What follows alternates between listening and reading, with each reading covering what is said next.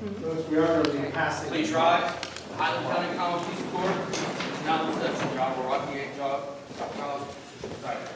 Thank you. Be seated.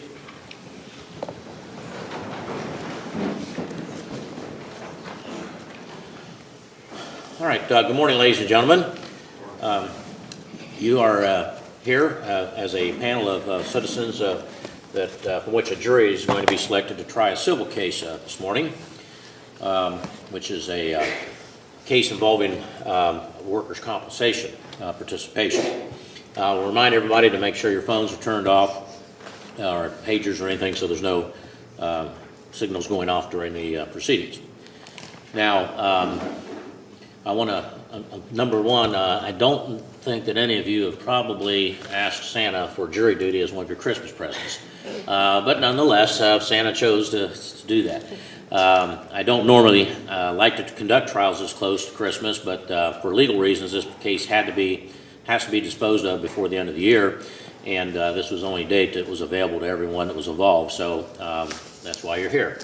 Now, the good news is it will be a one-day trial. It could go into the evening, probably will go into the evening. I would think we'd have the case probably ready for deliberation somewhere between 4 and 5 o'clock in the afternoon. So the deliberations will go until you're concluded. So for that, just want to give you that a warning. So this is a civil case in which the plaintiff, Parker Faust, seeks to participate in the Ohio Workers' Compensation Fund. The employer is the Chillicothe ODOT Mail Stop 1520, and the case also involves the administrator of the Ohio Bureau of Workers' Compensation, since that is a fund from which those claims are paid. Now, at this point, I will ask the counsel to introduce themselves and those seated at the table. We'll start with plaintiff, Ms. Ivins. Catherine Ivan, representing Mr. Faust. Hi. All right. Brandon Axel, representing the Ohio Department of Transportation, and my representative, Mr. Woods, Jeremy Woods, ran the restaurant. All right. Natalie Tackett, Assistant Attorney General, representing the Bureau of Workers' Compensation. And Roxanne Money, Assistant Attorney General, representing the Ohio Bureau of Workers' Compensation. You can have your representative seated next there to you. Please, go ahead and have a seat there. That way people will know who you are. All right. Thank you. Now, the court is going to ask you some questions as well as some questioning by counsel for the purpose of determining whether you will be able to be seated as a juror in this case. As I indicated, we're going to keep this case moving, so I have set some time limitations on everything, so we'll be able to get this case done today. We will take breaks about every 90 minutes or so after we have the jury selected. We break for lunch around noon for an hour. Not exactly, I don't have the exact time because I don't like to interrupt break in the middle of a witness or something. So I'll try to make sure that we get a break at the time when it seems to be appropriate. Now, I'm going to give you instructions. Under the law, the judge is the ones responsible for instructing the jurors as to the law, and as prospective jurors, and then if selected as a juror, it'll be your obligation to follow those laws. Now, each party in this case is entitled to jurors who approach the case with an open mind and agree to keep their minds open until a verdict is reached. Jurors are to be as free as humanly possible from any type of bias or prejudice or sympathy, not to be influenced by any preconceived ideas as to the facts or to the laws. All of you are qualified to serve as jurors as a matter of law, generally, but there may be something that would not permit you to be a juror in this particular case, which is one of the reasons we ask questions of the prospective jurors. Now, we all have our own ideas and opinions as to various matters, including the law, but the justice system in this country is based upon the principle that jurors who decide the case do it based upon the law and the evidence that's presented, and not their own ideas as to what the law is or ought to be. And so it is the obligation of each person selected as a juror to follow the law as the court is given it to you. Now, we're going to ask questions. That's This is called voir dire. It's a French term, what they call an idiom, which means to speak the truth, and it was adopted as the process to name the process that we follow in the law in this country. And so, because there are some questions that have to be asked, and all questions that will be asked need to be answered under oath, Mr. Hodson, the clerk of courts, is going to administer that oath to all of the prospective jurors. Please rise. Raise your right hand. Do you solemnly swear or affirm that you will truly answer all such questions as may be lawfully inquired of you, touching your qualifications as a juror, as you shall answer unto God or under the penalties of perjury? If so, please answer, I do. I do. Thank you. All right. Now, I'm going to ask questions, and if this question applies to you, raise your hand so I can inquire further. So I'll ask this of everyone. Now, in order to be a juror in this case, you must be a legal resident of Highland County, that is actually qualified and registered to vote in this county, and not having moved since the last time. We selected your name actually last October, and then we draw jurors according for each quarter of the year, the following year. But if any of you are no longer, a legal resident of Highland County, where you no longer consider this your primary residence and vote in this county. All right, no. Have any of you been subpoenaed as a witness in this case? I believe the answer to that is no, but I've had it happen, so, okay. Are there any of the prospective jurors for whom English is not your native language? In other words, were you born in a country in which English is not the official or dominant language? No. All right. Now, the plaintiff in this case is Parker Faust, who has been introduced to you. To the knowledge of the prospective jurors, are any of you acquainted with him or related to him or any member of his family? All right. Are any of you prospective jurors or members of your family is employed by either the state of Ohio? ODOT is a state. This is a state agency. So That's correct. Right. So any of you employed by a state agency, state of Ohio? All right. You would be Mr. Richards. Yes. And what is who are you employed by? My wife is employed by the state of Ohio. Okay, but not either of these agencies? Department of Corrections. Okay, all right, thank you. Anyone else?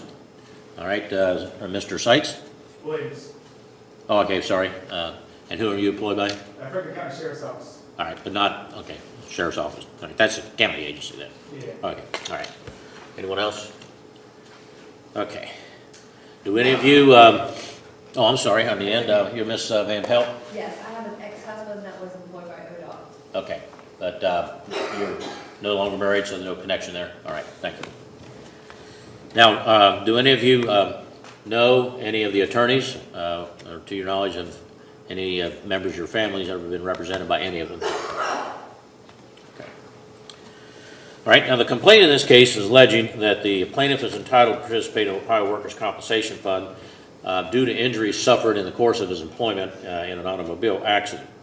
Have any of you ever filed a claim or received workers' compensation during your working life? All right, back in the corner, you're... Judge, do you want this on the mic? Yes, please, give him the mic.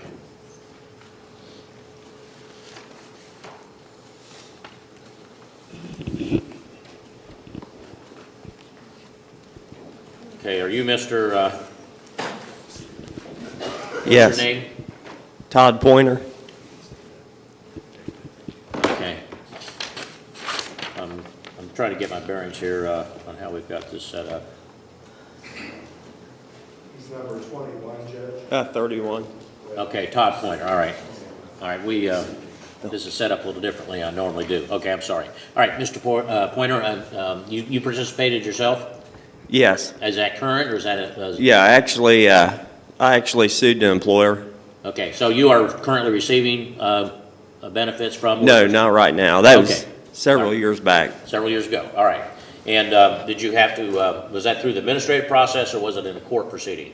Court Okay. proceeding. All right, and as a result of that experience, do you feel that, again, that was your case, every case is different, every injury is different, but do you think that that would have any bearing on your ability to be a juror and decide this case fairly and impartially? No. Okay, you can do that based strictly on the evidence in Yes. the law regardless of that experience? Yes. Okay, thank you. Anyone else? All right, and let's see. Judge, Are you Ms. Fife? Yes. All right, Sherry Fife, okay. And you participated in the workers' compensation Yes. fund, and how long ago was that? Back in 2002, I had carpal tunnel surgery done. All right, carpal tunnel, all right, and as a result of, was that, did you receive that through the administrative process or through a court case? Just through administrative at work. All right, and is that, are you still drawing benefits, or is that concluded? No, that's concluded. All right, and is there anything about that experience that you feel would interfere with your ability to be fair and impartial in this case? No.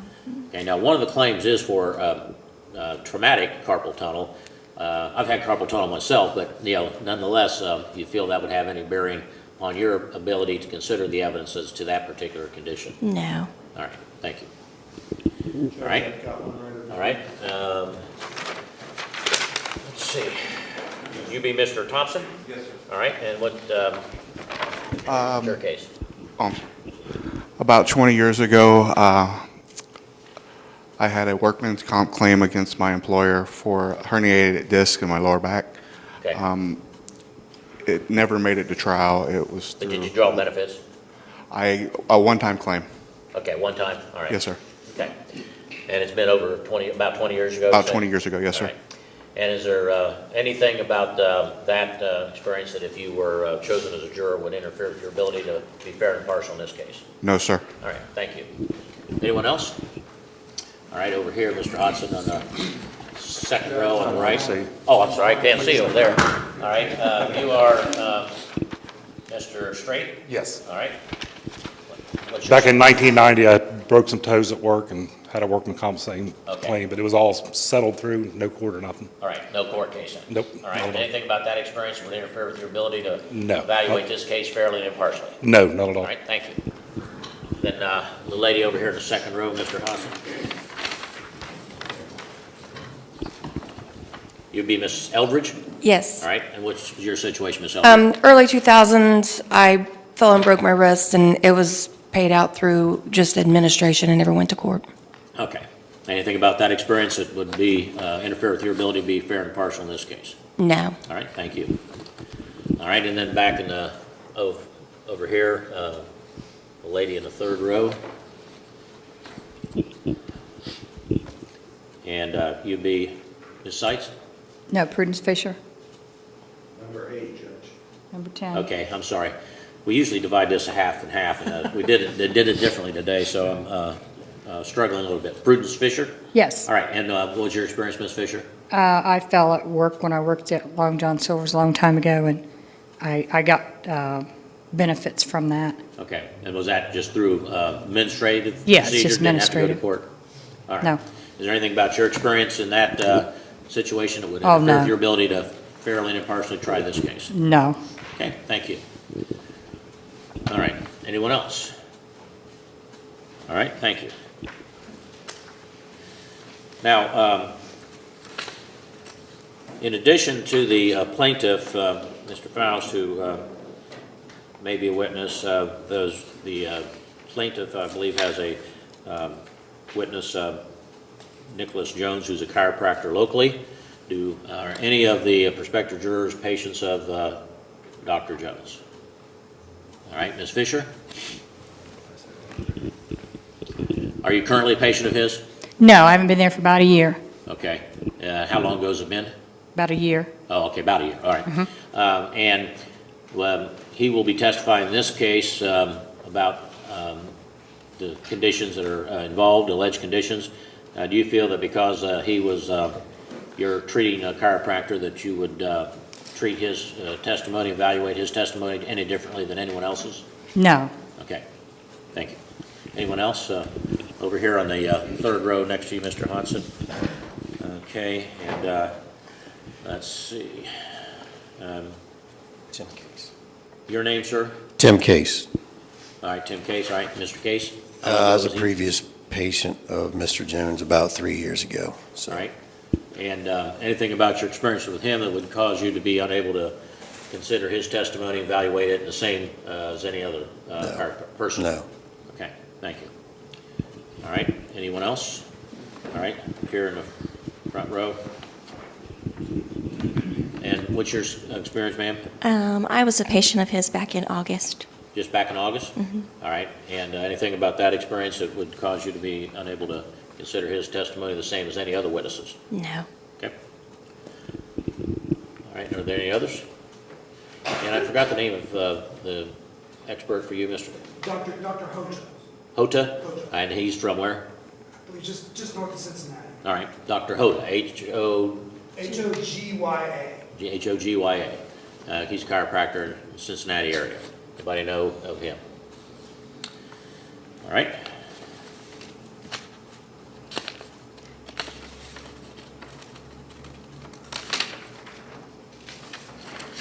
Now, have any of the prospective jurors ever been involved in a lawsuit where you were a party, where you had a family member, close family member or friend who has been involved in a lawsuit?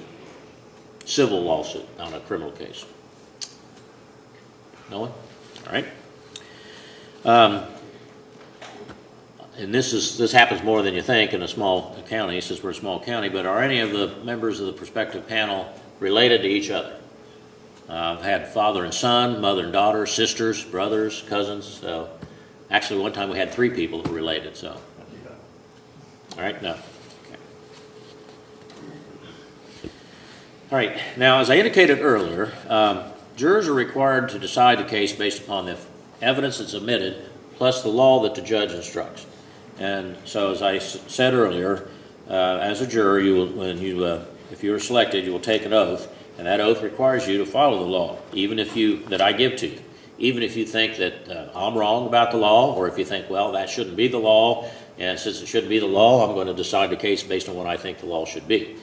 That's not permitted. So is there anyone here who would have a problem with following the law as the court instructs you, even if you disagree with it? Okay. Has anyone ever served as a juror in a civil or criminal case before? All right, we'll start over here on the left. I thought I'd get several responses. Ms. Van Pelt? Yes. And what kind of case was that? It was a criminal case. All right, and how long ago was that? Oh, 6 years ago. Okay. Well, criminal cases are different. There's different issues, different burdens of proof. And so this case has its own set of facts as well as the law is different. And would you be able to follow the law in this case, regardless of what your experience was in the other case? Yes. Anything about that experience that would cause you to be unable to hear and decide this case fairly and impartially? No. All right, thank you. Anyone else on this side? All right, let's move over here, Mr. Hanson, to the right side. Looks like right on the front row. Okay, you'd be Ms. Smith? Yes. All right, and what type of case did you serve? Criminal case, and probably about 15 years ago. All right. And again, that is criminal cases are different issues, different burdens of proof, different law. Is there anything about that experience that you would feel would be affect your ability to be a juror in this case? No. And you understand that the laws will be different in this case, so you would not use any of the things you heard previously if you're selected as a juror? Yes. Okay, thank you. I believe Ms. Fife? Yes, I served as a juror back in 1994 when I was 18. And was that a criminal or civil case? It was a civil case. All right. Civil? Mm-hmm. Okay. What type of case was it? Civil case. It was a real estate case. Real estate, okay. And so you understand that, again, that even though it was a civil case, some of the things will be similar, but there are different issues applying. There are different types of cases, and so you'd have to set aside whatever it was you heard then and just decide it on the instructions today. Would you be able to do that? Yes, sir. Okay, thank you. Anyone else? Okay, back there in that row there. Are you Miss Bailey? Yes. All right. And what type of case did you hear, Miss Bailey? Criminal. How long ago? 2018. All right.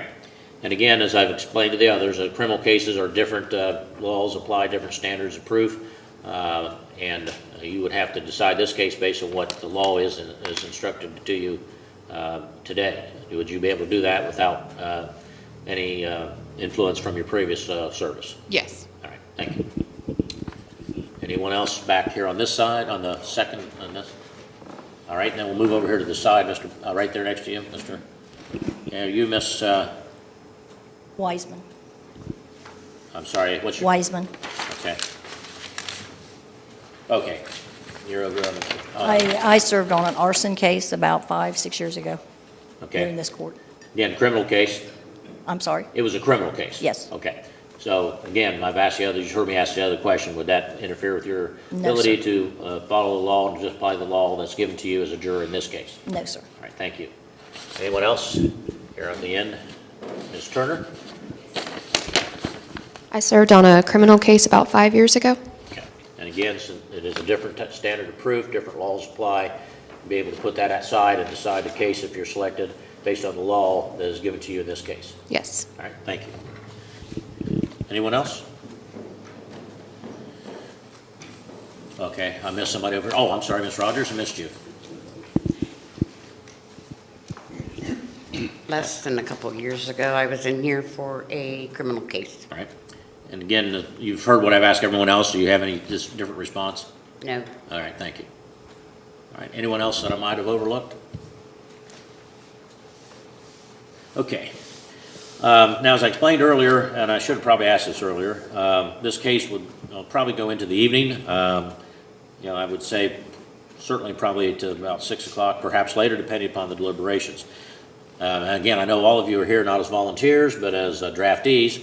But is there anyone who has any plans tonight that cannot be changed that are unique, such as a Christmas party, you're going to leave to go somewhere out of town, something like that? Okay, over here, you would be Ms. Hurst, and what is your situation? I have disabled son between 3 and 3:30. Okay. All right, and do you have somebody that takes care of him when you are out of? He goes to HICO. He goes to HICO during the day. Yeah, but I mean, as far as whenever you have to go somewhere or do something, you have someone that fills in for you or can take care of him? No, I mean, I have a babysitter, but we prearrange things. Okay, all right. You didn't make any arrangements for that? No. All right. Anyone else? Okay, up in here. Mr. Richards here, number 2.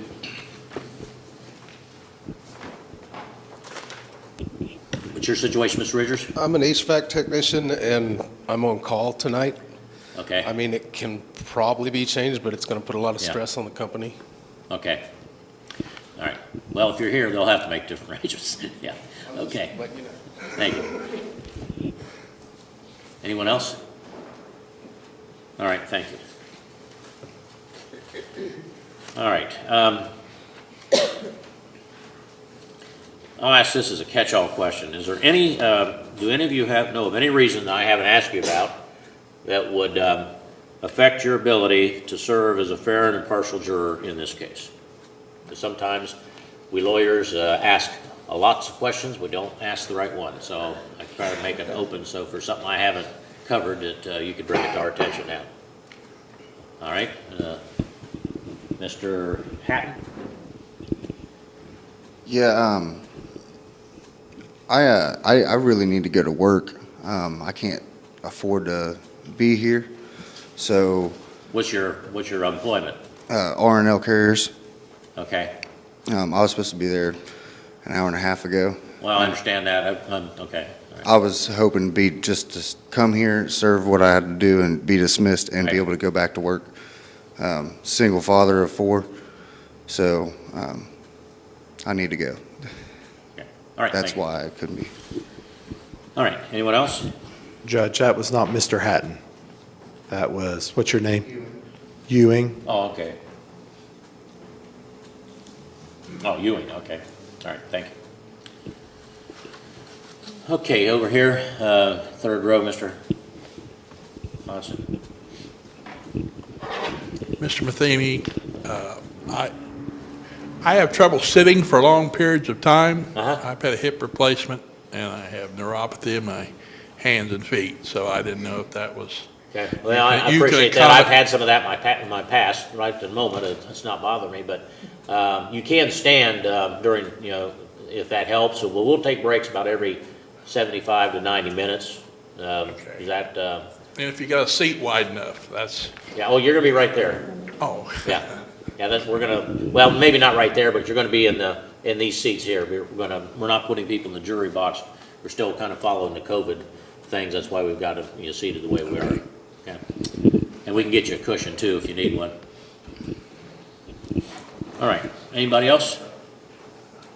Okay, now I'm going to allow the attorneys to ask questions for a limited time. And again, they'll be asking questions of all of you. And you can go ahead and use the lectern there, counsel, and inquire at this time. So for the plaintiff, Ms. Ivan. Sorry, one time. Yeah, okay, that's right, I'm timing you too. Hi, sorry that you're here. Pretty loud. Should be okay. My name's Catherine Ivan, Kitty Ivan. I represent Mr. Faust. Parker was injured while driving an ODOT salt truck. A lady hit him. Has anyone here ever been in an accident where they got hit by somebody in icy conditions? Anyone? Oh, I can't see behind the TV, sorry. I tell you what, to expedite this, I'm going to just ask that only the first 24 raise their hands. Not that you aren't important, but I think in experience, we're only going to see a jury of 8 plus one alternate. And so of the first 24, I think we'll be able to get the jury from that. I want you folks to listen in case we do get to you, but I don't think we will. And that will speed it up for counsel and everybody else, including you.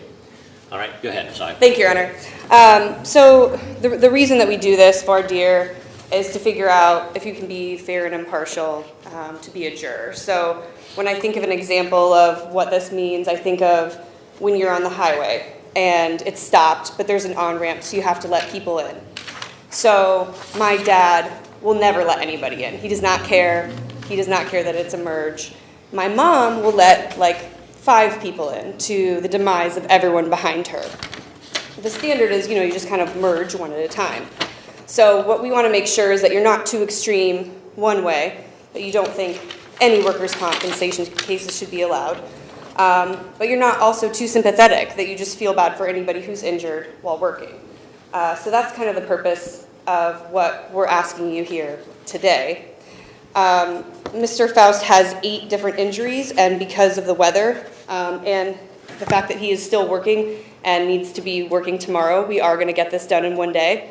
But you're going to hear a lot of me if you stay and are selected, so I'll try to keep this as brief as possible. He has 4 different body parts that are being added to an already existing workers' compensation claim. There's no decision of money, it's just whether or not those body parts should be allowed in the claim or not, whether he has the right to participate. The 4 areas of the body, there's 8 diagnoses. 4 areas are carpal tunnel or wrists, knee, neck, and middle back, like right on the opposite side of the sternum. Has anyone ever had any injuries to these 4 body parts? Okay, is yours the carpal tunnel? Okay, I got you. I have you. Go ahead. I've Ms. had Eldridge? multiple, Okay. multiple back injuries. Okay, to Lower your back. neck and middle back? Middle lower. And was it a result of an injury? Yes. Okay, can you tell me a little bit more about I was that? I was in a car wreck and then 4-wheeler accidents, just kid stuff. Okay, thank you. Who else raised their hand? I have to stick to the first 24, I think the judge said. Mr. Porter? Hamilton. Hamilton? Okay, sorry, go ahead. Chad Hamilton got it. Yeah, several injuries, neck, back, knees. Okay, what was the nature of those injuries? 17 years of riding bulls. Okay, so sports related, hobby Yep. related? Okay. You look great for being thrown out bulls for 17 years. Miss Van Pelt? Back surgery, not due for the rest Okay. Lower back or neck?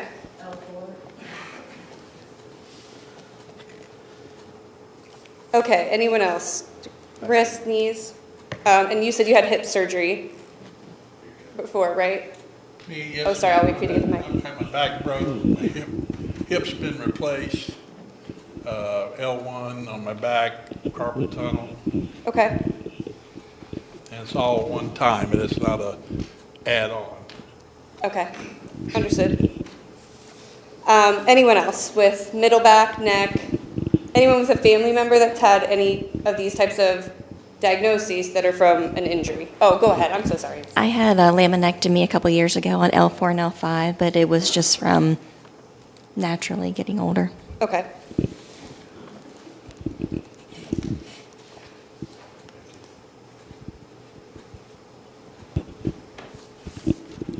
Yeah, my husband right now is being treated for L4 and L5 and his sciatic. Okay.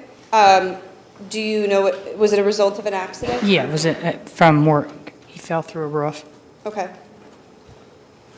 Thank you. Ms. Seitz.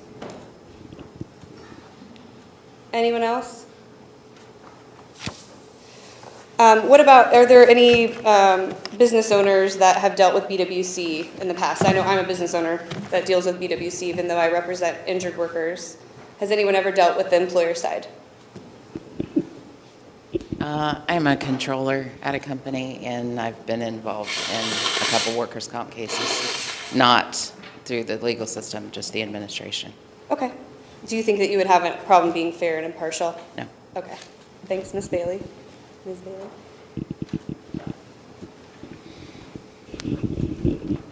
Hi, I work in HR, so I work with BWC quite a bit.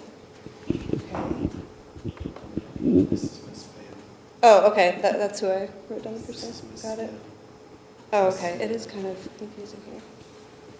Miss Eldridge. Smith. Oh, the chart's wrong? Well, no, this is Miss Smith. Okay. The chart is, I'm having it fixed, but the chart is 1 through 12 is on the left, and 13 and 24 is on the right. It Okay. doesn't show that way. Okay, Miss Smith, got it. Thank you, Ms. Bailey. Anyone else?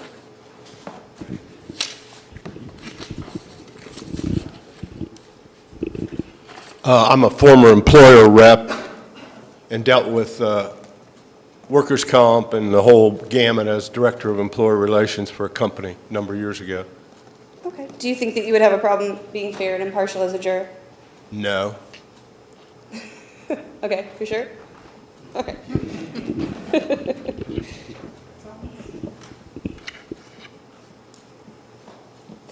So basically, you're taking your test of truthfulness that you use in your daily lives to decide what the evidence shows. So you're going to hear Dr. Jones, you're going to hear from Mr. Faust, and then you're going to hear from the defense's doctor, Dr. Hoja, and then you're going to hear a lot of us in the in-between. No way of getting out of that. But earlier, the judge said that Dr. Hoja was a chiropractor. He is not. He's an ER doctor that is an independent medical examiner for this case. Does anyone have an issue, practically speaking, with there being one doctor who's a chiropractor expert and one being an ER doctor? Is there anyone who just couldn't possibly side with a chiropractor or wouldn't possibly trust an MD over anything else? The standard of proof here that the judge described is different. It's different than a criminal case. We know that that's beyond a reasonable doubt, so you have to have a pretty strong case. In the workers' comp system, the injured worker is always the plaintiff. So it kind of looks like a bad situation with him being, bringing everyone here to court. But does anyone have an issue with the law stating that he always has to sit over there, employer and BWC always has to sit on this side? Everyone can still fairly and impartially decide. Great. The burden of proof is also it's 50-50. What makes more sense? So 51% more likely or not, that's the winner. If it's a tie, there's no decision for him. Does anyone have an issue with that standard of proof or disagree fundamentally with that being what that you would decide today? Okay. Does anyone have any medical background as far as I know a couple people were married to nurses or have history working in the medical field? Okay. So, Mr. Porter? No. Ms. Bailey. Oh, well, he had his hand up. Mr. Hamilton? Yep. Got it, got it. Okay, got it. Former paramedic. That's probably pretty helpful for the bull riding. Yeah. How many you there? It paid for itself. Okay. Okay, and then any reason that you would not be able to look at more mild neck, back? No. Okay. Thank you. I formerly was a phlebotomist, and then I worked in HR in several hospitals. Okay. Thank you, Ms. Bailey. Anyone else? 35 years as a EMT volunteer down at Singing Springs. Okay. You got it. Thank you, Mr. Case? No. Matheny, Matheny. Okay, got it. over here.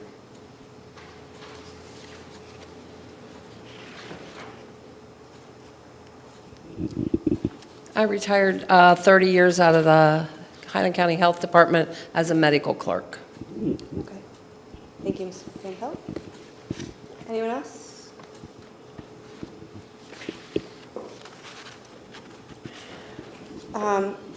Mr. Williams? Officer Williams? Hi. Yeah, you've been quiet. Sorry, but I'm going to pick on you. You don't have to stand. You don't want to. You're a sheriff in Franklin County, Yes, ma'am. and it says on your form that you're married to a registered nurse. Yes, ma'am. Where does she work? Clinton Memorial. Clinton Memorial? Yep.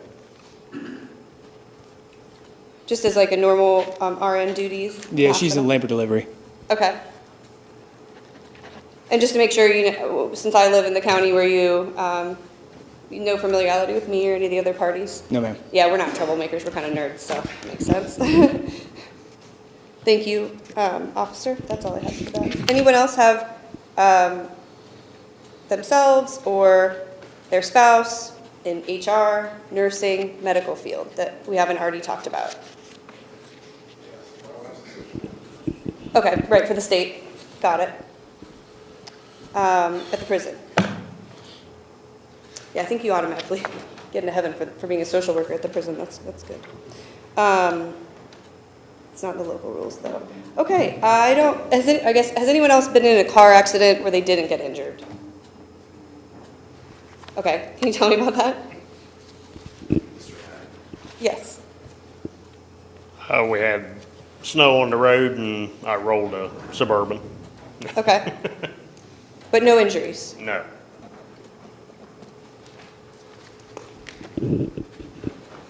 Ms. Stratton?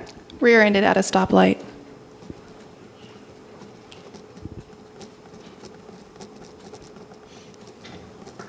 Thank you, Ms. Stratton. Okay, any final comments about, oh, go ahead, sorry. I rear-ended someone at a stoplight, but it wasn't her. Okay, Mr. Benkiel, is that right? Is that how I pronounce that? Okay.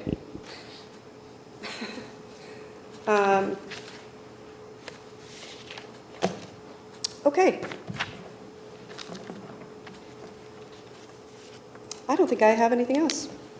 That's it. Thank you for doing this. It's a very important part of our Constitution. We always talk about the First Amendment, Second Amendment rights, right to trial by juries, Seventh Amendment right.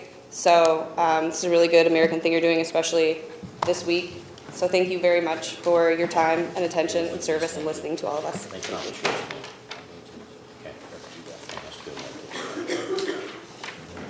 All right, for the defense?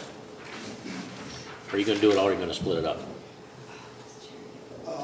I might have a couple, just Okay. depending on. All right, okay.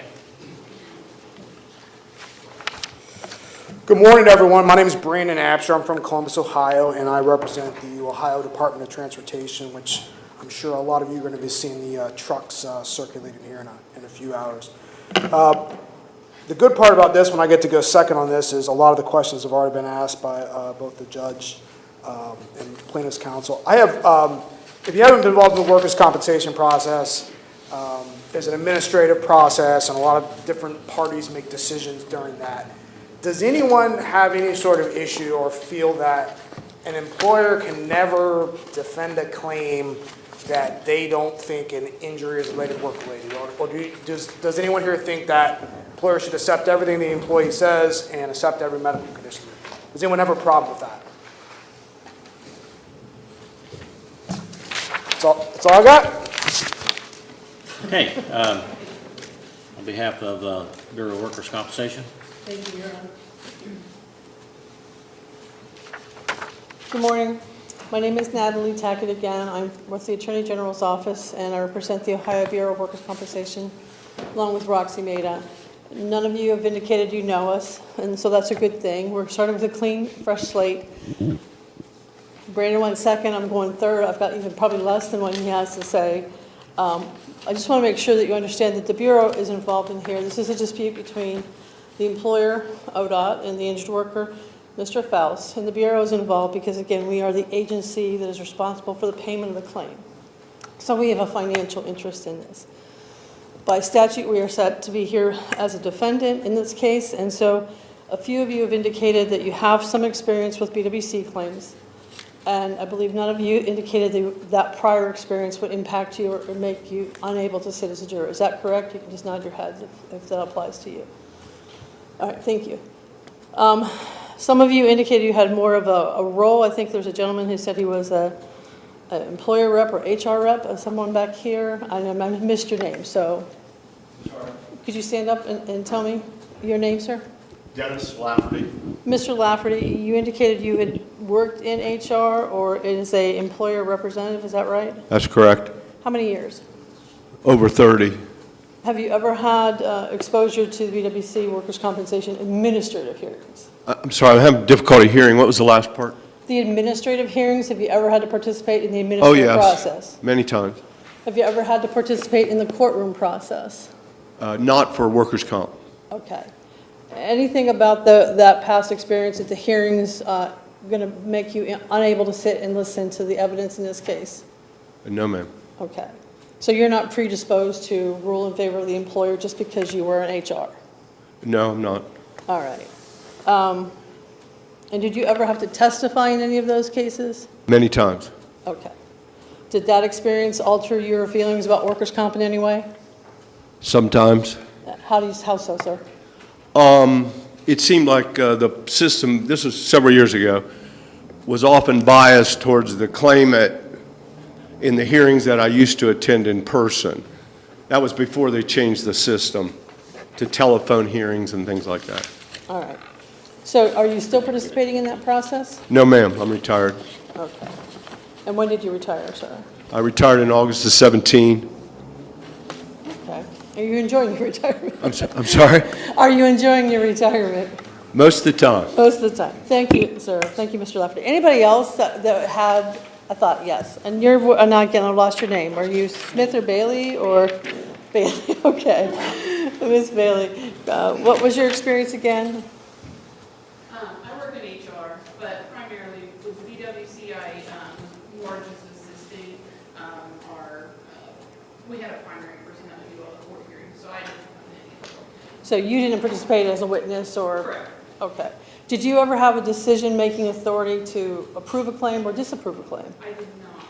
All right. And anything about your experience there going to impact your ability to sit and be fair and impartial and to listen to the evidence from both sides and make a fair and impartial decision? I can make an impartial decision. All right. Thank you. Yes. Okay, I'm going to guess again. What? Smith. Ms. Smith, okay. Your circumstance was what? I work in accounting and HR, and most of the time it's collecting all of the data. We did have 2 cases that went to the Industrial Commission several years ago. I was never at the meetings, I just collected everything and got it to the attorney. So you were in the investigation phase of it? Is that fair? Okay. Any experience there going to predispose you one way or another on this matter? No. Okay. So you can be fair and impartial? Yes. Okay, thank you. Anybody else? I know we've asked questions of you directly. Any of your family members, and let me get to the first 24 of you, any of your family members have a difficult experience with the BWC and a workers' compensation claim? Nobody over there, and nobody over there. All right. Again, I thank you for your time. The state thanks you for your time and attention today, and this is my last time to talk with you, so again, thank you, and I look forward to working with you as a juror today. Thank you. All right, thank you. All right, ladies and gentlemen, at this time, we're going to have the attorneys come up to the bench. We're going to discuss the seating the jury. I think we're fairly close. You're going to hear some static. That's white noise to cover up so that you don't hear what we're talking about up here. So just all remain quiet, and hopefully in about 5 or 6 minutes, we'll have a jury selected. So counsel, if you would approach.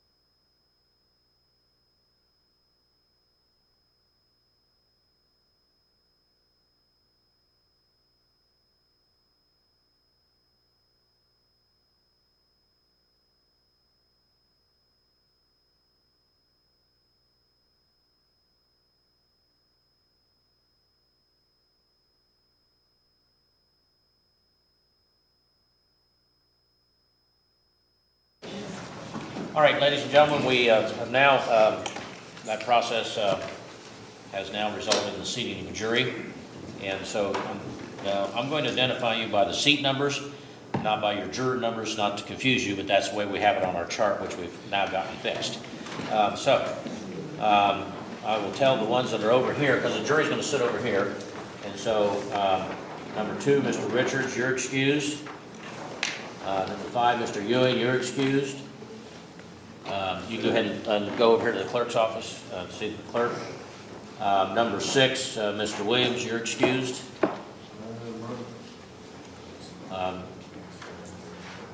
Number 7, Mr. Lafferty, you're excused.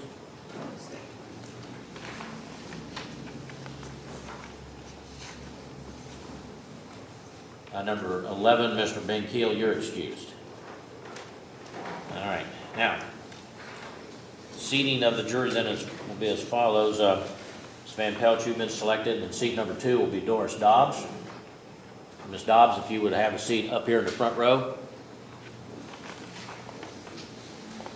Ms. Rogers, you're seated. Mr. Day, you're seated. And seat number 5 will be Frederick Hatton. He'll be in the middle, in the second row. Seat number 6 will be Rhonda Smith. Seat number 7, Ashlyn Seitz. So you just move up one, Ms. Seitz. Ms. Fisher, you've been seated. Number 8. That's the jury. And then one alternate would be Sherry Fife, and you'll be in the third row, the seat closest to the center aisle. All right. Mr. Hodson, would you administer the oath to the jury, please?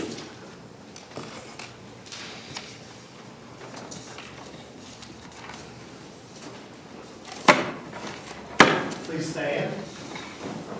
Raise your right hand. Do each of you swear or affirm that you will diligently inquire into and carefully deliberate all matters between Parker Faust and Chillicothe ODOT Mail Stop 1520 and the Administrator of the Ohio Bureau of Workers' Compensation? Do you swear or affirm that you will do this to the best of your skill and understanding, without bias or prejudice, under the penalties of perjury? If so, so help you God. If so, please answer, I do. I do. Thank you. All right, thank you. All right, now, ladies and gentlemen, all the rest of you are not going to serve today, so if you would see the clerk on the way out, he'll provide you any work excuses that you may need. Thank you. All right, now, ladies and gentlemen, the jury will take a 10-minute break here. I'll just give you some instructions, and these instructions will apply throughout the trial, but during the break, you're not to talk to anyone about the case. Don't permit anyone to talk to you in your presence. Don't talk with any of the attorneys or the parties that are involved in this action. Don't discuss the case among yourselves. You may use your phones to contact anybody you need to let know that you're going to be here, employer, family, or whatever. But again, don't talk to them about the case. And if they ask you anything, you just tell them I'm on the jury. It's a civil case, nothing more. Because they might say, if you said it was a such and such a case, who knows, they might know somebody. So we don't want you to have any discussion with anybody like that. And once you come back, you can leave the room if you want. There is a jury room back here that does have a place to hang coats. There's some water and I think some coffee. Is there coffee made back there as well? I think we have coffee. If not, we can get some made. There's also a water fountain directly through that back door there. You can come around here and go down the stairs in the back of the building toward the administration building. There is a pop machine if you want to have a drink or a snack. You can do that. There's also restrooms there on the first floor as well. So we have 9:38, so be back in your seats at 9:50. Thank you. Please rise.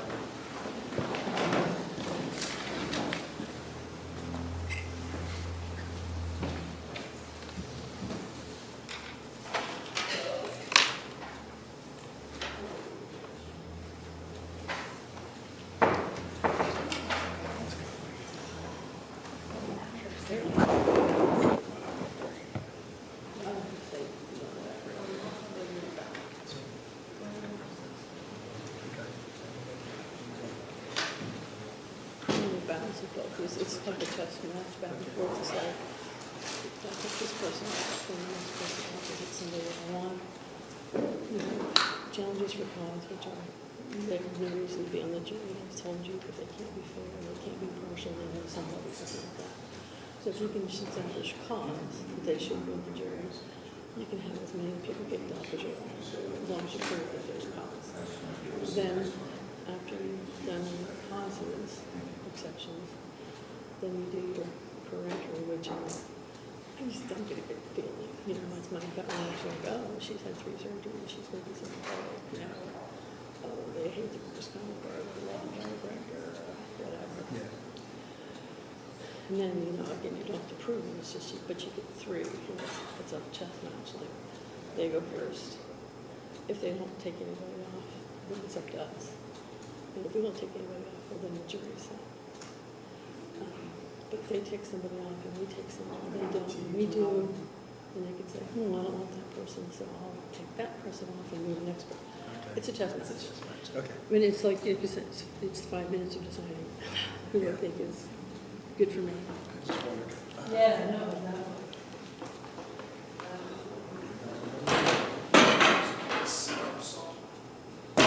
Do you housekeeping here while you're watching this?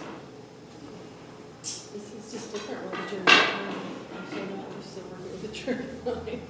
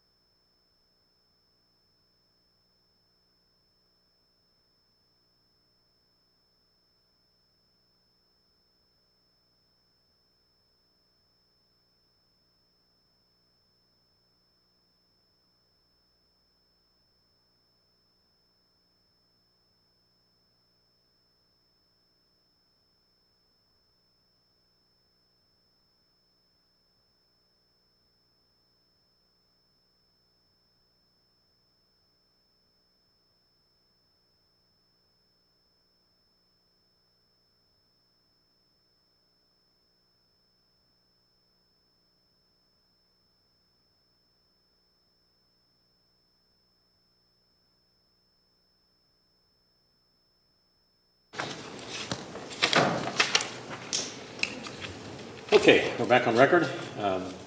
Faust versus Chillicothe ODOT et al. Now, ladies and gentlemen, before we proceed with the trial, there's some instructions I need to give you. Also, remind everybody to turn off your cell phones or any other electronic devices. Now, jury service may be strange to some of you, so the law provides that the judge should get a short explanation. Those who participate in a trial are required to do so in accordance with established rules. This applies to the witnesses, the lawyers, the judge, as well as the jurors. Now, lawyers will present the evidence through questioning of witnesses, which must be done according to certain rules that have been established. The judge enforces those rules and determines the admissibility of the evidence. Now, from time to time, the court may sustain an objection to a certain question, which would mean that you will not hear the evidence to the response to that.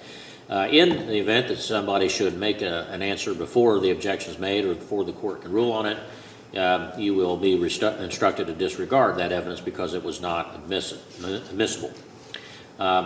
Jurors are not to draw any type of inference or speculate as to what the answer might have been to any question that the court sustains an objection to. Now, the procedure for the trial will be as follows. First, the attorneys are going to outline in an opening statement what they expect the evidence to be. Opening statements are not evidence. They're simply a preview, if you will, of the claims the party believe they will assert in their case, and are simply designed to help you follow the evidence as it's presented. After that, each side will have an opportunity to present evidence to support the claim, and then the defense will now go first with the plaintiff, then the defendant, and then thereafter the plaintiff may offer rebuttal evidence, although it's not required. And then after that, the court will give some instructions as to the law. You'll hear the closing arguments, which are not evidence, and then the instructions of the law concerning the deliberations by the court, and then you'll deliberate. Now, the jurors are the sole judges of the facts, and the credibility of witnesses, and the weight that will be given to them. And at the close of the case, the court will furnish you with the law regarding how you do that and apply that law to the facts. And as I indicated previously this morning, it's your duty under your oath to accept the law as is given to you by the court. Now, the party that calls a witness first will ask questions. That's called direct examination. After that, the opposing party may ask questions. That's called cross-examination. The party that called the witness may then ask questions about matters that were raised solely in the cross-examination. That's called redirect examination. Now, as I have already told you, from time to time, objections will be raised by the attorneys. And that brings up a question of law that the judge has to decide as to whether a question or the expected testimony that will be given in response to that is admissible. And again, under the law, the court, the judge, is the one who makes those determinations. So if I say that the objection is sustained, that means that I've determined that the question or the likely answers are not admissible under Ohio law. If I say overruled, then I've determined that both are proper and that you can hear that evidence. And again, if something is said that before the objection is ruled upon and is sustained, then you will be told to disregard that. Jurors are not permitted to ask questions. Now, questions asked by attorneys themselves are not evidence. Now, you can only consider the evidence that was given in response to a question, and then give that weight and credibility as you think proper. In addition to testimony in court during this trial from witnesses, you'll hear certain testimony presented by a deposition. A deposition is testimony that was taken under oath before the trial by video or was transcribed into a written form. I believe in this case it's going to be a video for use at this trial. And you are to consider the questions and answers that were presented by the deposition the same as if they were presented by live testimony in the courtroom. It's important for you to be fair and attentive throughout the trial. However, again, as I've already said, you're not to discuss the case during any breaks among yourselves or with anyone else. You're not permitted to discuss it with, prevent anyone to discuss it with you or discuss it with someone else in your presence. You're not to form or express any opinion about the case until it's submitted to you, because again, while you will have impressions during the trial, that's just human nature, you have to wait until you've heard all of the evidence and then you've been instructed on the law in order to make a proper evaluation and reach a conclusion. So even though we all tend to form opinions as things happen, remember that those are not to be firm opinions, but to be set aside and decided at the end of the case when you have had it submitted to you. As I previously stated, you're not to talk with the attorneys, the parties, or witnesses during the trial, and likewise, they're not to talk with you. You're not to try to find any information out about this on your own. So during a break, don't go onto your cell phone or tablet and try to find out information about the law or issues in this case. Like if you hear testimony about a certain medical thing, don't look anything up about that. Don't look up, how does a workers' comp case work, et cetera, because that's not evidence. You can only decide this case based upon the evidence that's submitted in this trial. Don't read any, I don't think we'll make any news cast, but if there should be something posted online, don't read it and don't permit anyone to read it to you. And again, don't talk with anyone during breaks. If you have lunch, if you meet somebody or go home for lunch or something, don't discuss it with anyone while you are on those breaks. In the event that something comes up, you should report the issue to the bailiff, and then the bailiff will contact me, and I'll discuss it with the attorneys to determine what should happen. Now, when something like that happens, sometimes it's necessary to bring the juror who reported that into the courtroom and to ask them some questions. And so for that reason, it's important that you don't, if something happens, ask your fellow jurors for their advice. Just, if you have any question about it, bring it to the bailiff's attention. The reason I say that is this, and this happened in a criminal trial about 25 years ago when I was prosecutor, where we had 12 jurors and 3 alternates, and one of them heard something at lunch and reported it, but before they did, they told the other jurors. So we ended up having to ask 15 jurors questions that afternoon. So as you imagine, we wiped out a whole afternoon that could have been used in the trial. So that's why I caution you, don't ask your fellow jurors their thoughts on that. Again, if there's anything that comes up during the trial, if you need to contact somebody or have a personal emergency or something, let the bailiff know, and then he'll inform me, and I'll deal with it appropriately. Now, remember all these instructions at each recess, which I'll usually say is something like, remember the instructions of the court, or they're commonly referred to as admonitions or warnings. I think that's kind of strong, but I guess that's really what they are. But if I say, remember either the admonitions or the instructions of the court, it means all these things I've told you, they're going to apply throughout the trial, until the trial is completed. In case somebody might be inclined to do so, for trials of short duration, I don't permit jurors to take notes. This trial is going to be just a few hours in testimony, probably about 4 hours of testimony or so, and it's responsibility of the lawyers to present that evidence to you. And in the case of that nature, the short nature, my concern is people's attention might get diverted. And I give my own personal example. Back a long, long time ago, when I was 18 years old and I went to Ohio State, in my first couple of classes, I was writing down every single thing that the professors were telling me. And then about third, fourth time, I started going back and looking at it and realized I'd written down a whole bunch of stuff that was not really important. Like how to get a hold of him and what his address was and her address, etc. And so I learned early on that it was important not to write down everything. And so that's the problem that I've seen in cases where jurors took notes, is they started writing down a whole bunch of stuff and maybe missed something, or it turned out they were not writing down the stuff that was really important. So for short cases, I don't permit note-taking. All right. Now, we are now going to hear opening statements from counsel. As again, I'll tell you that the opening statements themselves are not evidence. They're simply the attorney's predictions, if you will, or outline of what they think the evidence is going to be during the presentation of that evidence during the trial. But they are not evidence. All right. On behalf of the plaintiff.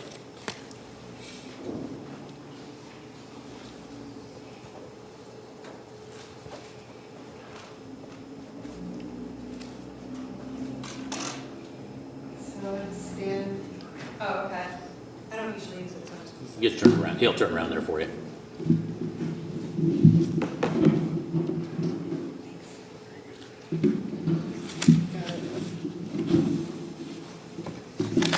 Hi again. Thank you for coming and serving on the jury today. The judge gave a pretty good roadmap of what today will be like. We'll do opening statements, and this is my only opportunity to really talk to you face to face. And I think that kind of throws people off because it's a small courthouse and I'm from a small town, and it's, it's really common to like hold the door for people.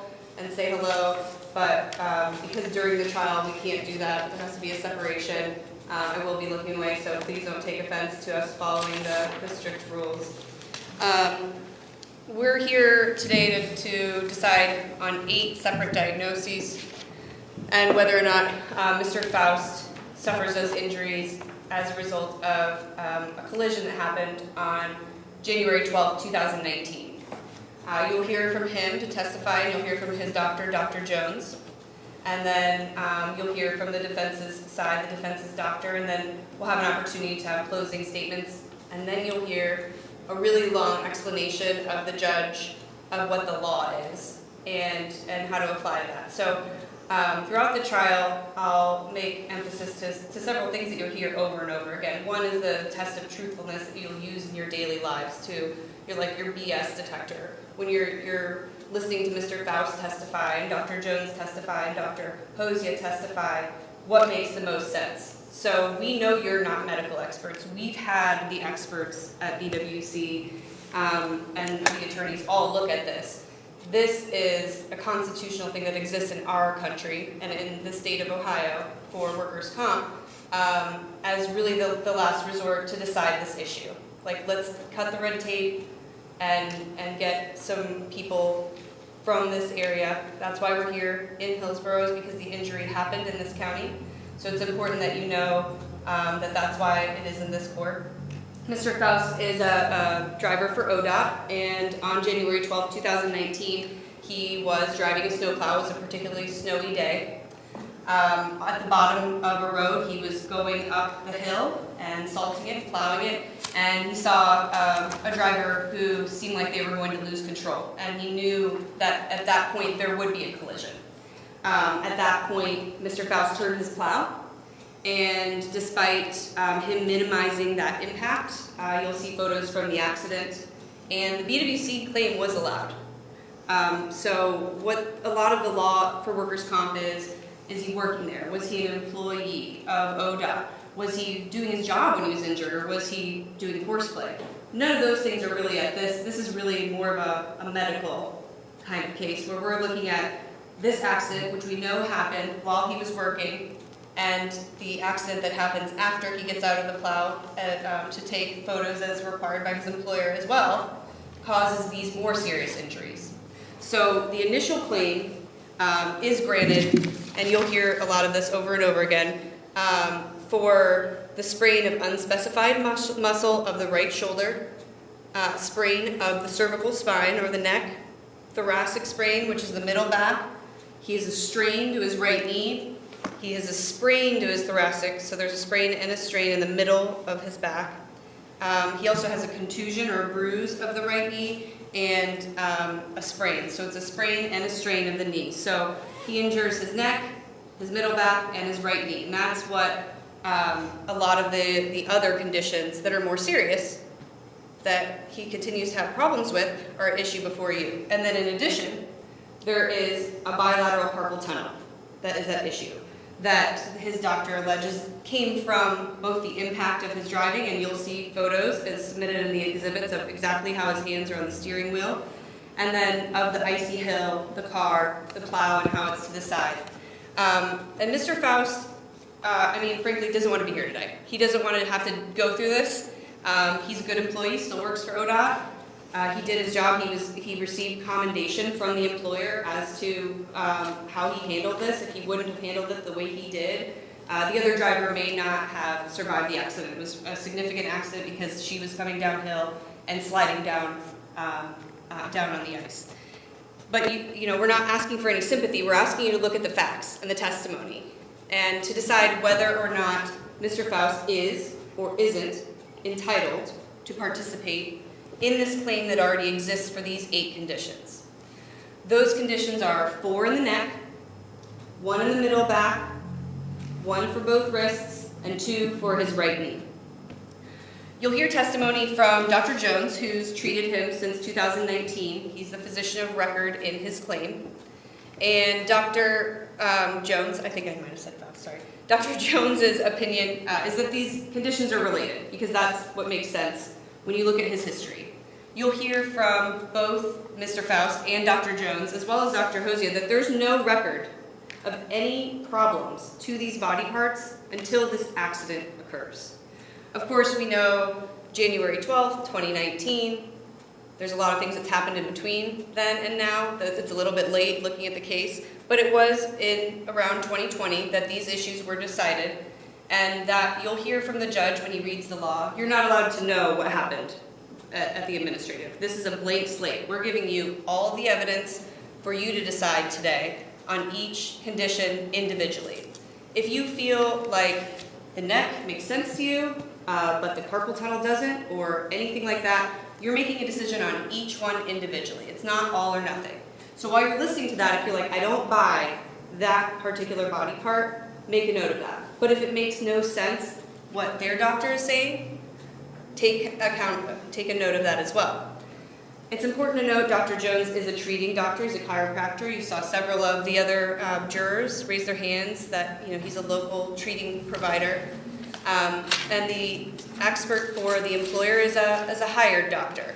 He was an emergency room doctor who hasn't practiced medicine or treating patients since around 2003. He just does these exams. He's testified 54 times on behalf of the company or the BWC against the plaintiff, and you'll hear him testify to that in his video. So while he alleges to be somebody who's independent, put that aside and listen to if his explanation makes sense to you about whether or not these body parts are from what he believes to just be natural aging of a 36-year-old ODOT driver who's had no problems before, or if it makes more sense that these happened because of a severe collision that Mr. Parker was able to minimize. These injuries aren't that significant. He didn't break any bones. He didn't have anything sticking out. He went to the emergency room as procedure, but Mr. Faust still has problems. And you'll hear Dr. Jones and him talk about how he still has pain. So we have an emergency room doctor who's retired into doing this practice, talking about what kind of things you would look for in a person. But make sure you pay attention to his testimony. Then you'll have, obviously, Dr. Jones will be here live and in person, and we hope to be able to complete both of those before lunch, and then eventually we'll be out of here today. So we'll try to keep it brief. I really, truly, again, appreciate your time and paying attention to the evidence. I know that this is boring a little bit when we get into the medical evidence. You will get the binder of evidence that the witnesses will be looking at that has itemized medical exhibit lists. So when you hear exhibits, you will have all of that. You will have the photos and take that back during your deliberations. I know you're not allowed to write anything down, but you will be able to kind of review that when you are deliberating. Again, we really truly appreciate your time and your fair and impartial evaluation of our case. Thank you. All right, thank you. All right, on behalf of the defendant, are you going to share the opening time? Okay, so you'll have 15 minutes total. Go ahead, Mr. Abshire.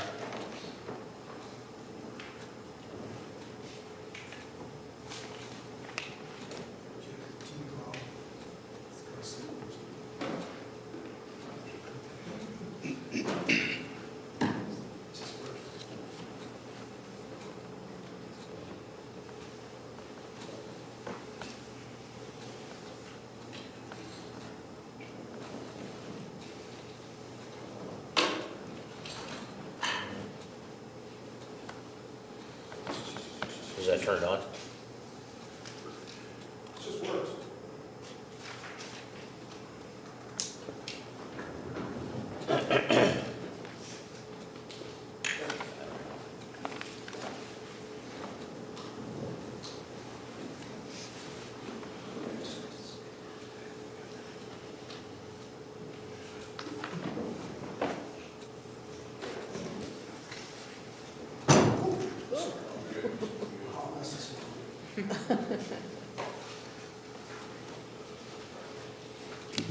Good morning. I introduced myself earlier. Again, my name is Brandon Abshire. I represent the Ohio Department of Transportation, who is Mr. Faust's employer at the time of the accident, and still his employer.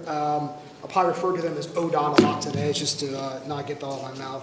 I'm here today with Mr. Jeremy Woods. He's a representative with ODOT. He's also the best PowerPoint handler this side of the Mississippi, so it's going to be his job this morning. We're going to try to get through this thing as fast as absolutely possible.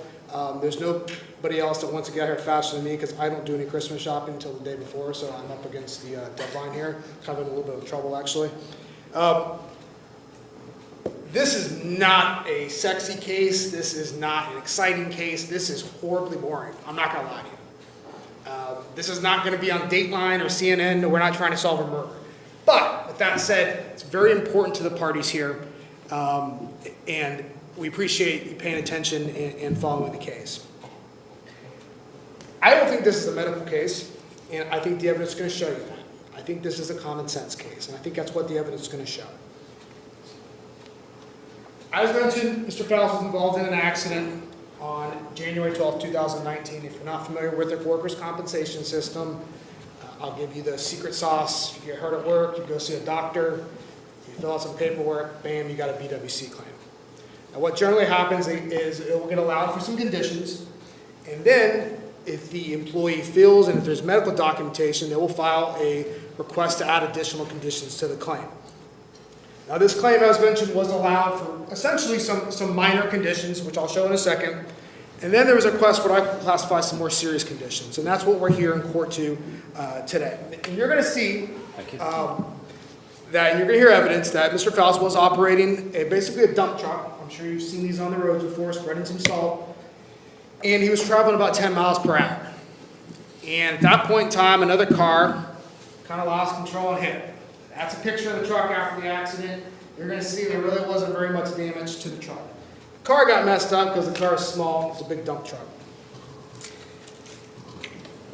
You're going to hear that Mr. Fowles returned to work full time, no restrictions, nothing happened. You're also going to hear about that he had his second claim in 2020 where he again fell and hurt his back again, actually exasperating some of the conditions that are in play here. As mentioned, his claim has been allowed for these conditions: strain the shoulder, sprain the spine, the contusions, basically sprains and strains. Soft tissue injuries is what we call them in the workers' compensation world. He's asking them now these 8 conditions. I've kind of divided these conditions up into 3 areas, and I'm going to try to, when I talk to you today, kind of split them up so we don't get too confused. You've got some spine issues. You've got some spine issues in the cervical and the thoracic spine. We're dealing with some issues with carpal tunnel. I'm sure everybody's heard that term before, in the wrist. And we're also dealing with some issues with his knees, chondromalacia, which I'll talk about in a second. Typically, these workers' compensation trials, usually we have 1 or 2 conditions. So some of this might take a little bit longer because we're doing 8 conditions and we have to go through each one of those at a time. So some of this might be a little tedious, but everybody's got to kind of go through the various conditions.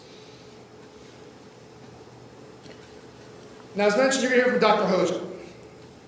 ODOT does not have a family physician. There's not a ODOT physician that shows up at ODOT and treats people. Nothing like that. So in these type of workers' compensation claims, the employer or the BWC, they have to go out, they have to find a doctor to evaluate it. Is it related? Is it not related? So you talk about, you heard about hiring people. That's basically the only option ODOT has, is to go out and find somebody to evaluate the claims. And you're going to hear from Dr. Hoja. Dr. Hoja is going to tell you that what we're talking about here is the natural degenerative process that happen when someone ages.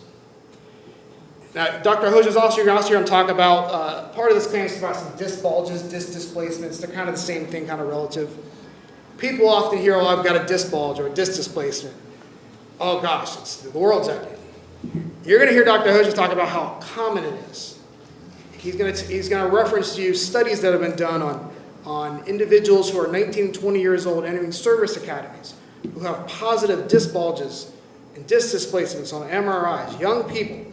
It's a natural process. We all our bodies are machines and start breaking down over time. And you're also going to hear about there's other factors that can speed up that degenerative process.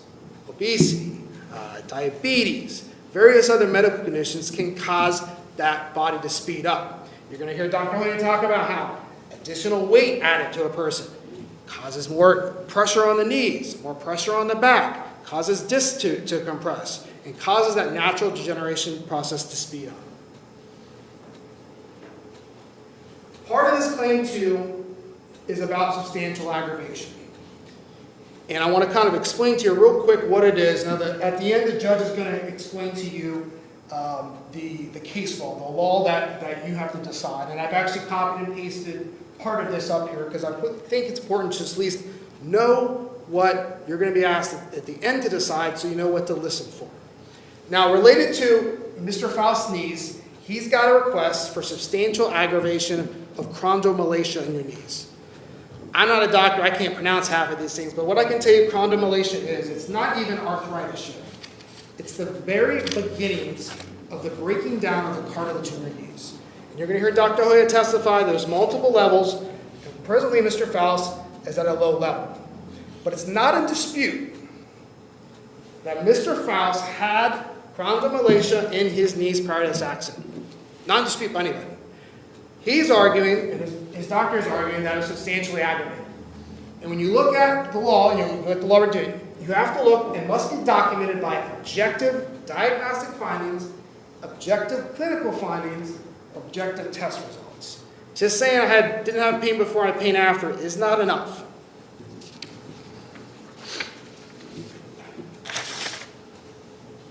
As I mentioned, the request for chondromalacia is the breaking down of the cartilage in the knees. You're going to hear that there's multiple grades, 1 through 4. We have MRI results that show Mr. Faust has a grade 2 chondromalacia, the beginnings of a chondromalacia. The cartilage is starting to break down. You're also going to see there's no mention in the ER records, in the accident reports, anything related to his knee.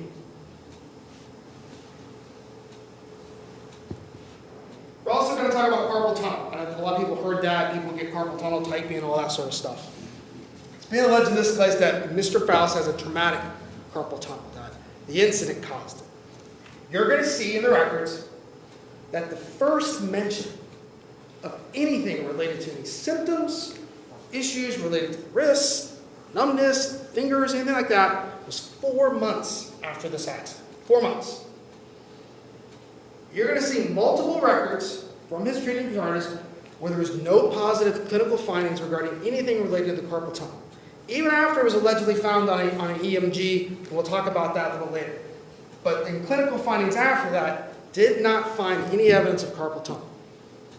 Dr. Hoya is going to talk to you about there's other causes, risk factors can cause carpal tunnel, like hypertension, obesity, kidney disease.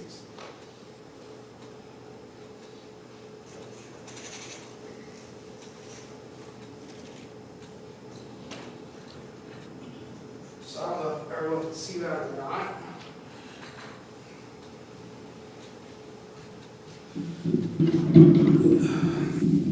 So related to the spine, we're talking about essentially 3 areas of the spine. And if you're not familiar with the spine, everybody's obviously you've got the spine itself, and it's essentially bones. You've got bones in your back that go all the way up from C1 to an L5.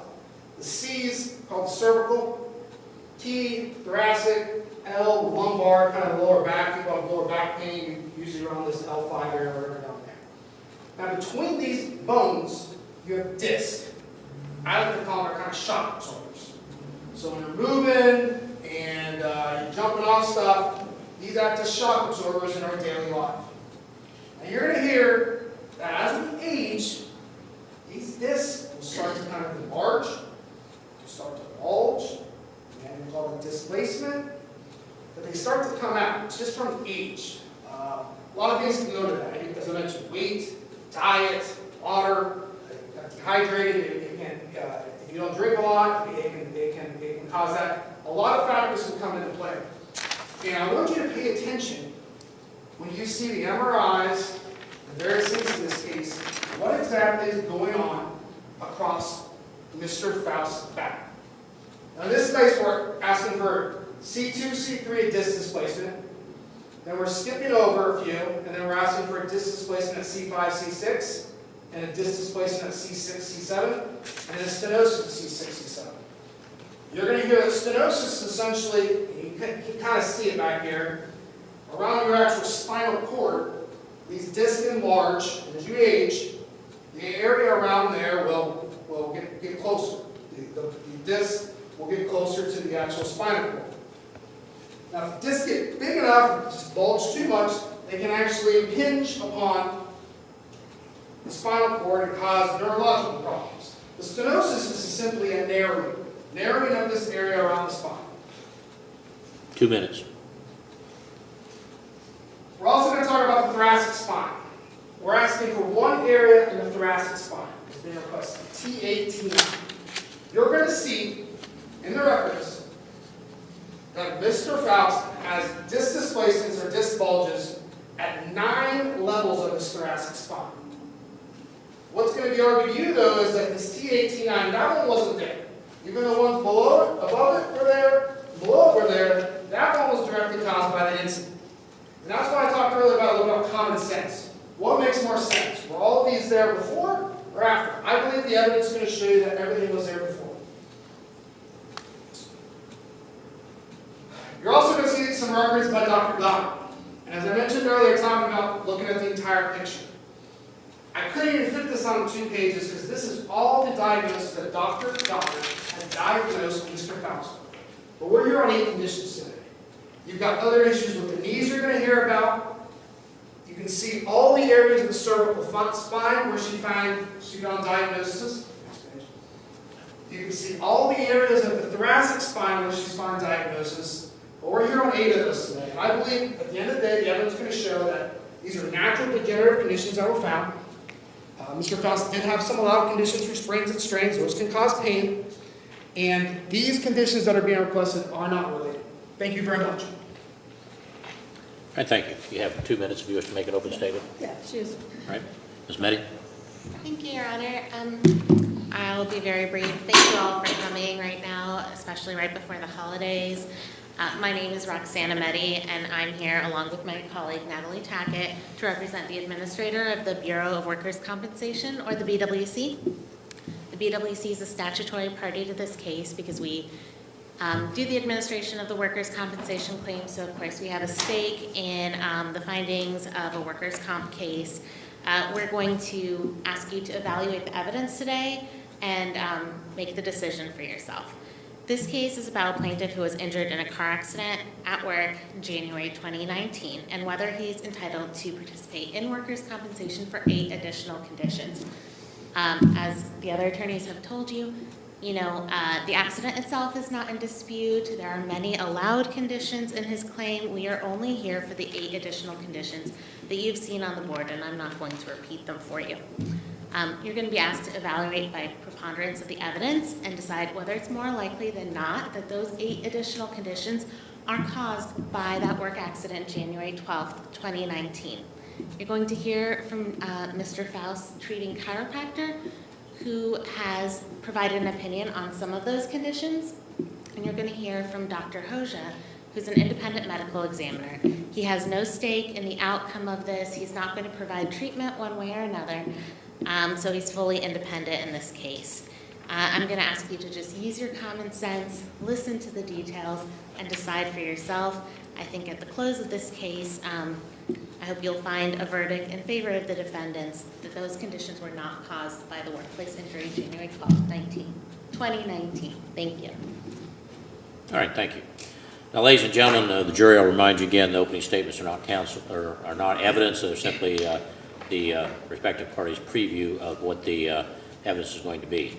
One thing I'll tell you at this point, rather than at the end, is that in a workers' comp case, the jury doesn't make a decision as to what compensation should be given in a case. It's simply your duty under the law to decide whether or not the claimant, the plaintiff, is entitled to participate for those conditions, and then the law provides a process by which the amount of compensation for those conditions is to be determined. So that's not something you'll have to decide, just in case you were wondering. Okay, with that, we'll proceed with the plaintiff's case. Your first witness. Thanks, Your Honor. May we approach? You may. Go ahead and put us on bench.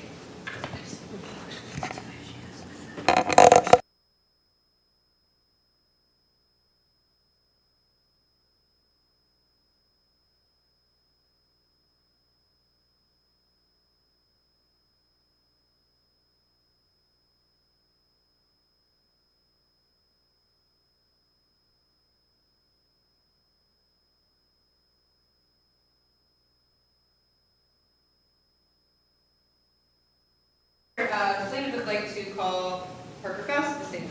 All right, Mr. Faust, if you would come up to the witness stand here. And I assume you've not been sworn in by the clerk, so. I was. Oh, you were? Okay, good. Just have a seat right there. All right, and this, Lord, if you would slide it over, that's the microphone, slide that over towards you, to your left, and go, and make sure you keep your voice up and speak into that. How am I doing? Can we get closer? You should be all Can I right. keep going? Yeah. Okay. Yeah. All right, you may inquire. Can you state your full name for the jury? It's Parker Eli Faust. Okay, and how are you doing today? Pretty nervous. It's a heavy day. Be in this room. Serious. It seriously affected me and my family. Of course, snow imminent. Got to be back to work at 10 o'clock tonight for a 14-hour shift continuing through the weekend. So I think this is going to run into the evening. But ultimately, just glad to have the opportunity that people in the community can hear the testimony and give it a fair shake. And you understand the oath that you've been taken and the severity of that? Yes, I do.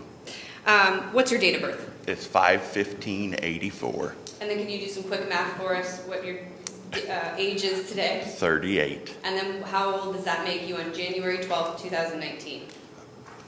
Believe 35. Okay. Just, yeah, 30. Sorry. Where were you born? I was born Kettering Hospital. Parents married since 1977. But back to that home there. I'm the youngest of 3 boys. Okay, and where do you live? Live in Hillsboro currently. Build a house out in front of my wife's family farm. Okay. Where did you go? So you live there with your wife. Where did you go to school? Went to school, West Carrollton School District, a little south of Dayton, and then also attended a vocational school in carpentry. Did you play any sports while you were in school? No, I didn't. So have you ever had any sports injuries? No. How far did you go to school? Graduated with honors, both with a diploma and a certificate of completion in that carpentry program, and an apprenticeship continued on after that. And then I also have a little time in a business college and got my real estate license. In that line, can you tell us your work history? Can you describe your work history? So starting out as a young teenager, worked at a local grocery store where my dad worked 46 years before retiring. This past fall was Dorothy Lane Market. Then after that, through that apprenticeship program, worked in a custom cabinet and furniture shop there till I got married, moved to Hillsboro, worked for my father-in-law's family business in excavating. I was equipment operator, laborer for him. Worked part-time a little bit at Airborne, refueling aircraft just for a short while. Then a few winter seasons at ODOT. They hire seasonal help. I did that for 3 winter seasons before getting hired on full-time there. When were you hired? When did you start at ODOT for the seasonal work? So that was November 2011 was my first winter season. And do you know when you were hired on? So I had to look that up. It's a little confusing, but it was November 2013 they list as my hire date. So after that winter season in the spring, I continued on full-time from that point on. Before January 12th, 2019, had you ever been injured on any of the jobs that you just mentioned? No. Did you have any motor vehicle accidents or other injuries? I did have a motor vehicle accident several years ago. I believe it was in 2005. They didn't have me follow up with a physician or anything. Okay, and then I know we're going to talk about your medical history here quite a bit, but a lot of the discussion of the doctors is about your weight. Have you always been a big guy? Yes, I have. Okay. And no problems prior to the injury with your knees? Nope. Neck? Very Okay. very mobile. And you're still working at ODOT, you indicated? Yes, I am. Let's go to the date of injury. On January 12th, 2019, were you working for ODOT? Yes, I was working for ODOT then. Okay, and can you describe that day for the jury? So it was a Saturday, snowy day, had come in, worked through the night plowing snow. Had just loaded my dump truck back at our state garage on 124. These trucks, with the strobe lights on, were allowed to be overloaded. So this was 46,000 pounds, this truck. Was a few miles from the garage, 124, going out past North Shore Drive. Up the hill, there's a little hill and a curve there. Our normal plowing speed's around 20 miles an hour. I saw her lights and it registered. She was going pretty quick. And so I started slowing down at that point. She crested the hill and I knew she was going to lose control. So I reached over, and there's a lever for the plow, reached over and started tilting that plow because the angle she was coming at, the edge of the plow would have cut right into the center of her car. Sorry.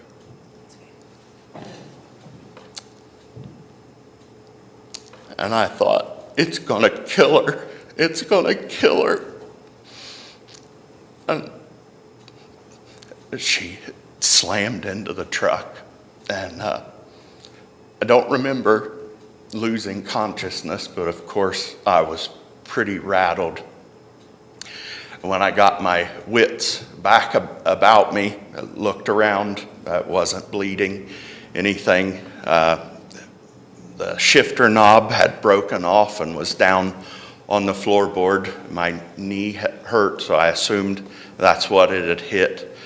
Her driver's door was open and partway hanging out, and she was screaming for help. So I grabbed my radio, radioed our garage that I needed an ambulance. There'd been a bad accident, and that I would be out of the truck. Sorry. So I got out of the truck, and on my way to her, I slipped on the ice and went straight down on my right knee and hands. And I got up to her. I told her that I had called the ambulance. She was stuffed down in the floorboard, and that door was open. I asked her if she needed me to call anybody. She asked for my phone, so I gave her my phone. Like a good ODOT employee on duty, I immediately then went to the top of the hill because I knew traffic would still be coming. And when I got up there, there was a truck and horse trailer coming, and I waved him, and he partway jackknifed in the road but got stopped. And I asked him if he would stay there for a second. I went back down, got my phone. The ambulance came quickly after. I radioed back to the garage that they could call me on my cell phone. Went back up, set flares out for traffic. Called my wife. I had been in pretty good control at that point. When I heard her voice, it hit me, what had taken place. They took the girl by ambulance. Unfortunately, I never heard what happened to her. But my boss has asked me if there was any way that I could take pictures of the scene. Since it was so active that day, it would be helpful for me to do that. So I took pictures.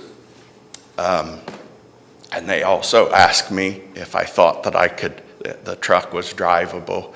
The plow was broken. It drove the cylinder back through this huge impact. But I told him that I thought I could just drag the plow back in. So I went back to the garage then, and they wanted me to wait for a manager to come from Chillicothe to drive me to the hospital. Okay, so you took some pictures. Yeah. You have a binder there to your left.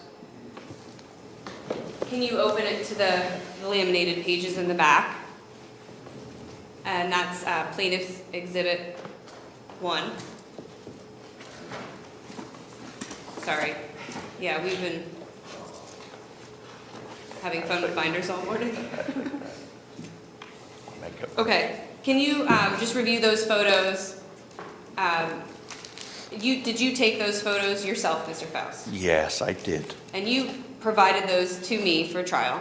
Yes, I provided these to my employer and then also on to you. Okay. Were they altered in any way No, through your camera app or anything else? no, not at all. These Okay. are the same ones I gave them that day right after the accident. Okay. And so what you have, can you describe what those pictures entail for the jury who will have them later? So it's a picture of kind of the layout of the road. You can see how snow covered it is. Her tracks coming right across that center line. It shows that 46,000 pound truck full of salt, and that car shoved me completely off the road. It shows me sitting in the seat, kind of long torso, how the seat belt hits me. Shows the setup of the plow controls, how the shifter is in the truck, its location, how my hands would be when I was driving. Shows the condition of her vehicle. And I believe that's pretty much the gist of them. Okay. Did the employer provide you anything following the injury as far as how you handled it? They gave me a little S11 form that we fill out from if a mower throws a rock or a serious accident. That's kind Okay, of an a accident vague- form, but in the photos, I believe there's an additional photo Oh, okay. of the letter from your employer. I didn't see that photo, but I do. Oh, we might have lost it in the. It's in there. It's in my copy. The judge might have 2 copies. do have. I do have 2 copies. Oh, okay, sorry. Also part of Exhibit 1, can you just read that, or tell us about that? Yeah, so the way ODOT's set up, it's different districts, and we've got 8 counties in our district. It's District 9, Chillicothe, and the head of that is a district deputy director. He reports directly to the Department of Transportation. And January 16th, he wrote me a letter saying that he personally wanted to thank me for my quick thinking and calm response during the recent accident, turning the plow, that it was very smart. Thanked me for doing all the right things and being a true professional, striving and achieving excellence. And then also later when I got back to work, our annual meeting, they put my name up that I was a ODOT hero. Tell us about what happened medically. You mentioned your knee in your description of the day. Sorry, I'm just going to put this in and then give it back to him. But what happened? You went to the ER. What happened after you said you left off in the middle of your story that they were going to have somebody bring you to the hospital? Can you kind of pick up from there? Yeah, so they took me to the hospital. I think it ended up being like 3 hours later or more. And the girl was still in getting treatment tests, the same girl that was in the wreck with me. The doctor came in. It was less than 3 minutes. Didn't take my shirt off, look at my knee. I started describing, what happened. And he said, yeah, what is the main thing? I want to know what's the main thing, why you're here, what hurts the worst?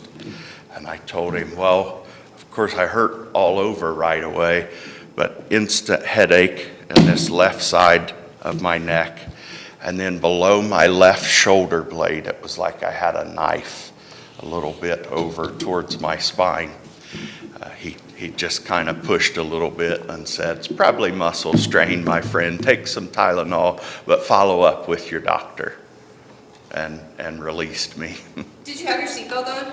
Yes, I definitely did. Yeah, I would have had some serious face damage, I'm sure, if I didn't. Okay, and the photos show you a picture of you with the seatbelt on, but can you demonstrate on your body where it lies, just for the jury? Yeah, so it usually strikes me a little bit lower shoulder and comes down in this region. Like I said, a long torso, I have to wear extra long shirts. But then the way the truck's set up, there's an armrest with these controls, and you can probably imagine after 12 to 16 hours of plowing, you do get a little bit comfortable and lax, so leaning over. So when she hit me from this direction, it would have been easy to twist around that seat belt. Of course, it happened so fast, I can't say for certain where I bounced in that truck, but it seems very logical. How long have you been plowing at the time that happened? So I almost ran out of my 16 hours getting out of the hospital, and that was just a short time. I would say 12 to 14 hours. So the ER asked you, it's your testimony that the ER asked you what your most serious thing was, and you said headaches and neck. Yeah. Okay, and then to follow up with your doctor, so what did you do next? Well, getting in contact with ODOT.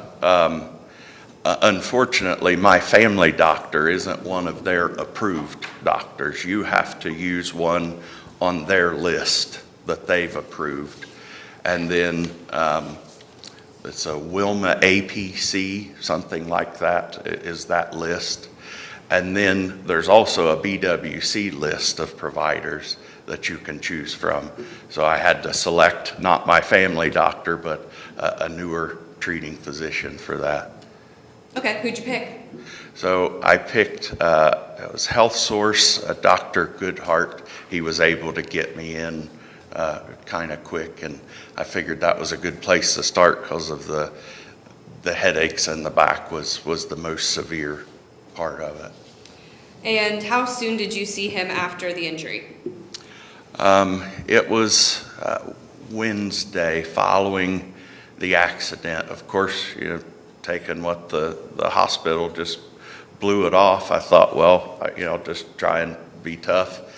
But it just, I couldn't do it. And so I could get in there Wednesday to see the doctor. Okay, couldn't do it with respect to the headache and the neck pain, or what were your initial complaints? So my initial complaints were the neck pain on the left side, base of the skull headache, and it would radiate up over the top of my skull. And then it felt like a rod was going through my eye down to the base of the skull. And then consistently the same spot that's still there today below my left shoulder blade, kind of over towards the spine. I told him general soreness, the hands tingly, numb, hurt, but just chalk that up to the neck, whatever, I didn't know. And then that knee pain. And it seemed like Dr. Goodhart didn't quite give any or much attention to the knee, so I thought I would get a second opinion too. And that's when I was able to get a second opinion with Dr. Jones. Okay, is Dr. Jones in the same practice that Dr. Goodhart was in? No, they're different practices, but locally. Okay, so when did you first see Dr. Jones? It was, you can ballpark. Yeah, I was going to say maybe 3 weeks or so after Dr. Goodhart and after the accident. Okay, so about a month after the accident? Sure, yeah. Because your accident's Saturday, then Goodhart's Wednesday. Yeah. 3 so weeks about a later month, is Dr. yes, Jones. What were Dr. Jones' recommendations when you saw him for your second opinion? So, of course, he did a thorough analysis of it, talked about how some things will heal quickly over time. He did some chiropractic manipulation to the neck after reviewing some x-rays that were taken. I think it was Dr. Goodhart did those. Looked and felt on the knee. So over time, he did those chiropractic adjustments. There wasn't a whole lot he could do manipulation-wise to the thoracic spine region, but he tried dry needling, which is, I wasn't familiar with at the time. They're pretty long needles they put deep down in, trying to get your body's natural response to heal those areas. I did those in my knee, in the thoracic region, and in the neck. Encouraged me to follow up with River Hills Neuroscience to look at those maybe nerve-related issues at the time. And so I did that. I followed up with Dr. Canaris, Marcia Boyd, that was a neurologist, and I think that was it there at River Hills. Okay. At any point, did these doctors recommend that after a certain point of experiencing pain that you should get an MRI or any other type of test to see what else is going on? Yes, they did. They repeatedly asked, repeatedly put in to BWC, but every time would hit a brick wall. And unfortunately, I've been schooled in how BWC and how the insurance works. Your Honor, may I approach? May we approach? Yes.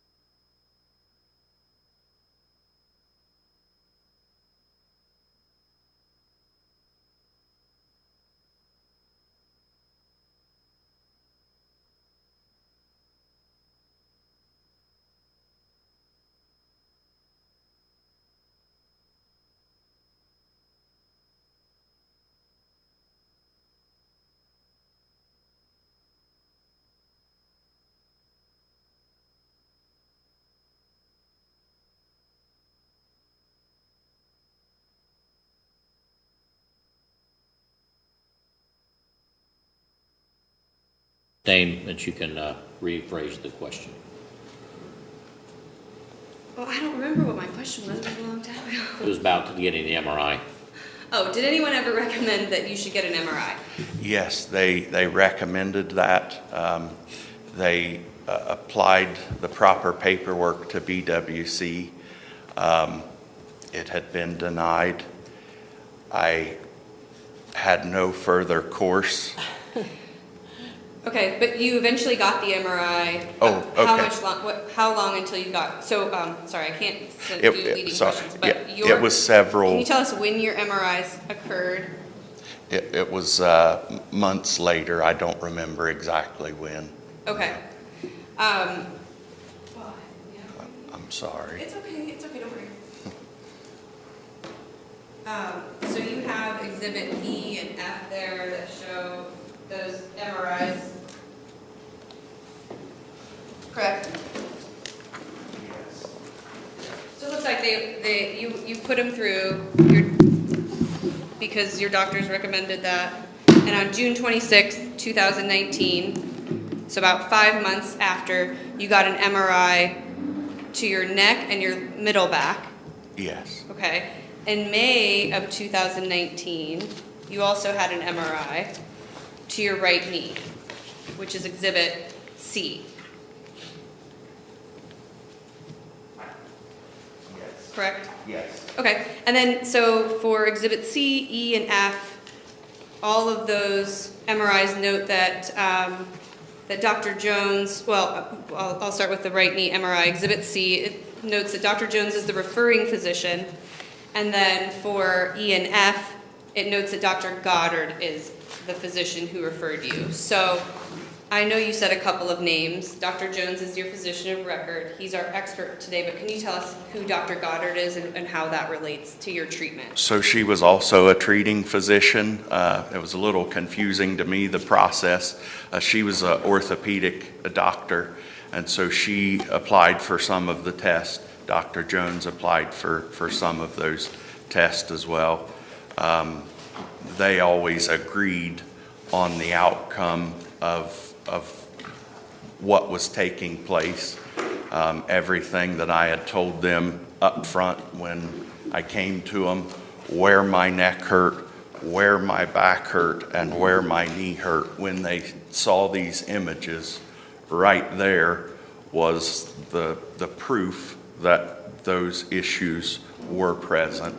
And Objection. All right, I'm going to sustain that. He's not qualified to give an opinion on the medical Okay, diagnosis. understood. The jury will Sorry, I was just- asking wait, about wait, Dr. Wait, Goddard. wait, when I talk, everyone else listens. Okay.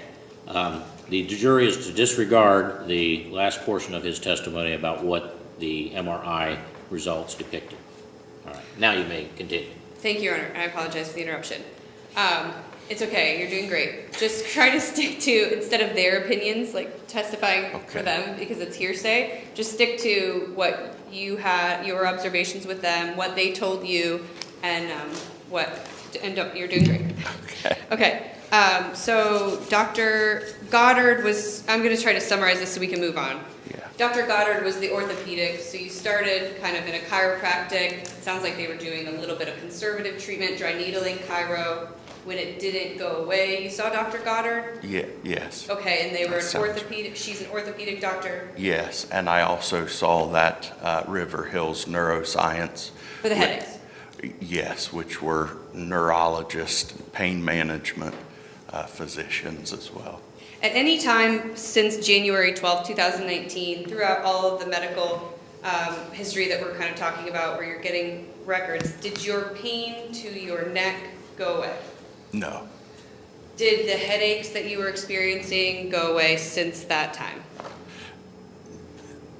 They have currently slowed down, but they have not gone away. The chiropractic manipulation, some of the treatments I have received have lightened that, but I do still continually go for chiropractic adjustments when the headaches get the most severe. Okay, and what about the middle debilitating. back? Same question. Do you have pain? Has it gone away So since? I do have pain, still the exact same spot that it's been always. It has never gone away. And as you'll hear, there was an intervening accident that put me in the hospital. Okay, we'll get to that. And so I've got right-sided pain in that same level. Okay. Then, as far as the knee, has your right knee pain ever, same line of questions, did it ever go away during this time period? It lightened, but it has not gone away permanently.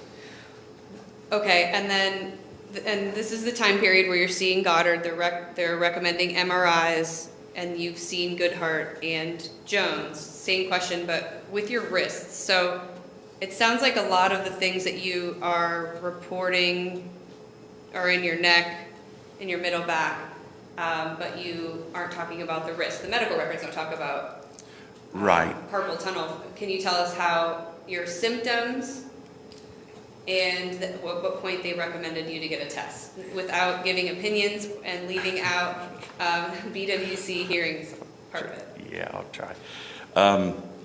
So it's difficult going to the doctor.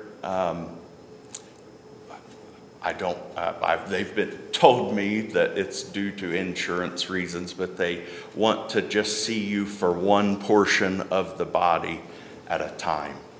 And so sometimes when you would go in, if I've got, same doctor, neck and headaches, mid-back, hands, knee, they pick one of those, and that's what they focus on for that visit. Those were the most severe that were debilitating to me or causing the real issues. So apparently, well, I can't say apparently. So those were focused on much, but the hands were something that was constantly discussed. Felt like it was a symptom most likely of the neck, and that's why we went, they requested further diagnostic treatment to see the reasons for those, the hand numbness and the weakness in the hands. Okay, so I'm just gonna re-summarize. Your doctors thought your hand numbness, your reporting, was from something in your neck. Yes. So they gave you a test to find that out. Right. Okay, and that's the EMG that is on here, Exhibit H. On July 10th, 2019, you get this report done, right, or this test? Correct. Can you tell us what that test is? EMG, they send some electronic signals. They started like kind of top of the neck, down different levels, and then they measure somehow how that travels, if there was resistance, and it tells them somehow that nerve conductivity. Okay, not a fun test, there's needles. Yeah, and little shocks. And Okay. After this test, they changed what they thought the cause was. Can you tell us what they thought the next step in your treatment should be for your hands and wrists after that EMG? Yeah, so they isolated out, most likely it was not from the neck, but I did have carpal tunnel, and that would cause the numbness and the loss of strength in the hands. And so I had one hand on the steering wheel, and then as you'll see in the picture where that lever is adjusting, there's a metal bar that crosses right at the palm of your hand. And so in that impact, those would have taken that brunt impact the same as the rest of me. Okay, and then you testified you also fell again. Can you describe that? Yes, and I fell again when I got out of the vehicle, down bluntly on that right knee, and then on my hands as well. Picked myself back up. Okay. At that point, what did you do for treatment for the bilateral carpal tunnel? So at that point then, I was able to get a surgery done, the endoscopic release of those tendons, and I've not had any numbness. Strength is excellent again. The numbness had been things like drinking my morning coffee. My fingers, the cup would start to tilt a little bit. Simple things, usually on the smaller, more intricate side of things, but that has gone away, and I've not had any symptoms since that carpal tunnel release surgery. And you got that to both wrists? Yes, that's correct, left and right. The right was always felt the most numbness and that strength loss, but the left was a problem as well. Okay, are you right or left-handed? I'm left-handed. Okay. And then, so you had the surgery and your carpal tunnel goes away. Did you ever have these numbness or tingling sensations in your hands and wrists from driving or any hobbies that you might have? No, not at all. I've got a love of woodworking and so do cooking, love to do things with my hands, and never had any issues with any of that. Okay.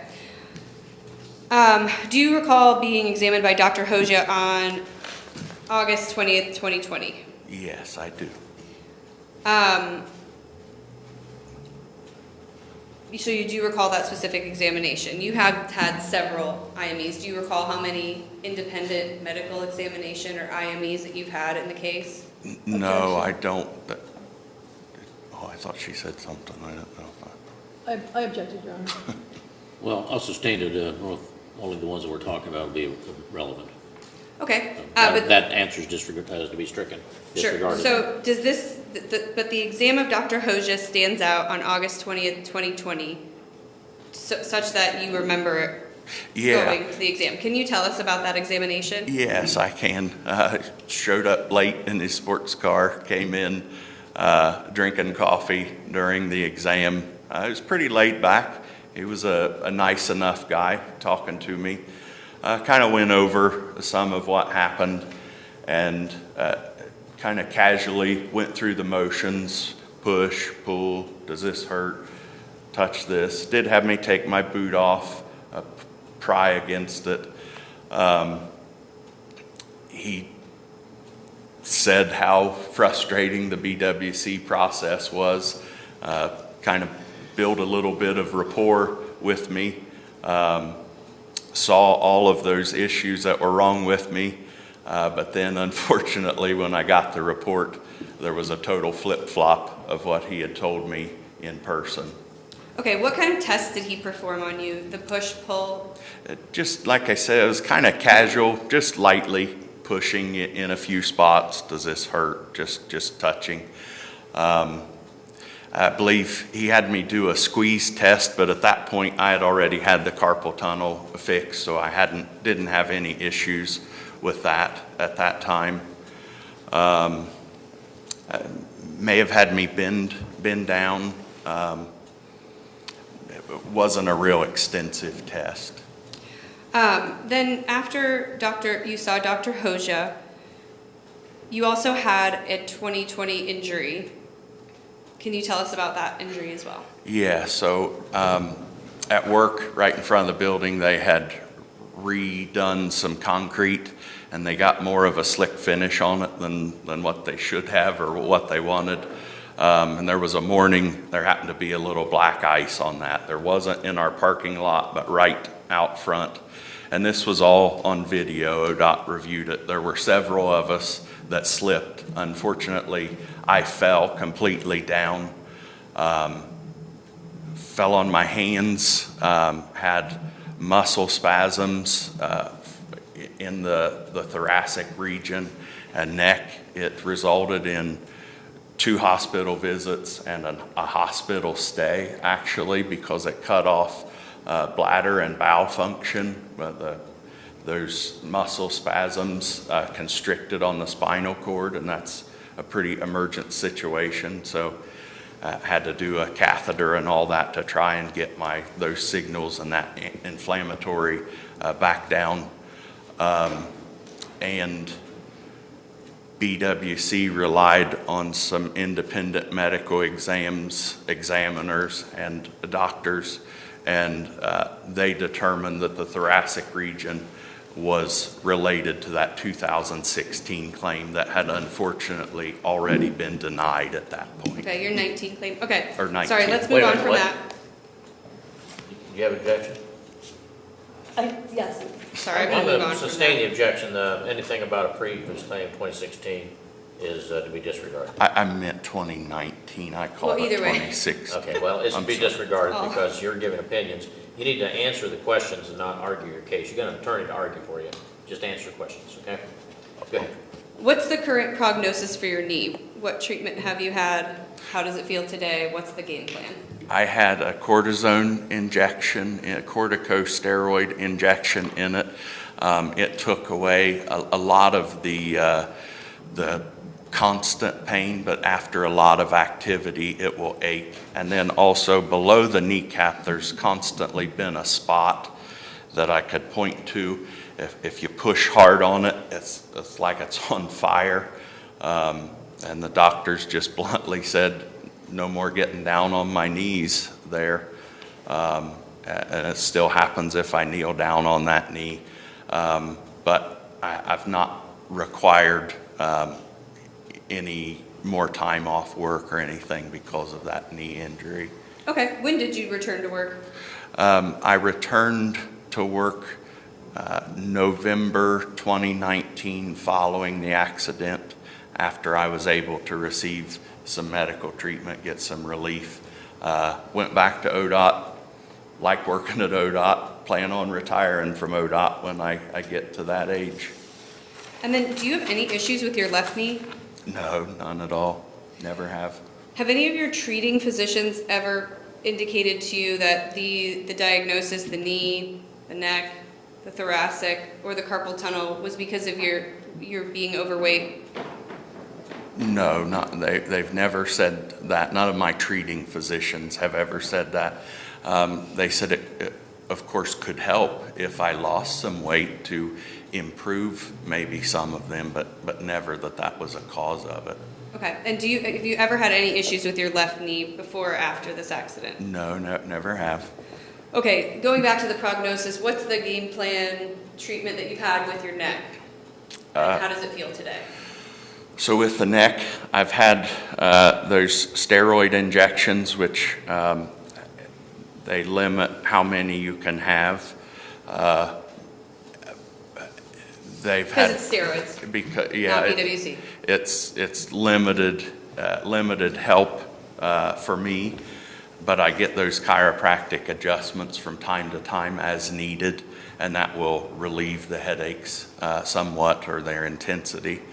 But they just want me to follow up if that intensity changes, if anything gets more serious at any time. Okay, and then what about the thoracic? Does that include, did your explanation include the thoracic? No, okay. no, sorry, it was just the No, neck. it's okay. So the thoracic region, I have had steroid injections there. My private insurance does not view that area to be common for injuries or pain, and so they refer to it as diagnostic only. So those injections that I've had were 100% out of pocket for me. So you got injections to your thoracic spine as well? Yes, I got those injections there. Okay, and is there any future thing that needs to happen, or is that the game plan for now as far as what the treating doctors are telling you to do? So the neurologist described it to me that after a damage to nerves, it's like your finger could either be shut in the door and it's reopened and it's still hurting, or your finger can be shut in the door and the door's still closed.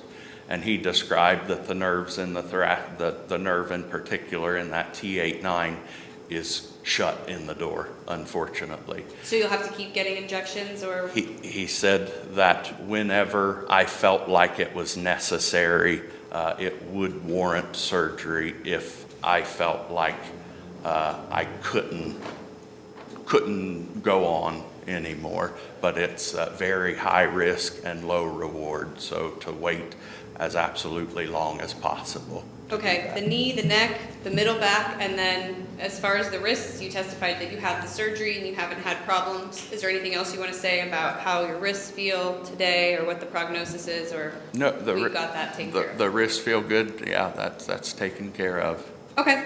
I don't have any further questions until redirect. Thank you, Your Honor. Thank you, Right, Mr. cross Faust. for ODOT.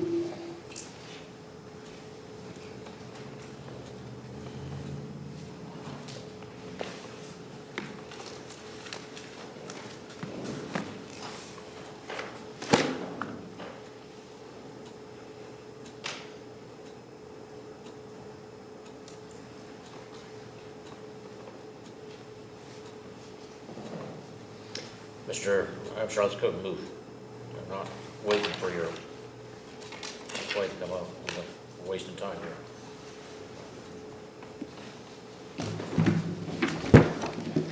Mr. Faust, how are you? I know we've met several times, right? Yeah. You mentioned you were off work through about November, right? Yes. And you were getting treatment during that time, correct? Part of the time I had to wait on treatment. But you were getting treatment. Yes. And then I do a lot of these for ODOT. You were getting salary continuation as well with ODOT while you were off, right? Part of the time. And then you got some stuff from the BWC, correct? Yes, it's a partial of your paycheck. And you were driving a large dump truck that day. I know you talked about the size, correct? Yes. And the other was a smaller personal vehicle, correct? Yes. And then you were traveling about 10 miles per hour, correct? It's an estimate, yeah.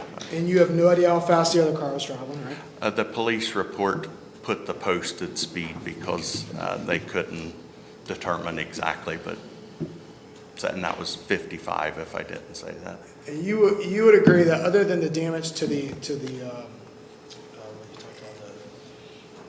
you said the damage was to what on the truck? The plow. The plow.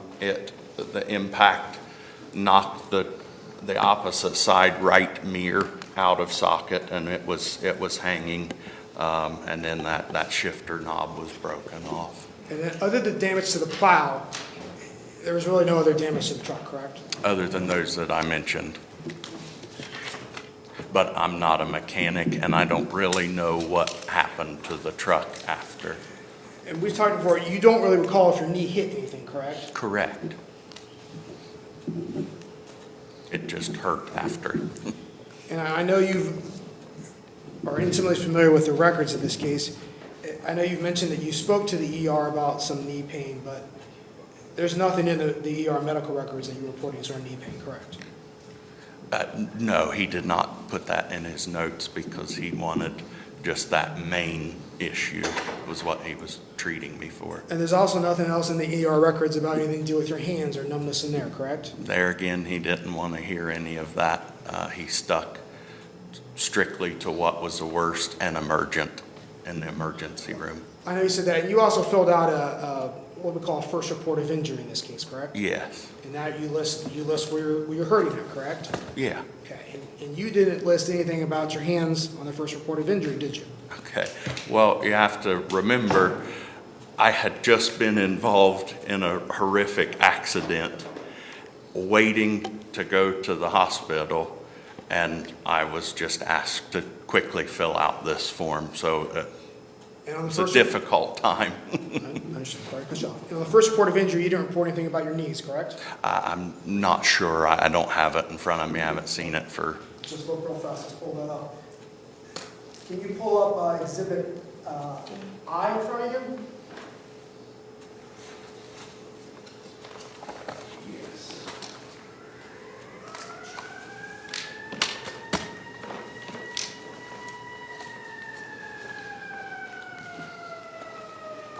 You see kind of at the bottom right, it says we list where you're having pain or injuries at? Yes, I do. And the knee's not listed, correct? Correct, yes.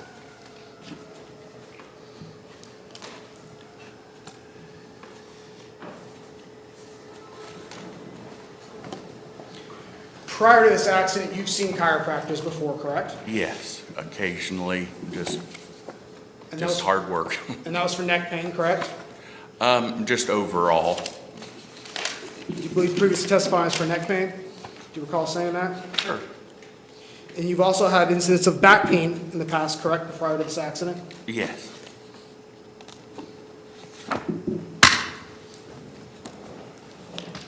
And you ultimately returned to work full-time following this accident in November, correct? Yes, I did. You had no restrictions from your doctors regarding what you could or could not do at work, correct? Yeah, that was a condition of me returning to work, was that I had no restrictions.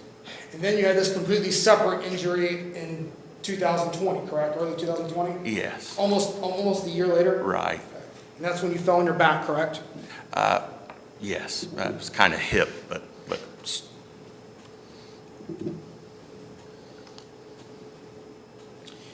And after you fell on your back at that 2020 claim, your neck and back pain became worse, correct?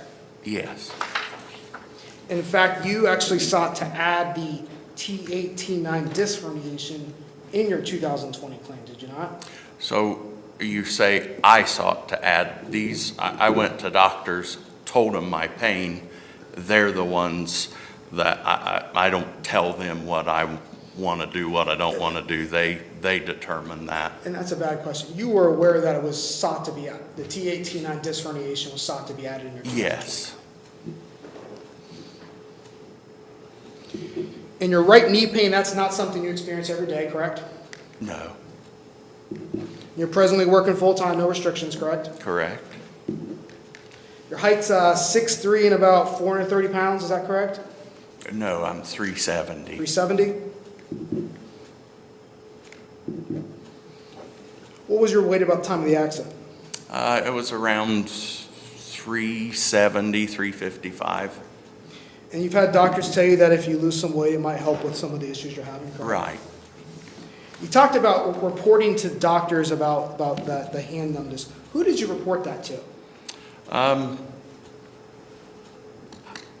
can't say specifically, but my treating physicians, because each visit, like I said, they want to see you for one specific thing at a time. So I know Dr. Jones I've talked about that with, Dr. Goddard I had talked about that with, and at River Hills Neuroscience I had talked about it. The ER, I had mentioned it, but of course he didn't want that information. At least in terms of Dr. Jones' records, would you assume, and I don't want you to put in words, would you assume that Dr. Jones would write that down in his notes? Yes. Okay. Same thing with Dr. Goddard. Would you assume that she would have wrote that down in notes? Well, I'll sustain that. That's, his assumption is what a doctor may or may not write down is. But at least. So wait a minute, the jury's just to disregard that testimony. You may continue.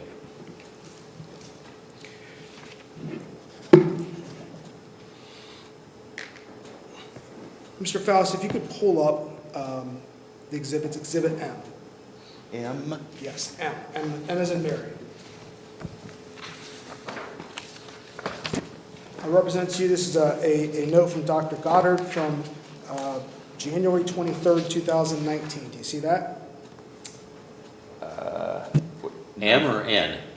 M. M, okay. Thanks. I've got January 1st, or January 23rd. Yeah, January 23rd, 2019. I thought you said November. Sorry. Do I see it? Is that what, do you see that? Yes. Okay. And if you look under the history of present illness, it indicates here, it says Parker presents today with right knee pain, correct? It does? And it goes on to talk about the incident and all that. Do you see anywhere you report any sort of hand pain, hand numbness, anything like that?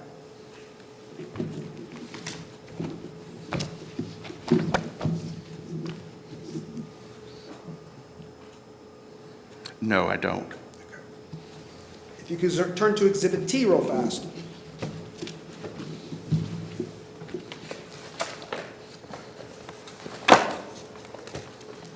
I'll represent to you that this is a February 27th, 2019 note, again with Dr. Goddard. Is that what it looks like? Yes. Okay.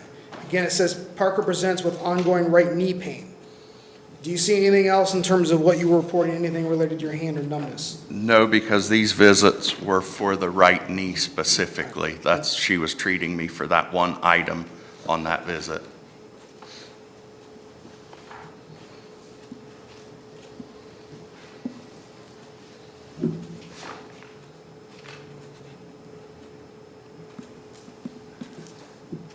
Turn to Exhibit D real fast. Which exhibit? Exhibit D? D as in dog? D as in dog. Okay.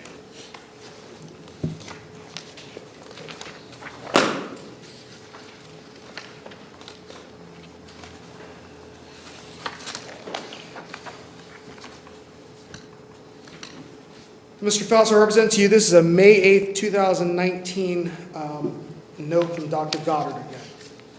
Do you see that? Yes. And at least to speed this along, at least represent to you that there's at least an indication in here, and if you go through this notes, that she had some suspicion of carpal tunnel because you were reporting some numbness in your hands. Yes.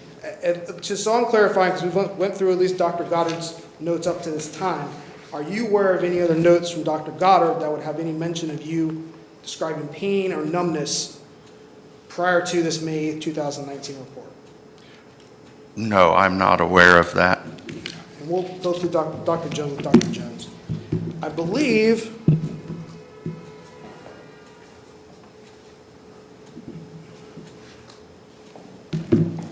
one other exhibit, sorry, I spoke too fast. If you pull up Exhibit L. I believe you testified, this is, you initially saw with Dr. Goodhart, is that correct? All right, and this is the first time, January 16, 2019, I'll represent to you, this is the first record we've seen from Dr. Goodhart. And I believe you testified previously that you reported to him you had pain or numbness in your hands. Under the subjective area of that, do you see any indication where he had reported that you reported any sort of pain or numbness in your hands?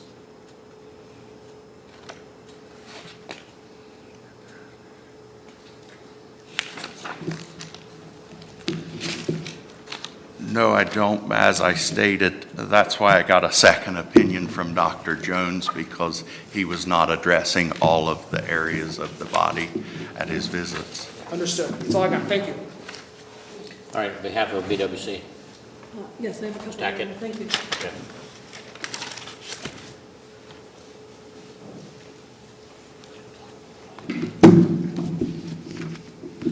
Good morning, Mr. Faust. Good morning. We've met before, but only briefly. My name is Natalie Tackett, again on behalf of the BWC. And I'm not going to ask you to go over everything you've already testified to. Okay. But I did have a couple of follow-up questions for you. And specifically with regard to the photographs that you have been proffered by you in terms of the day of the accident. So if you want to turn back to that set of photographs for me in your book. That's Plaintiff's Exhibit 1, Mr. Faust. Okay. They're at the bottom. Did just want to make a statement. The pictures of the accident were that day. The pictures of my position, how I sit in the truck, came at a later date. Thank you. That was going to be one of my When the questions. doctor wanted to know kind of how I sit in the position so he could get that Okay. determination. So for ladies and gentlemen of the jury and for all of us looking at these pictures, anything that's snowy that day is something you took on your cell phone that day? Yes. Obviously, you took the picture of your commendation from ODOT on a separate day, Yes. okay? And then when was it that you took these photographs that depict you actually in the vehicle or in the ODOT truck or the organization of the truck? And I'm just gonna, may I approach your honor? You may. Just showing you what I'm looking at, these photos here that appear to be of the interior of the truck that you were driving. Mm-hmm. You took Keep your those- voice up if you would, please. Okay. When you get close like that, it's easy just to have a personal conversation, but the jury needs to hear you. Okay, Thank you, I'm Your Honor. sorry. I'll try to remember that. Okay, so the photos that I'm showing you right now are pictures of the interior. So let's just talk about those three right now. Pictures of the actual interior of the truck on the gear shift and the Yes. okay, so find those in your book. And ladies and gentlemen, the jury will see these again, we'll come back to you. Okay, I have them. And you took these photographs? Yes, I did. Okay, so let's look at the one, just shows the gear shifts, looks like, or the knobs. Tell me what these are. Yeah, so there is the gear shift on there with the shiny, shows the gear pattern. And then there is this armrest with two levers, and that's the control for the plow and the salting system of the truck. So when you said you were preparing for the impact of the oncoming vehicle, what hand, if any hand, was on one of these knobs, and which knob was it on? So my hand would have been on the left knob, which controls the left and right swing of the plow. And there's no, it would have been the right hand. Right. And it was definitely there because that plow locks. If you don't have that lever released, there is a rod that goes through there. That rod was pulled back and was in the swinging position when it was hit. So there was no doubt my hand was on that lever. Well, let me back up. Let me ask you a simple question. The photographs that are taken that show the interior of this plow, is it the same plow that was involved in the accident on the day of the January 19th? The exact same truck, Okay. 783. And so when did you take these other photos then? It was sometime later. I don't know the exact date. Okay. So these weren't taken that day? Correct. All right. So the next photograph shows a picture. Is that your hand? Yes, it is. And this would have been where your hand was positioned on the date of the accident? Yes, that's how I control it. So you weren't gripping the knob, your hand was just resting on the knob? Correct. You have to keep it free to hit other buttons. Okay, then this last photograph is just a photograph, it looks like, of your knee. Is that your knee? That's my knee, foot on the throttle, and where my knee sits when I sit in the truck. Would your knee have been in this position when you had your knee braced for the impact? Yes, I was, yes. So your right knee would have been on the gas pedal, the throttle? It would have been on the floor. On the floor. So it's on the floor, your foot's resting on the floor, and your knee is in front of you? And so this shows that the gear shift is there. Was the gear shift knocked off or not? Yes, But you don't have a photograph of the knocked off gear shift? correct. And then the other photos that are there depict you, is that correct? Yes, that's me. And these photos, again, were taken at some later date, you don't recall when? Right. Okay, and they show you in a yellow t-shirt and a seatbelt, looks like it's across your chest, is that right? Yes. Okay. And so you're saying that this is where you would have been restrained? Yes. Did you have any bruises across your chest from the seatbelt? And not that I recall, and none of the ER or anybody ever examined any of that. So there's no record that you had any bruises on your chest? None of the doctors looked for that.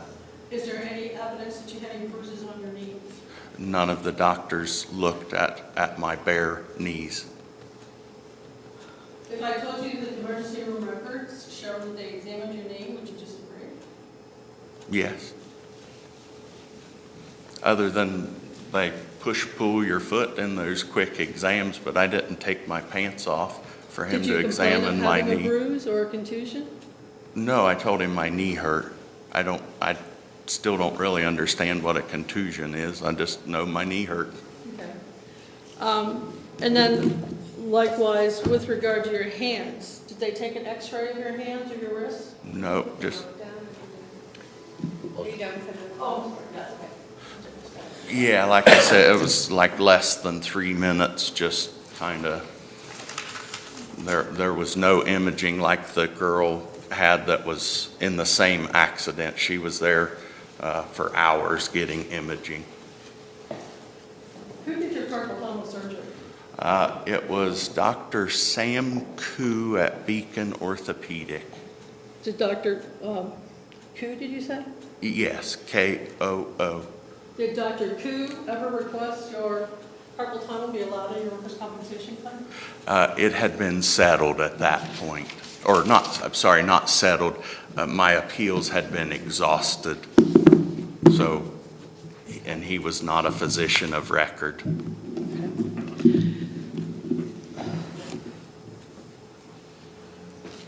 Do you remember telling somebody that you hit your knee on the gear shift?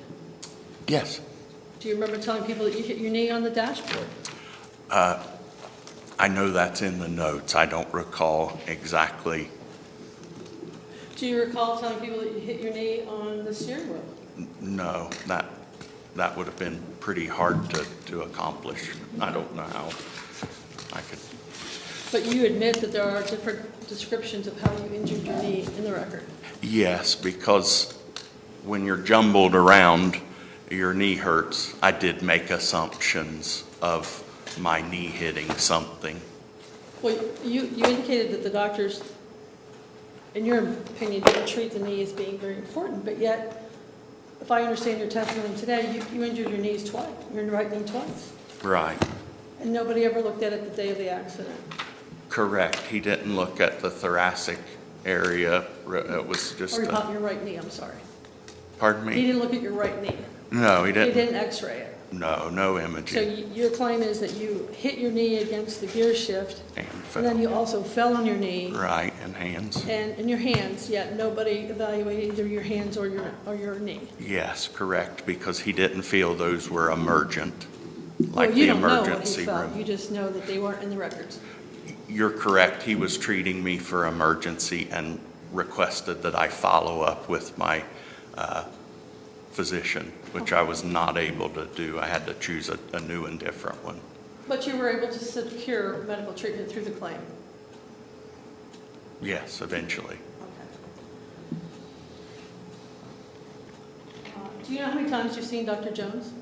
No, I don't a How lot. often? How frequently were you seeing Dr. Jones? In the beginning, pretty regular, and it was as needed for the most part. And What's your over current frequency?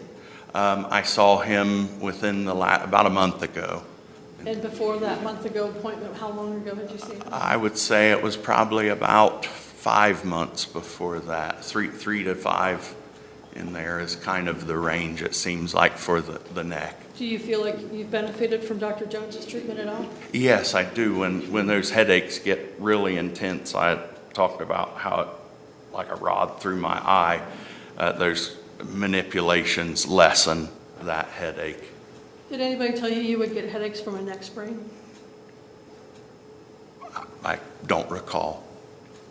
Did anybody tell you you would get headaches from a thoracic sprain? I don't recall. Thank you. I have nothing further on. Redirect. Hey, Gerd. Mr. Faust, ODOT didn't tell you to take photos of the inside of the car on the day of the accident, correct? That's correct. What's the purpose of why you took the photos of the inside of the car then, later? Basically to show the doctor how I would have been positioned a little better to treat when they know the mechanism of the accident. And then, quite frankly, one of the independent medical examiners told me that because of my being massive and my girth, that there was no way I could sit in a seat belt.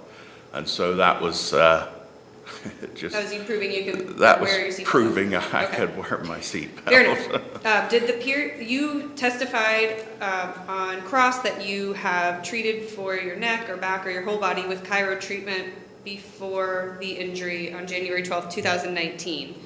And you said it was for pain all over. If whatever neck pain or back pain that you sought chiropractic treatment for before this injury, did that pain resolve? Yes, absolutely. As a result of the treatment? Yes. Has your pain ever resolved for your neck pain today? No. Has it ever resolved for your middle back today? No. Your right knee, you testified, comes and goes, but Yes. has your right knee pain ever completely gone away since January 12th, 2019? No, sometimes I just don't notice it, but when I think about it, it's there. Was there anything else that helped your wrist pain besides the surgery for that to go away?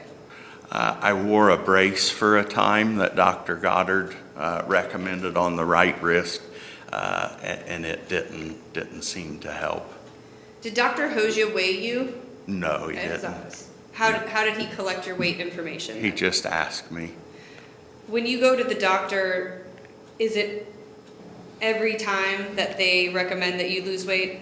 No. Okay. No, I'm a big man. I'm high functioning big man. They know that, and so no, that's not something that they regularly ride me about, I guess you would say. If we weren't going through this trial or a BWC claim, would there have been an opportunity for you in the regular course of things to review your medical records to see what they say? Is that something you would commonly do? No, I wouldn't commonly just sit down and review them. Okay. And just to clarify, you had no problems with these before January 12th, 2019? No Just problems. one last question. If there was anything else that you could change, or that you could go back and change throughout this process, what would it have been? Well, other than getting injured, which I couldn't change, I feel like if I could have, I probably would have just avoided the workers' comp claim altogether and used my private insurance. It drug out the process so long. The doctors described to me that since I claimed that it happened at work, I couldn't even bring them a pile of cash and pay them for my treatment at that time. They had to wait until that process was either determined allowed or denied before they could give me treatment. And so that just prolonged everything. Of course, when it comes to the girl in the accident, you know, I wouldn't change anything different. They commended me. All the EMTs and firemen felt like I saved her life, but unfortunately it's been at the cost of my wife's life and mine, just day-to-day things.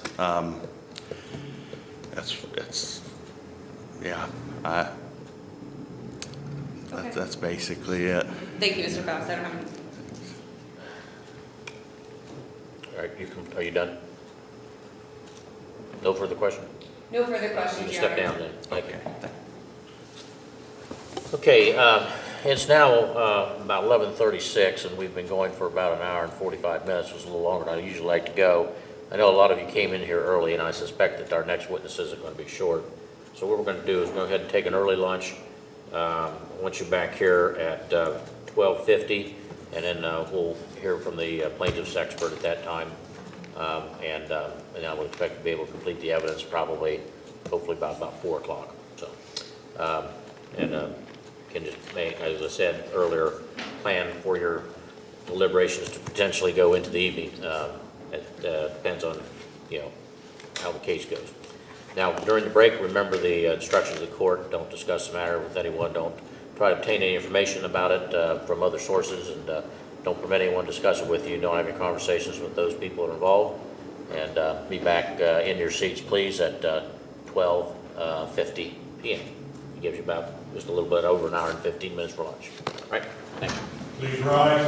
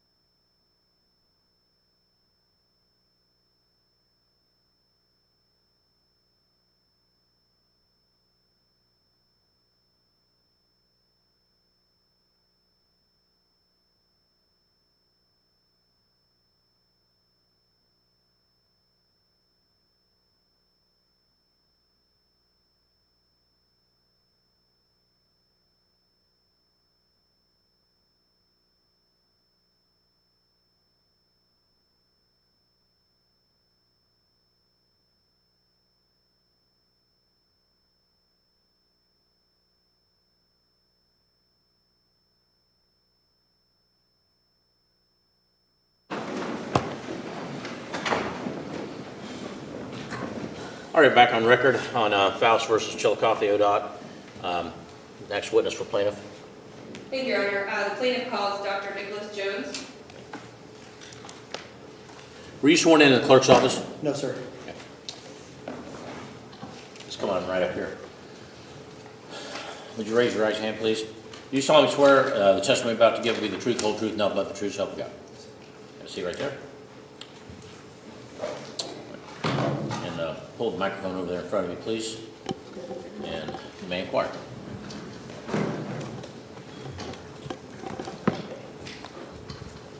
Good. Do you want this back this far?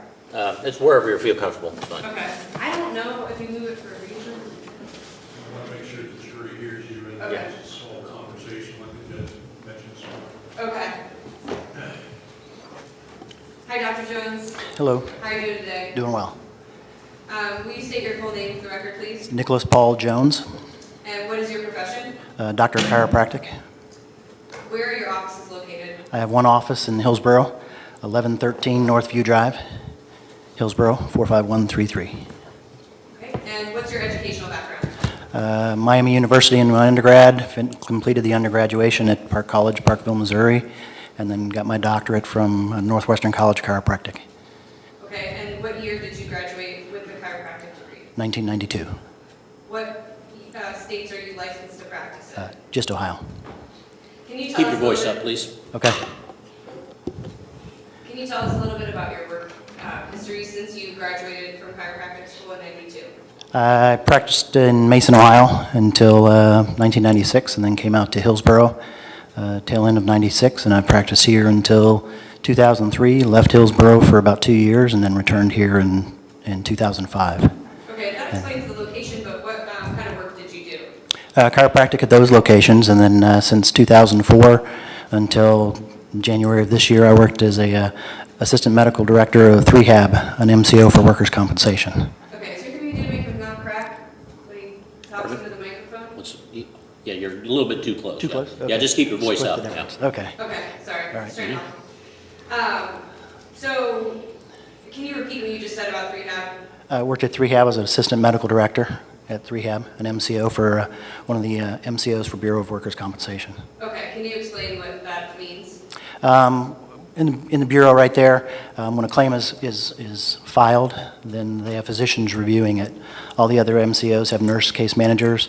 At Rehab, we had physicians. The gentlemen that started it began it because they had people not really qualified to make decisions, so they wanted to make sure the patients were getting the appropriate care as quickly as they could and keeping the doctors from having to spend too much time doing paperwork. I just want to make sure you're Okay. going to repeat it so we can get through this as fast as we can.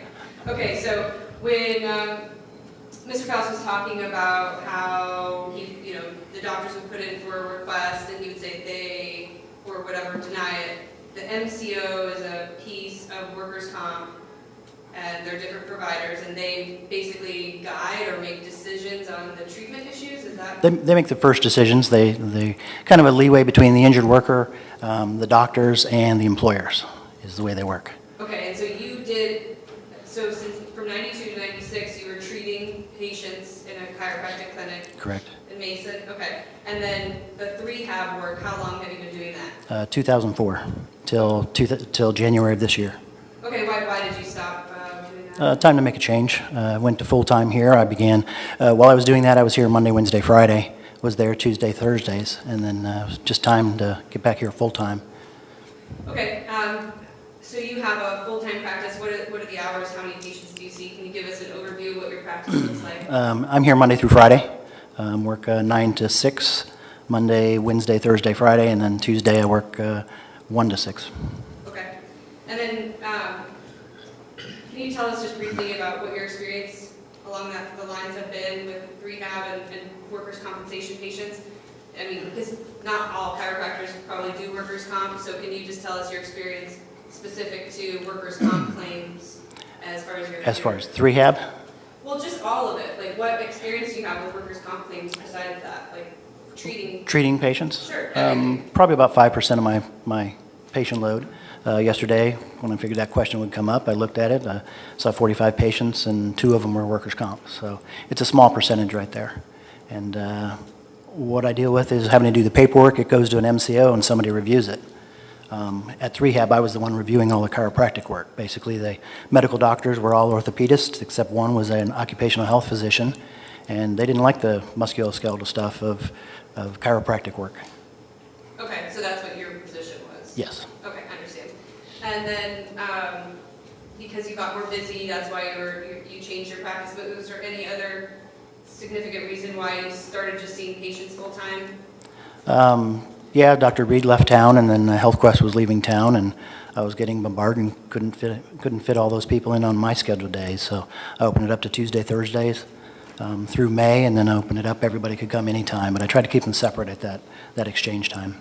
Is there a difference between when you're treating the small percentage of workers' comp patients versus someone who isn't injured at work? I have a big percentage of people that just come in to stay healthy with spinal adjustments and so forth. But paperwork-wise, as a doctor managing a practice, what's the difference between a workers' comp claim and like a normal person just coming in to get? It's a lot more work doing the workers' comp portion of it. Explain. You got to request the treatment. You put the request out there, and you have somebody review it, and they either say yes or no. When they say no, the paperwork starts. You're just having to go through the rigmarole to try and prove why this patient needs it. So basically, every time somebody denies something, they're basically calling you a liar. So you got to justify it with everything. So that's what I did. And the rehab end was looked at things and would deal with doctors many times. They'd call me up, say, "Why'd you do this or why'd you do that?" I'd say, "Well, it's either right or it's wrong." But it was to get the treatment for the patients. It's what they needed. I'd also speak to employers, and they'd say, "Well, we don't want to do that." And you'd say, "Look, the quicker you get an MRI or something, the quicker you can move the treatment, the quicker you can get them healed and back to work."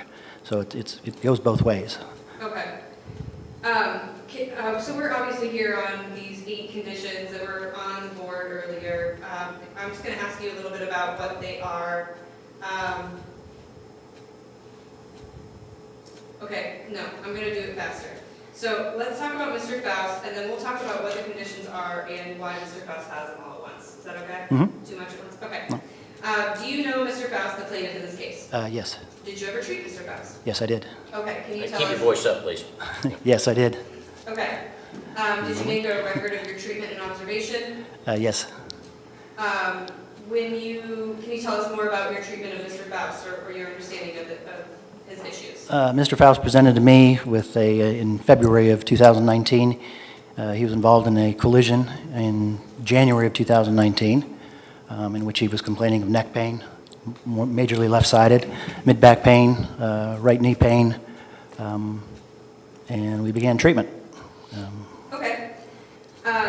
In your practice, is it common to make office notes simultaneously with the visits, or is it sometimes something you could do later? Or I try to do them right then at the time. Whether or not they get transcribed by my transcriptionist who works part-time is not always done that day, so there is some lag time. Okay. When you examined, so you started seeing Mr. Faust approximately a month after his injuries? I believe so, yes. 6th. What were his initial diagnoses? He had a sprain, a cervical sprain, he had a thoracic sprain, right knee contusion, right knee strain. I think that was it. We gave him a working diagnosis. When you take on a new patient, do you get a history from the patient when you begin treating? Yes, I do. Sorry, I'm going to pass this to you. Okay, and what was Mr. Faust's history, besides the collision that you described? He had no prior history of any of the complaints that he described to me at that time. Were you aware that he's seen a chiropractor before? Yes. Okay, can you tell us anything about that? I don't recall any specifics about that. Okay. Were you able to review any of the records? I saw Dr. Goodhart's records. He had seen him shortly after the injury. Okay. Were you able to review emergency room records? Yes. Can you tell us, by going to the exhibit that's marked for the emergency room records, Exhibit K, as in, K, as in Catherine. The January 12th, 2019 emergency room records. Yes. And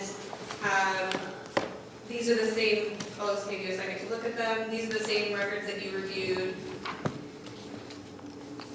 when you were taking a history from Mr. Faust, is that right? Yes. Okay. Okay, and how much much did you rely on the emergency room records? I do initially, but then when you review them, it's not worth a whole lot.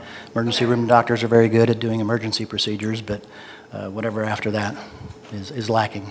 Okay, can you explain what you mean about that as far as Well, if you look... demonstrated in Mr. Faust's emergency room record and Yes. Exhibit K? His physician chart all the way through page 1, 2, 3, and there's actually 5 pages because there's a small little section right here. It says 3 of 4, but it's a small section. But when you go to page 4, they come down with the impression, which is a strain of the right shoulder. Okay? Okay, well, why is that significant? But that's the only impression. So this doctor saw him, and that's the only thing he gave. And when you look back through the note, there's not even an examination of the shoulder throughout that. He's got a little tenderness, I believe, of his trap muscle. We hadn't heard him talk about the shoulder. Was that something that he reported to you or Dr. Goodhart with complaints of? When he came to see me, he said Dr. Goodhart was treating him for a shoulder, and when I did my evaluation, I basically said, your shoulder's in good shape. Okay. So what does that mean to you when you're looking at the emergency room record and you're able to talk to him and review that? From reviewing a lot of them, because I've seen a lot of them doing its rehab work, it's probably the most common extremity in a motor vehicle accident, because basically that's when somebody might reach out to grab a spouse or a child in the seat. So that right shoulder is the only thing that really isn't held in. So I see that quite often, right shoulder. But then once you go through and you find out what's going on, it's like, where's the shoulder? What's it going on? And it might not even be a person's complaint. And in this case, he wasn't bothered by the shoulder. Okay.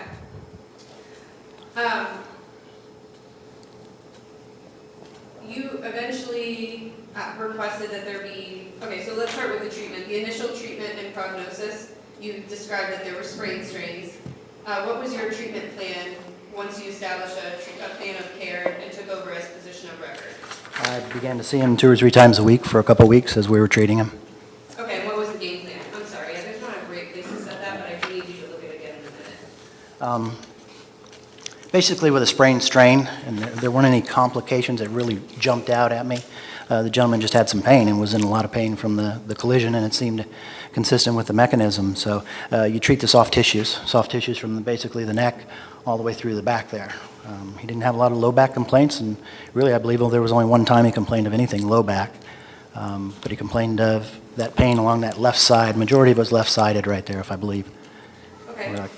And at some point you requested MRIs for the neck, thoracic, and the right knee. Is that correct? I believe I got the right knee allowed, so we did the right knee. I did request it, but I think Dr. Goodhart is one that actually wrote the script for that, I believe. Okay. Yeah. Regardless, was it your recommendation that he seek an MRI at some point because the treatment you were giving him didn't resolve his problems? Yes, we considered basically official disability guidelines, which is what the Bureau goes by, considers basically 8 to 10 weeks for a sprain strain. Again, that's uncomplicated. So if you have somebody that has some pain beyond that, there's usually something underlying that's causing that pain. So that's when you request the diagnostics. If you look at commercial insurance, they'll do 30 days. Hey, you don't do anything until 30 days. Some of them are 45 and actually 60 days now of having to do either physical therapy, chiropractic, conservative care before they do the MRI. So we treated him conservatively. We expected him to really be improved significantly, and even actually, I believe the note 312 or something like that, we did a functional capacity of his neck to see how the neck strain was doing, and he actually passed it fairly well with the strain component. So he was healing for the sprain strain, the soft tissues. He had some underlying conditions that were still causing him some pain. Okay, do you want to refer to that exhibit of the treatment that you're referring to, or?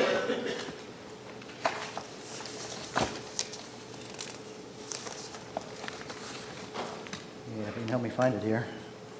There's at the very front, there's a list, and I think it's RSU. Let's try the...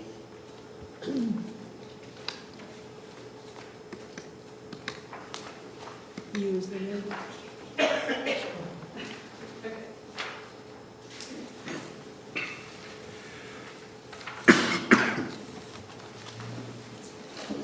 I think it might be exhibit B, as in we want this trial to go very fast.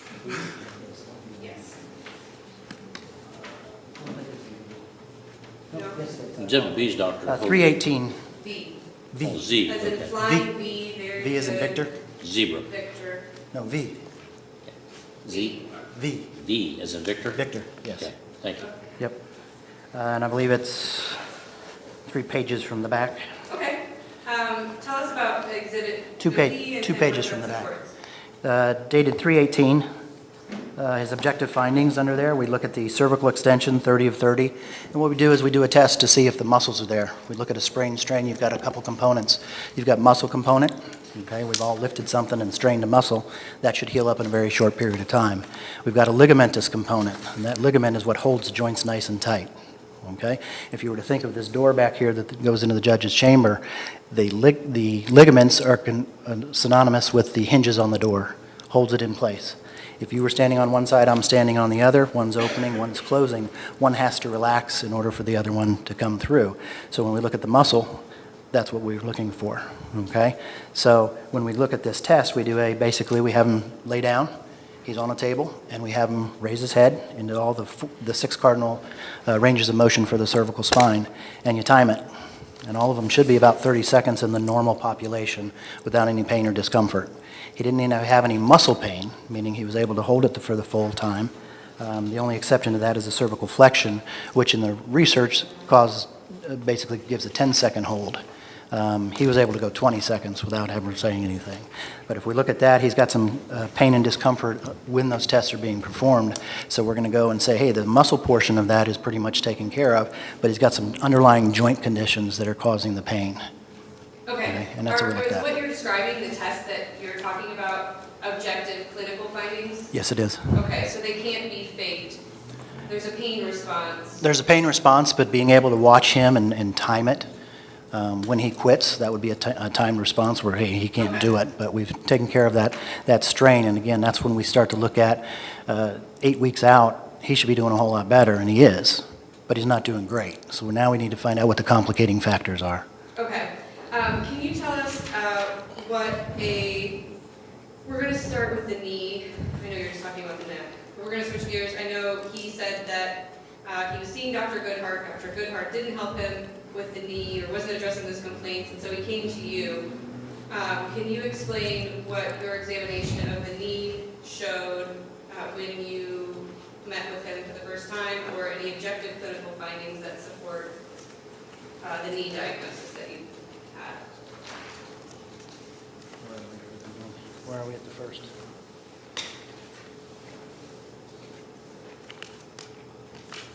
R? Yes, R or S.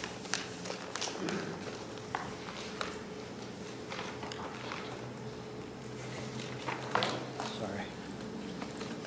Taking my glasses. I'm over 50. I know.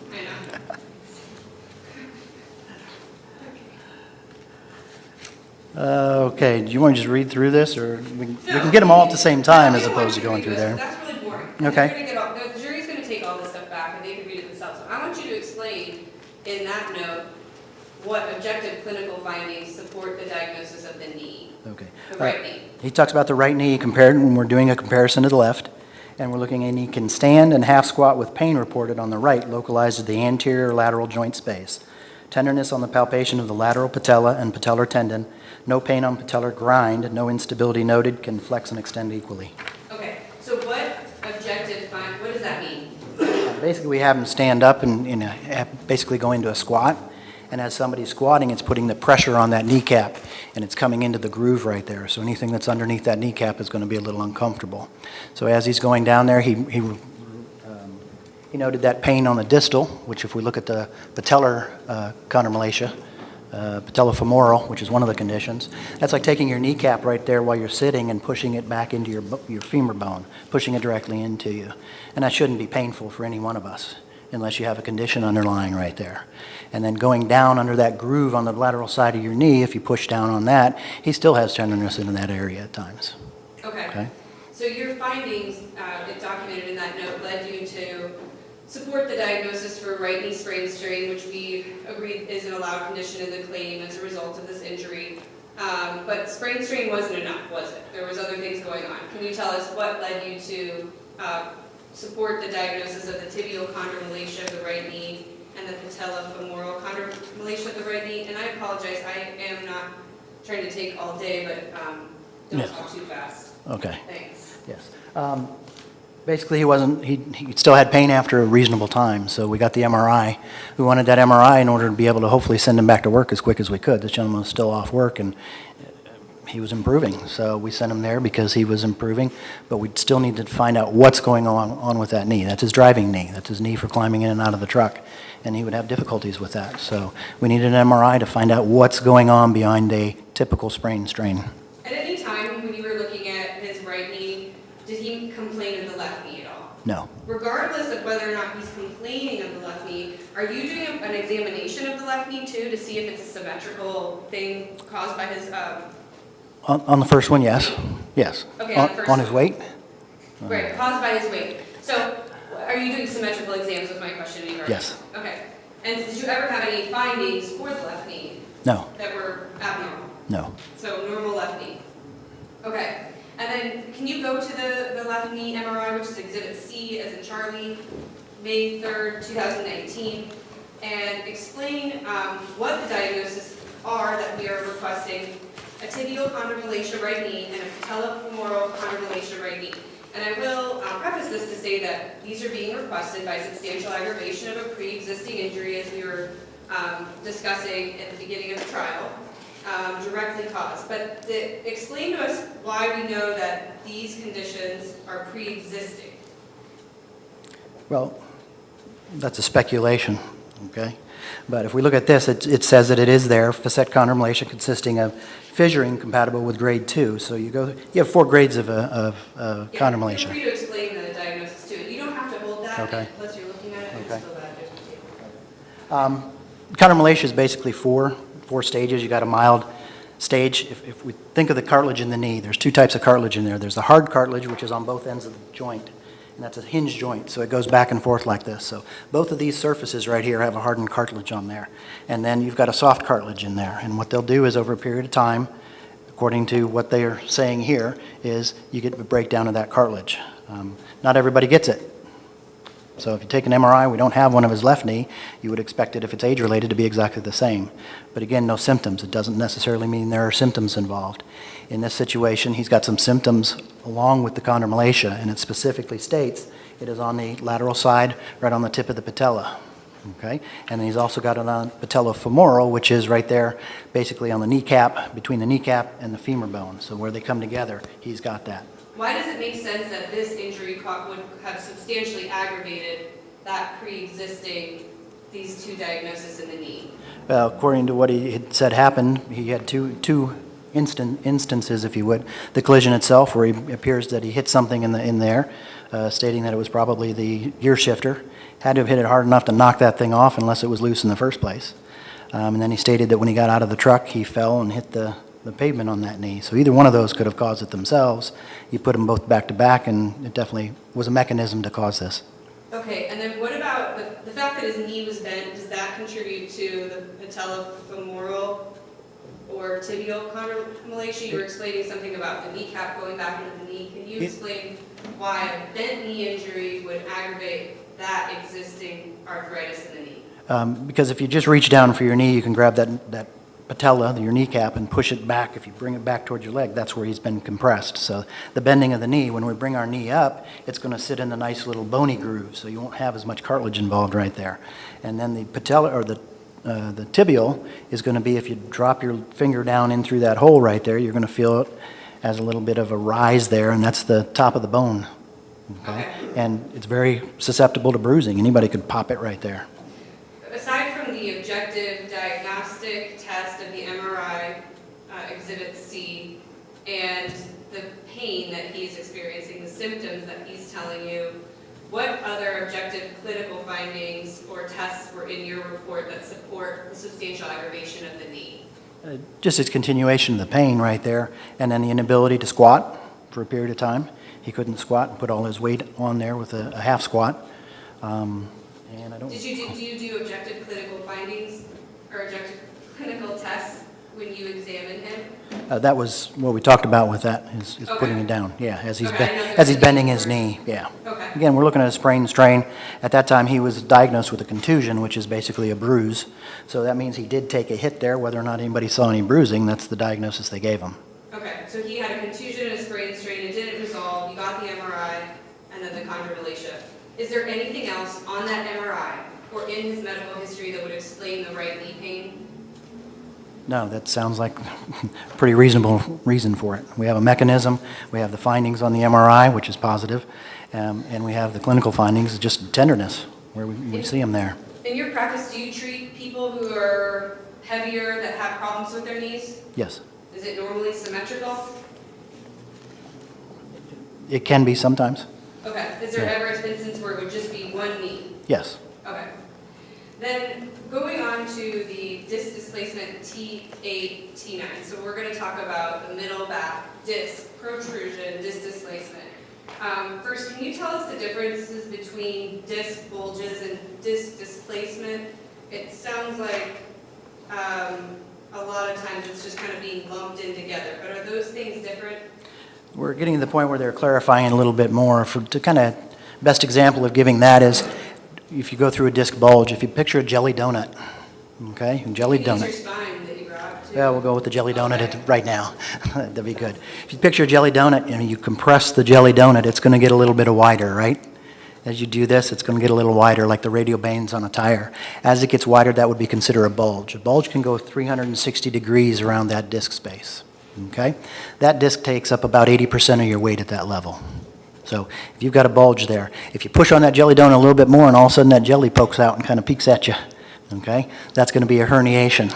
Okay, it's coming out, and then you're going to push it out a little bit more, and once it goes beyond the extent of the disc itself, so it's sticking out there, when it does that, that's a protrusion, so it's protruding out of there. And then an extrusion is you push a little bit harder on that, and that jelly falls out, gets on your donut, and you can't get it back in because it's no longer part of the other jelly. That's an extrusion. That's usually a surgical case at that point. As long as it's contained, then it can be treated. So it goes bulge, displacement, Herniation, displacement, protrusion, extrusion. extrusion. Okay, and so here we're requesting disc displacement at T8, T9. Can you refer to the thoracic MRI, which is exhibit E as in Edward, June 26, 2019? I'm assuming yes, that ma'am. the same thing applies, that you treated his thoracic region, it did not get better, you requested the MRI, and then requested this. Can you confirm that? Correct, yes. Okay. Dr. Goddard is actually the referring physician for that. Okay. So it went through her, she's the orthopedist, and that's who we had her seeing for, hey, why isn't this thing over? Okay. Okay. Explain to me how this MRI supports your opinion that the T8, T9 disc displacement is related to this injury. T8, T9 findings are a bilobe disc displacement eccentric to the right, mildly effacing the right hemichord, and combines with left greater than right facet hypertrophy to moderately narrow the left root foramen with T8 root effacement. Okay, but what does that mean? In English. We come in, we can look at that spine. There's your jelly donuts all the way through there, folks. A lot of them, they're a little bit smaller, so jelly bites. But if we look at those, right into that mid-back right there, in that thoracic spine, there's 12 vertebrae. Okay? So just below the middle of that portion of his spine, that disc has begun to push out or jelly, if you will. Okay? And it's effacing the T8 nerve root on the left. Okay? When it effaces that, effacement is basically pressure on the nerve. Okay? When they do an MRI, they're going to look at a couple things, and what you're going to see is different rates of compression on that nerve. So if we're looking at this, my right hand is a nerve, and the rest of the soft tissue in the disc is on my left hand, they're going to come in there. As long as they can see a little white line or black line, depending on whether they're T1 or T2 weighted, you're going to know that it's not there. It's encroaching. It's getting closer to it. Effacement is when it touches it. Okay? It touches it. So you feel it. Up until that point where my hand hits my other hand, I don't feel the other hand until I efface it. And then the nerve fires. Okay. Okay? So I'm not a doctor, but when I read this MRI, why do you pick T8, T9 to be the problem, or the thing that's symptomatic for Mr. Faust? Because it looks like there's a lot of other diagnoses at the thoracic levels Obviously, some of them say the word shallow or mild, but how do you know Oh, that it was the T8, T9? he's got a lot of findings in there. I mean, all the way from the top to the bottom, he's got a lot of findings, but a couple things were going on. When he would relate his pain, as Dr. whoever he was, Hoja, he notes that he's got pain in his thoracic spine about 2 fingers below the scapula, which is the shoulder blade. So that puts you in that vicinity of that T8, T9.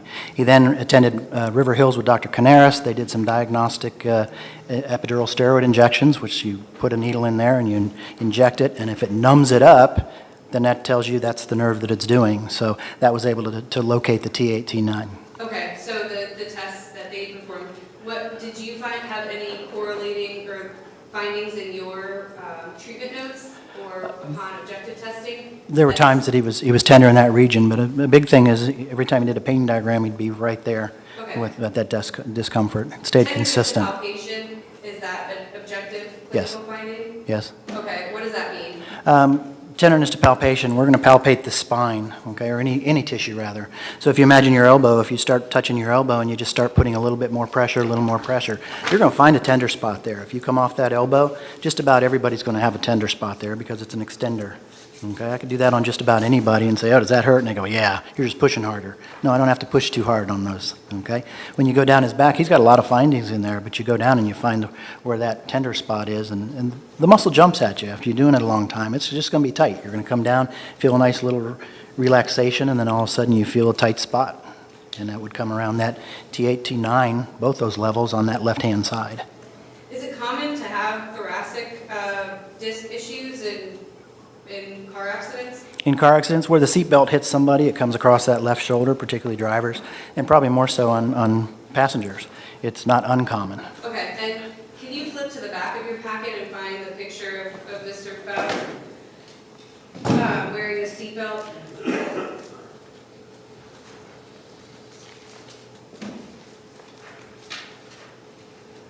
Yes. Okay, and he took these, or provided these pictures to you, is that correct? Yes. Um, Not these, this is the first time I'm seeing these. Oh, okay. Yeah. Well, then, do the pictures of where he's belted help or provide any significance to the T8, T9 being related to this injury? Yes, they do. If we look at that spine, look at Mr. Faust, if he could stand up. Can you do that? Can I have him stand up? Could he stand up? Yeah, man. Okay. All right, so we stand him up. We've got the shoulder blades up here at the upper part of that. We've got his shoulder blades come down. Like I said, that scapula comes down to about that 7 or 8, and you're blocking them right there. But anyways, if we look at where his shoulder is, that shoulder harness coming across his arm and coming down to that right hip. So it's going to come across him. And that seatbelt is going to basically hold part of his body in there. But if you can imagine, if Mr. Faust was coming at you and you just reached up and pushed his left shoulder, you got to ask yourself, what's the rest of his body going to do? What's his right side going to do? And as he's going to keep coming, because he's a big guy. So as that happens, that's going to rotate. And as that rotates, that can impinge on that disc and put that pressure right onto that disc. So it's very consistent with that mechanism of injury right there. Okay. Thank you. Were there any radicular findings with respect to the thoracic T8, T9? No. Okay. Did you ever ask for radiculopathy in that area? No. To be included in the claim? Can you have a T8, T9 disc displacement without there being radiculopathy? Yes.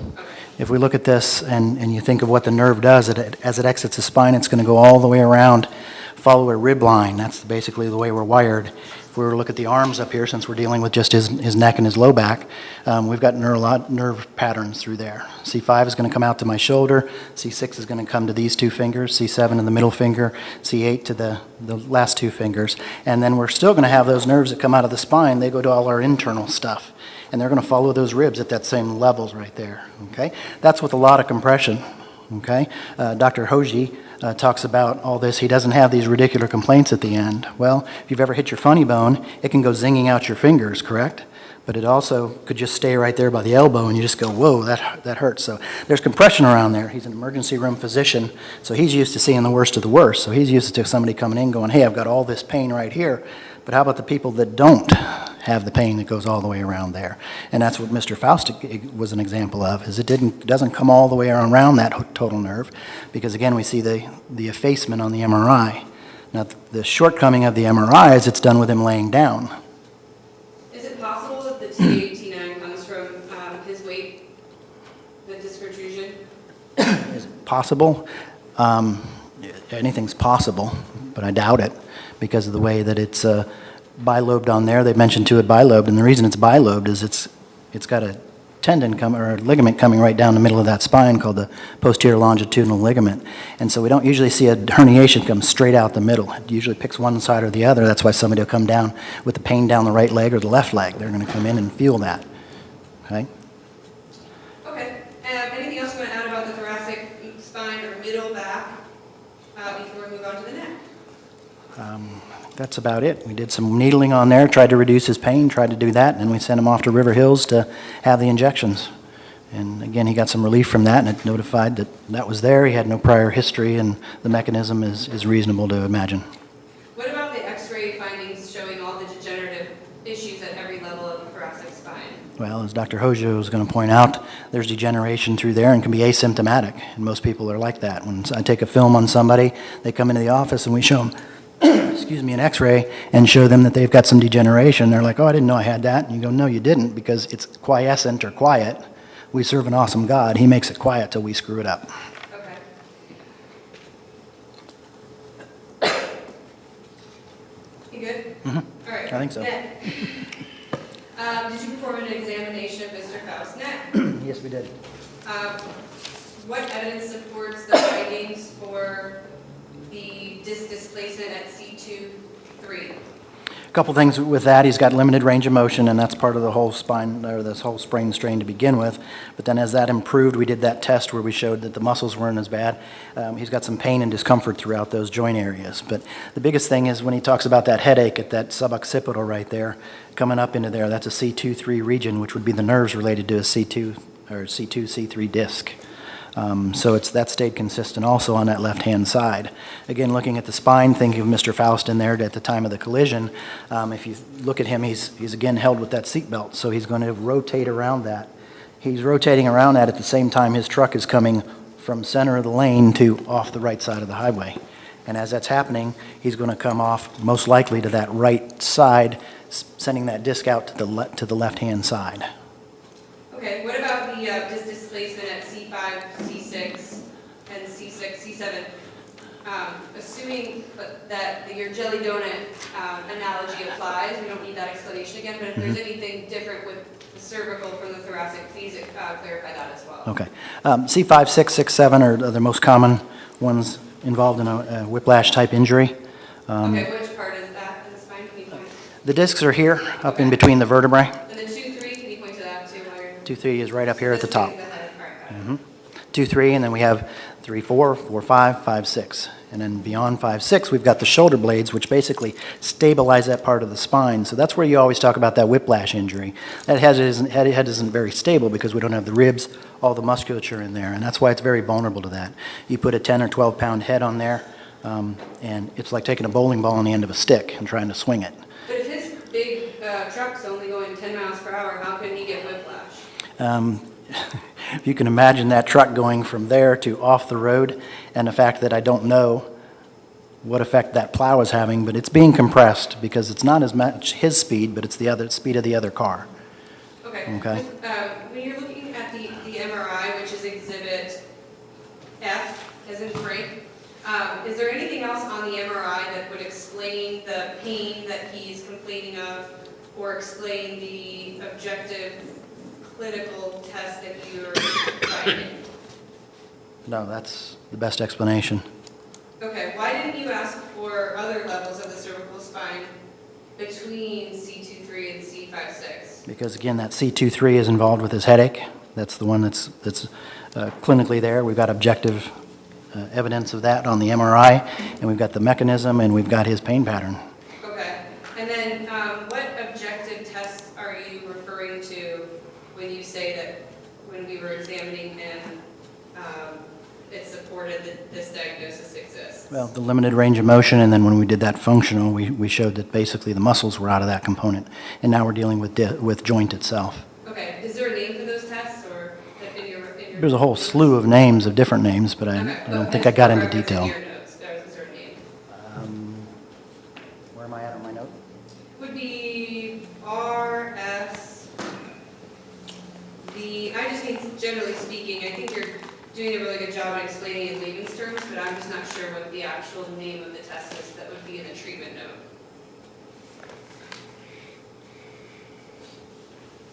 note. At that time, he's in an acute situation, and so we're going through ranges of motion. If we look at my exam right there, it says he's neurologically intact to the upper and lower extremities, muscle hypertonic and tender to palpation, left greater than right cervical paraspinals, extensors and flexors, upper trapezius and thoracic paraspinals. And then I get into the shoulder being basically nothing. Did he have any history of neck trauma, injuries, sports injuries, significant neck treatment history before he had this accident? I do not believe so. So were the C5, 6, C6, 7, did they cause any radicular symptoms? No, they did not. Sounds like there was some confusion at that at first, not by you, but Goddard has him go do the EMG, and they find out it's carpal tunnel. He had some, normally you're used to pinpointing something. If somebody touches your pinky, you're going to feel it touching your pinky. He had some complaints of nighttime numbness, tingling into the hand. He didn't have a true radiculopathy, which was confirmed by the EMG, so they were kind of diffuse. I can't comment on what she's doing. It was just kind of like, again, he was not improving to where he should have been. He was having some stuff going on, so it seems reasonable to do at that time both the MRI and the EMG.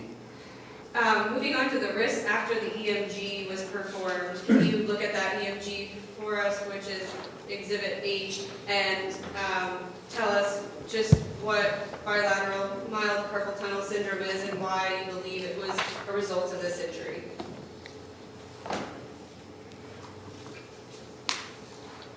Yes, looking at Dr. Hayes' report of July 10th of 2019, in his EMG diagnosis, this is a minimally abnormal EMG and nerve conduction study of the bilateral upper extremities. There is electrodiagnostic evidence consistent with minimal bilateral median mononeuropathies at the wrists, in parentheses, carpal tunnel syndrome, as manifested by a relatively prolongation of the median mid-palmar latencies as compared to the ulnar. There is no definite electrode evidence of cervical radiculopathy on either side, a brachial plexopathy, a large fiber peripheral polyneuropathy, or other upper extremity mononeuropathies. So in English, that basically says the guy's pain basically into his hands is going to be caused by bilateral carpal tunnel, compression of the median nerve at the wrist. Okay, and the EMG is the needle test that he was describing. Is an EMG the best snapshot or objective finding of MRI? It's considered the gold standard for diagnostic. Okay, so when the EMG comes out, do you have any objective clinical findings that you can use to support the diagnosis of bilateral carpal tunnel besides the obvious diagnostic EMG test that just shows us? When you're examining him, did you find anything besides the complaints of these three fingers being numb that would support the presence of the bilateral carpal tunnel syndrome? I don't recall. Okay. Yes, he was being treated by Dr. Goddard with that, and under that, I wasn't seeing him very often, and he would go and pursue the carpal tunnel releases almost before I knew it was there. Can bilateral carpal tunnel syndrome happen because of a fall? Yes. Because we think of it as like somebody doing the same thing or typing. That's been ruled out. That's basically, that's been ruled out that it's something that's repetitive. When we look at the wrist, and if we look kind of at a wrist right there, that carpal tunnel is just beyond that first crease that you have. There's 2 rows of 4 bones apiece right in there. And that carpal tunnel is basically, as my hand is up here, and it allows 9 tendons to go through there, 2 for each of these tips of these fingers and 1 for the tip of your thumb, and then the median nerve, okay? Sits in there. Well, if we come up and you bend your wrist just a little bit, and you come off that 3rd finger and you come down in there, you're going to drop into a little hole. That little hole is called the capitate, okay? Latin for captain of the wrist. And that capitate can get jammed with an outfall like that, falling, anything of that nature, and it doesn't have to be aggressive. okay? It can be there, but that's the top of that. So when we look at an archway, the most important two things of an arch in basically architecture is the keystone, the top key has to be there, and then the base. The base has to be held. If you kick out the base of an arch, it's going to collapse. If you take out the keystone, it's going to collapse. Well, in that archway, they go in, and he's got a compression in there. So everything under my fingers right there, and now where my thumbs are is basically the flexor retinaculum that holds it together. And what they did is they went in and they cut that flexor retinaculum with this procedure, and it allows the base of that arch to basically move away. That gives it some more room. That's what takes the pressure off there. Okay. But over a period of time, that wrist is going to degenerate because now they've just messed up the archway there. So when you go into that wrist right there, it's a great bone. Because when I find out somebody's got carpal tunnel, we'll go in, we'll palpate it, and if that's not moving, they can see that. They'll come in and get adjusted when it's not moving. I had a groomer that does Did you ever that. do adjustments or palpation for his carpal tunnel? No, before I knew it, he had the release. Okay, he had the surgery by then? Yes. Okay. Has he complained of the carpal tunnel to you, or have you treated him since the surgery? Not since then. He said took care of it. I said, Okay, is it your opinion the surgery resolved the issue? yes. Okay. Okay, here comes the really boring part. You guys ready? Deep breath, everyone. Okay. Doctor, assume the facts given to you in the history are true and accurate, and based on those facts, upon your examination and findings, and upon a reasonable degree of medical and chiropractic probability and certainty, do you have an opinion as to whether the pre-existing tibial chondromalacia of the right knee was substantially aggravated as a direct and proximate result of the collision that occurred at work on 1/12/2019? Yes, I do. What is your opinion? My opinion that it was aggravated that pre-existing condition because it was seen on there, and you can take all the other complicating factors you want. We do have confirmation of it on the MRI, and he had pain in that exact location for both those diagnoses. Okay.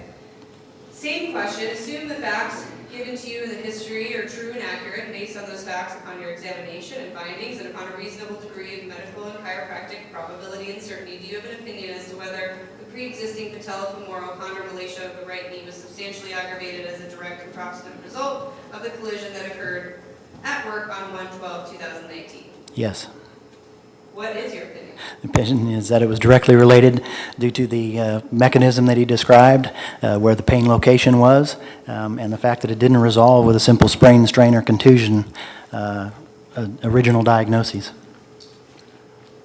Thank you, doctor. Assuming the facts given to you in the history are true and accurate based upon those facts, upon your examination and findings, and upon a reasonable degree of medical and chiropractic probability and certainty, do you have an opinion as to whether the disc displacement T8-T9 was a direct and proximate result of the collision that occurred at work on 1/12/2019? Yes, I do. What is your opinion? My opinion is that it was directly related to at that point because the mechanism of injury, as we talked about, that rotation across there, putting that compression or that disc effacing the nerve root on T8 on the left, followed specifically with his complaints 2 fingers below the scapula, and that's all verified right there in multiple doctors' examinations, including Hogia's. Thank you, doctor. Assume the facts given to you in the history are true and accurate based upon those facts, upon your examination and findings, and upon a reasonable degree of medical and chiropractic probability and certainty. Do you have an opinion as to whether the left paracentral disc displacement at C2-C3 was a direct and proximate result of the collision that occurred at work on 1/12/2019? Yes, I do. What is your Opinion is it's directly related to the mechanism of injury, as we described right there. Going off to that side, it's going to open that disc side onto the left. It's been consistent with his complaints, and follows to reason that that is the reason that sprain and strain is continued, because there's something underlying there, which would be that disc. Thank you, doctor. Assume the facts given to you in the history are true and accurate based upon those facts, upon your examination and findings, and upon a reasonable degree of medical and chiropractic probability and certainty. Do you have an opinion as to whether the left paracentral disc displacement at C5-C6 was a direct and proximate result of the collision that occurred at work on 1/12/2019? Yes, I do. What is your opinion? Again, the mechanism of injury, it's a whiplash injury. That head is going forward. It's putting a compression on there. It's bulging that disc and follows his symptoms.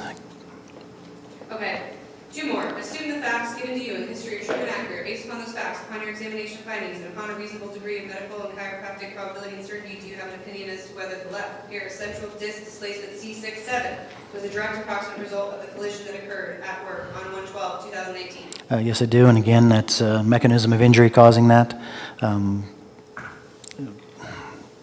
Okay, and then last one, assume the facts given to you in the history are true and accurate based upon those facts, upon your examination findings, upon a reasonable degree of medical and chiropractic probability and certainty, do you have an opinion as to whether the bilateral carpal tunnel syndrome was a direct approximate result of the collision that occurred at work on 1/12/2019? Yes, I do. Okay, what is your opinion? The opinion is likely caused by the mechanism right there, causing a compression at that median nerve, which again, as symptoms approach slowly, doesn't always have to be acutely, but as a period of time with inflammation and everything going on, that it gradually occurred. It's not uncommon to see. Okay. Thank you. I will allow opposing counsel to perform a cross-examination, but Your Honor, may we approach? All right.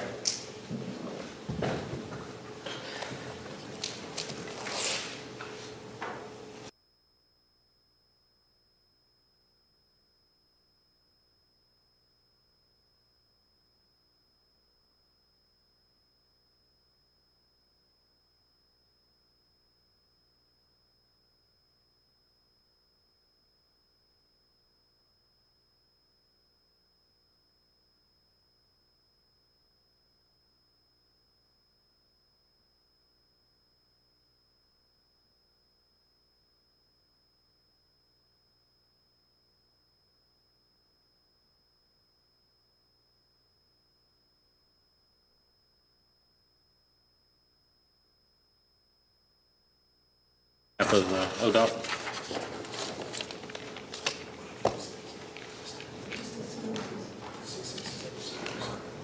Just like the one condition.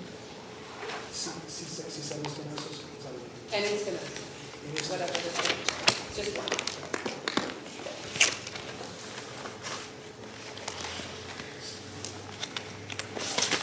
Dr. Jones, my name is Brandon Asher. How are you? Doing well, sir. I don't think we've ever met before. No, sir.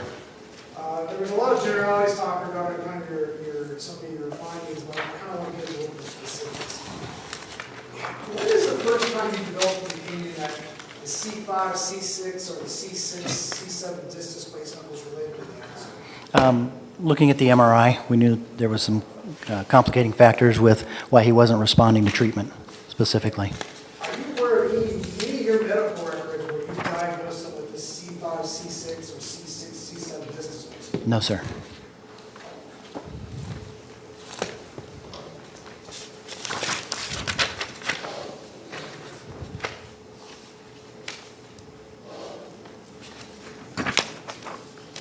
You agree disc bulges and disc displacements, they can be caused by the natural degenerative process, correct? Yes. I think you mentioned a lot of patients come in Correct. and are told their doctor what's going on with that. Correct. You would agree too that obesity is a factor that can speed up that natural degenerative process, correct? I'm sorry, one more time? You would agree that obesity is a factor that can speed up the natural degenerative process? No, I don't. You don't? Why is that? Well, you take a look at a football player. These are big guys. They don't necessarily have degenerative changes. And it's a big fallacy within the world that somehow that obesity is going to cause all that. It's a lack of motion that causes that. You don't know what those big football players, what their back looks like, do you? No, we don't. You ever have patients come in and they've lost some weight and they're like, doctor, I don't have any knee pain anymore? Absolutely. Yes. How about, doctor, I lost some weight, I'm suddenly my low back pain went away? Absolutely.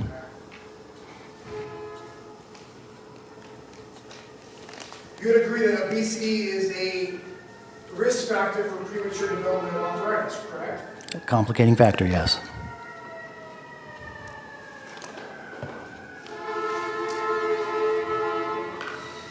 Doctor, if you could pull up Exhibit F for me real quick.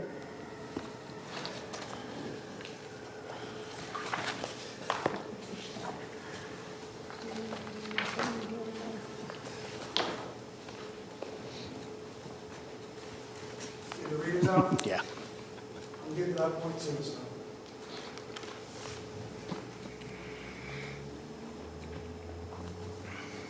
You would agree at C2, C3, there is no cord compression, is that correct? Correct. No nerve compression, anything like that? Correct. Therefore, there's not going to be neurological effects from that. Not necessarily.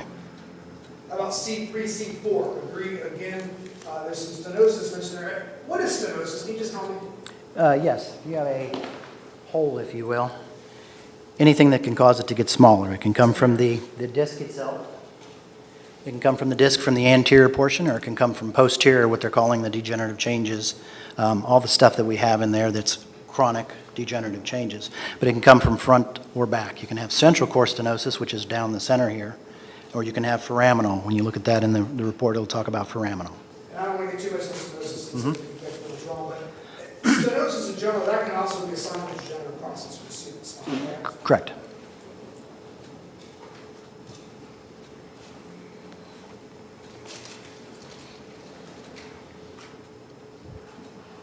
And then,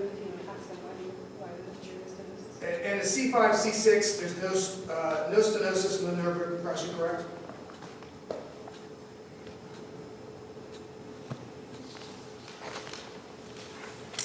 Correct. How about C6, C7, same thing? No, that has mild to moderate right foraminal stenosis secondary to the facet and Luschka joints, and mild left foraminal narrowing. But Has it's not both of those. compressing the nerves, correct? Not on the MRI.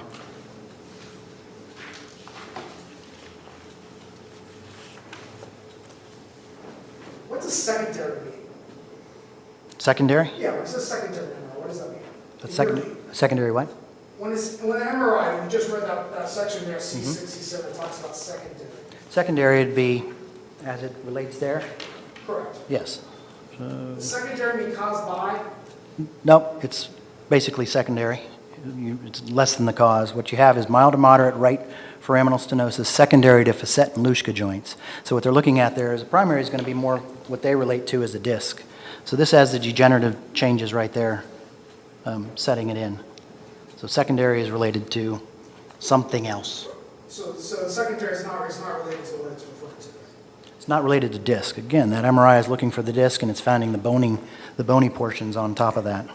It's in fact, it's saying it's secondary to the facet and the Luschka joint. Luschka joint? Hypertrophy? Hypertrophy. Hypertrophy. Yeah. All right. What is hypertrophy? Hypertrophy is the degenerative process. Hyper meaning increased bone growth. So then you get saying this is kind of secondary to that, right? Correct. The natural degenerative process. Yes. They also note on that MRI that it's opposite side of what Mr. Faust was complaining of. What do they mean by that? Do you see that in the conclusion section?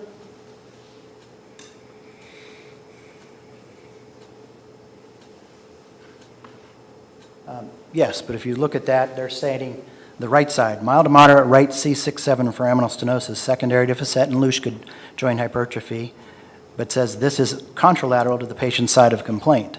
But what they didn't carry down in that conclusion is the last sentence of C6, C7, which says mild left foraminal narrowing.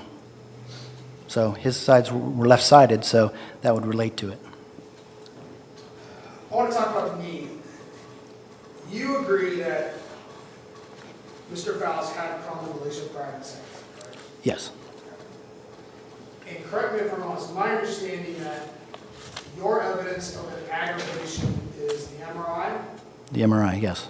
but the MRI is just showing the common relation. Showing the presence of it. And then you couple that, you take all those things together. That's just one little picture of the whole diagnosis. His pain, every time he'd come in, we knew where the pain was. I mean, it didn't change.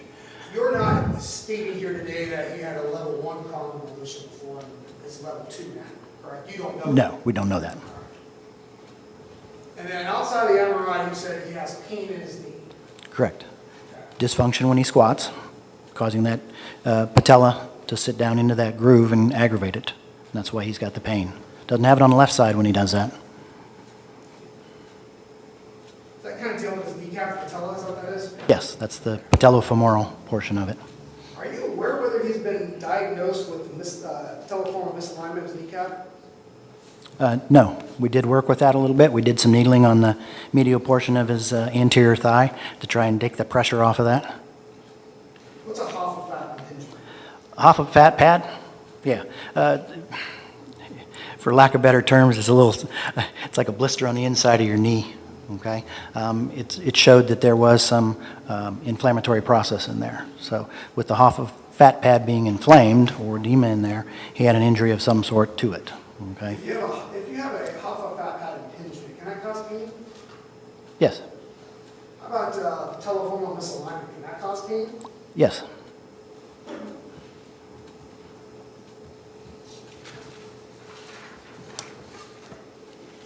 So outside of the pain when he's, I guess, kneeling, is that correct? Correct. All right. Squatting. Squatting. Yeah, going to sit in a You chair. would agree with me, pain is subjective, correct? Correct, Pain to Mr. Faust, that might be a 1, might be a 20 to me, correct? correct. So outside of the pain when he's squatting and the pain and palpitation, what else is there from an objective standpoint that you believe shows the aggravation? There's not a whole lot else that there is. I mean, the knee is a very simple joint when we look at that. It's got that kneecap that should slide smoothly in there, which it does on his left side. And here on the right side, because of the chondromalacia in there being aggravated because of the direct trauma on it, he's now has some pain and discomfort. All right, so you would agree with me that you do not know whether the chondromalacia that's shown on the MRI is actually worse than it was before, correct? Correct. And then the reason why you believe it was aggravated is because he complains of pain. In that area, which showed up on the MRI, yes. No other reasons for an aggravation. There aren't a whole lot of other reasons to have it.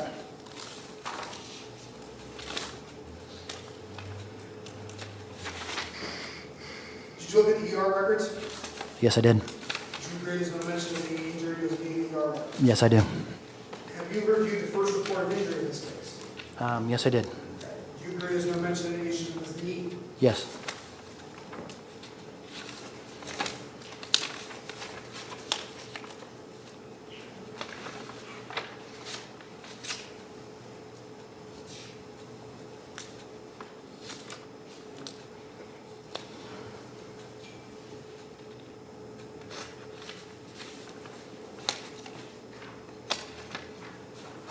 Can you pull up his thoracic spine real quick and his exhibit E, please?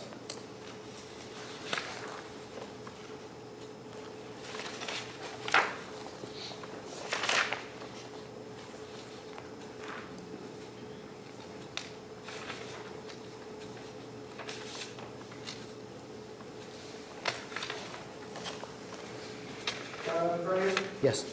I don't want to go through each one of these for lack of time. You agree with me that Mr. Faust has disc bulges or disc protrusions at almost every single level of his thoracic spine, is that correct?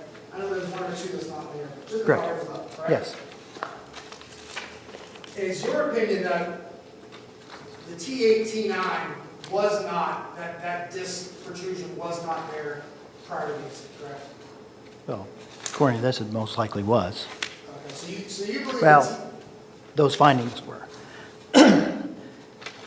Okay, not the effacement of the T8 nerve. Okay, let me rephrase it. So you believe that prior to this incident, the T8, T9 disc displacement was there?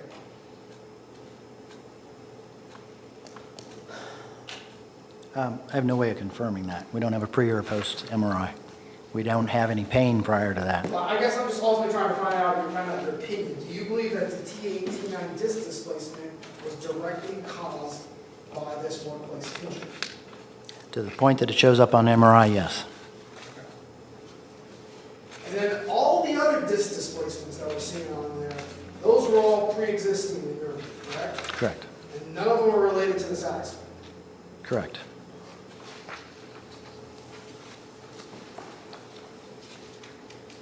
You mentioned show up on an MRI. Do you believe Mr. Faust would have had the beginnings of a T8, T9 disc displacement? I missed the first part on that, I apologize. You mentioned, we all back and forth a little bit about T8, T9, whether it was there before or after. And you mentioned enough to show up on an MRI after Yes. the accident. Yes. In your opinion, was the T8, T9 disc displacement, was it starting prior to the accident? Some of the findings were, but again, we're talking about the effacement. What do you mean by some of the findings of T8, T9? Well, all those findings right there could have been there prior to. But at the same time, if you grabbed a chain of 12 links and you began to stretch it, okay? 12 links on that chain, you began to stretch it, those are going to basically stretch out to a point where eventually one of them is going to break. Okay? When that breaks, the rest of them are already stretched, but we've got one broke. Right there is that T8, T9 So is is it the actually one. your opinion today that T8T9 was substantially aggravated, the disc displacement from the side center, versus the direct cause? What was that? Again, I don't know. So you don't know? I don't One way or the know. other? We don't have a pre or a post. I don't know. So you can't say whether the T8T9 was directly caused or whether it was substantially aggravated? The T8-9 was caused by, the effacement was caused by the accident. The mechanism shows to it, the pain, he had no pain prior to it, and the pain began. I think I understand. So Yeah. the effacement onto the nerve is what you're talking about was caused out from the accident. Again, I can't differentiate between how far that was coming out to the effacement. I understand. Yes. But you can't say for certain whether the T8T9 was there prior to. No. One way or the other.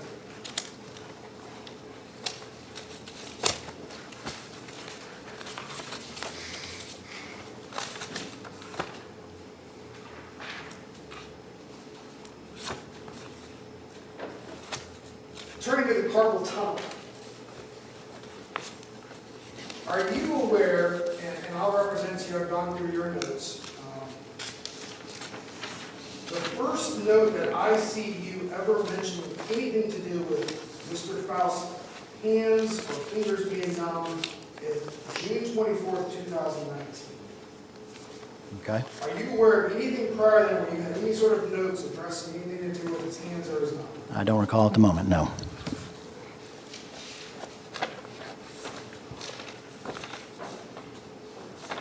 And it doesn't sound like he really ever directly treated carpal tunnel, correct? Correct. Tell me about, from a clinical standpoint, what would you look for to determine whether something, I understand that the study is kind of the gold standard, but in the clinical standpoint, what are you looking for? You look for a couple tests. There's Phelan's test, where you bring your hands together as you're praying, bring it down, which will compress that nerve there. You do a reverse Phelan's, which is the back of your hands there. Okay. You do a palpation over there, and you follow whatever the symptoms were. But again, his symptoms were they were vague. They kind of came on slowly through this period of time as we were treating him. What is a Tinel's testing? Tinel's tapping on the nerve. Is that part to test for carpal tunnel? Yes. If you could turn to Exhibit 5.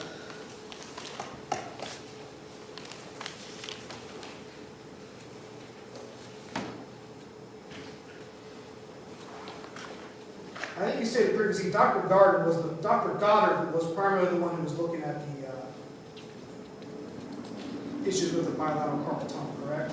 Correct. And if you look under the physical examination, do you see anything about any sort of positive Tinel testing in there?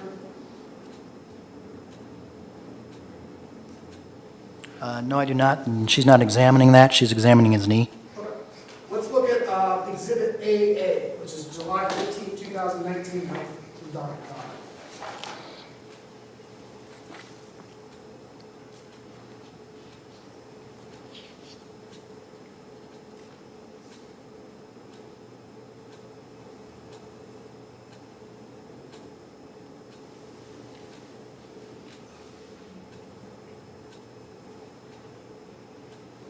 You see under the physical exam section down there, Mm-hmm. kind of the third line down, it says negative Tinel's testing, Yes.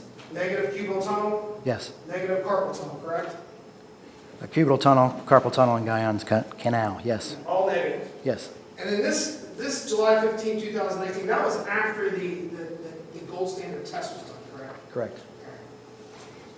You can turn to Exhibit DD.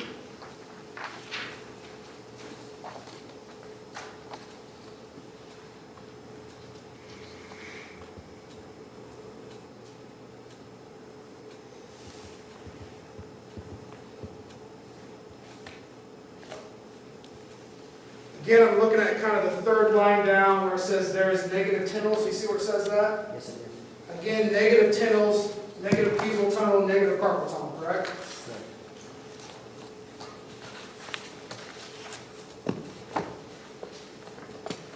That EMG study that was done, that was actually done because Mr. Faust was complaining of some ridiculous symptoms into his arms. Isn't that correct? Correct. What have you, fair to characterize the bilateral carpal tunnel finding as just kind of a finding that was popped up on the EMG? That wasn't the main reason for the EMG, correct? Correct. She was looking for something because she had unexplained symptoms that this gentleman had. And I understand Mr. Krause has testified about numbness and pain, but at least looking at Dr. Goddard's records, it was negative for any findings supporting that condition of carpal tunnel, correct? I don't know that I can comment on the way she does her exams. I understand that, but at least in terms of the records that you're reading there, it says it was negative, correct? Give me a quick second.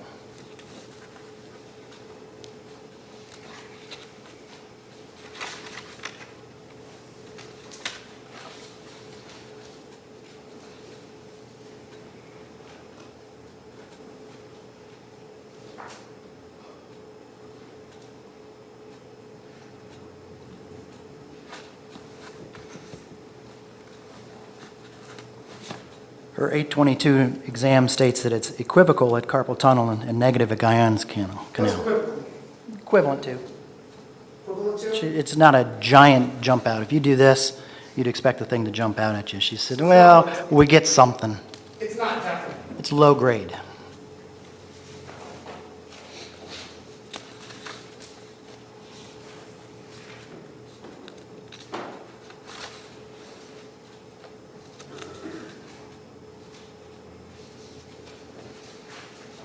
Just a couple more questions.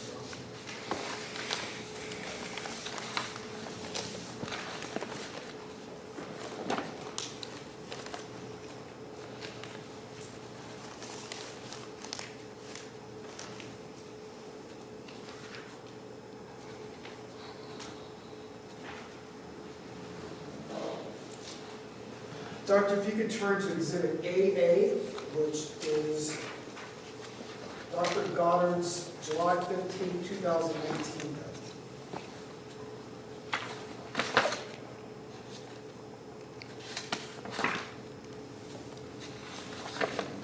And if you could, turn to page What date of the report?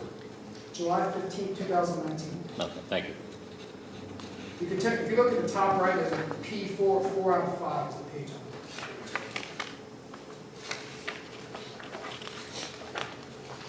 it. You there? Yes. And I want to take a look at the impression assessment section. You would agree that Dr. Goddard has diagnosed him with the chondrobulation, correct?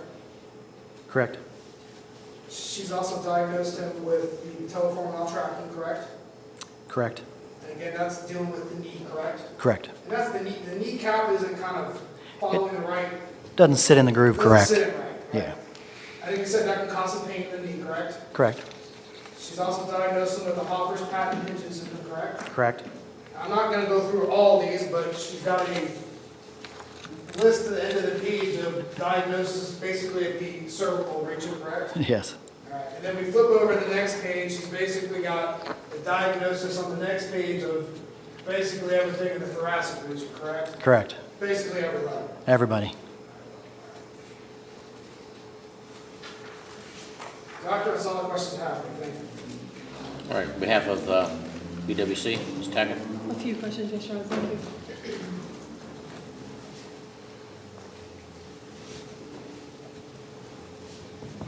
Yeah, Doctor, my name is Natalie Tackett. We've not met before. I'm one of the Assistant Attorney Generals representing BWC today. Hello. I've listened to your testimony with regard to questions by Ms. Ivan and then again from Mr. Abshir. And I have a few questions with regard to your actual office notes, yours that are in the record that the jury will look at. I believe these records cover the dates of treatment from February 6th of 2019 in Exhibit R. Can you tell me the dates of those exams? Just briefly, how many visits were in Exhibit R?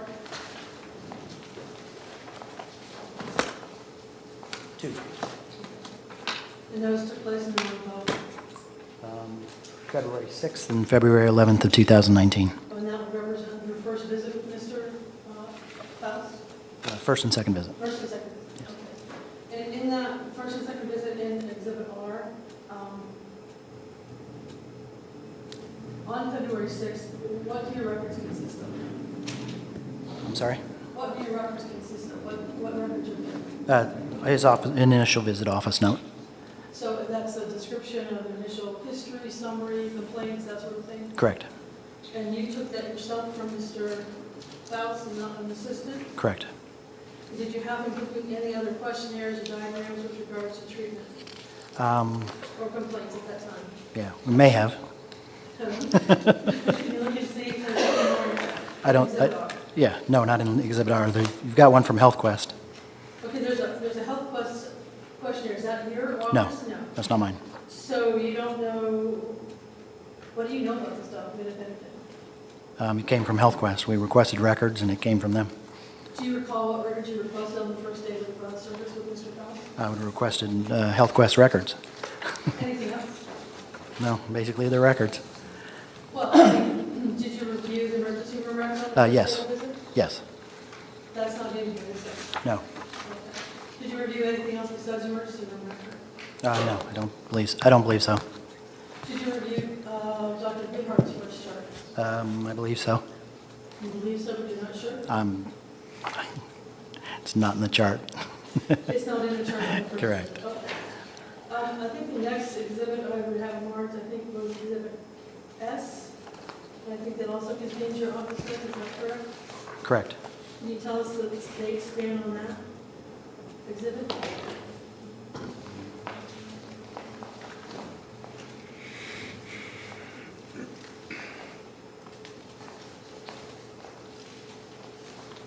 Seven dates from 2/13 through 3/6 of 3/6. Any diagnostic tests included in those reports? I don't believe so. Did you perform any x-rays at your office? No, I did not. On the next exhibit I have marked, it says exhibit, I'm going to jump, I guess, to X. Can you look at exhibit X? Can you tell me the date scans on those office visits? It appears to be 5 visits from 5/8 through 6/24. Okay, and then what about exhibit Z?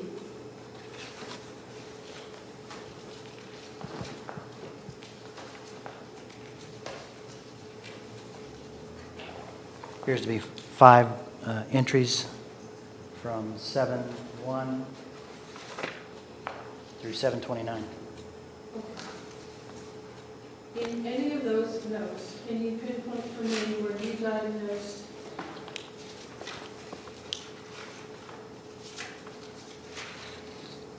substantial aggravation of cruciate tibial convolution of the right knee? No, that's what he was under the care of Dr. Goddard for. Can you show for us, or pinpoint an office note where you diagnosed substantial aggravation of pre-existing patellofemoral condylation of the right knee? No, I was leaving that up to Dr. Goddard. Can you pinpoint for us any office note in your records where you diagnosed a disc displacement in T8-9 by direct cause? No, that was up to Dr. Goddard. Can you show us in your records, office records, excuse me, where you diagnosed left paracentral disc displacement C2-3? No, that left to Dr. Goddard. Can you show us in your office notes where you diagnosed bilateral carpal tunnel syndrome? No, left that to Dr. Goddard. Can you show us in your office notes where you diagnosed disc displacement at C6-7? No, I left that to Dr. Goddard. And can you show us where in your records you diagnosed disc displacement at C5, C6? No, I left that at Dr. Goddard. Did you ever offer an opinion with regard to disc displacement C5, 6, and C6, 7? Yes, I did. I wrote a letter at one time, a physician narrative. What date would that be? You'll have to give me a moment. Unless you got an idea.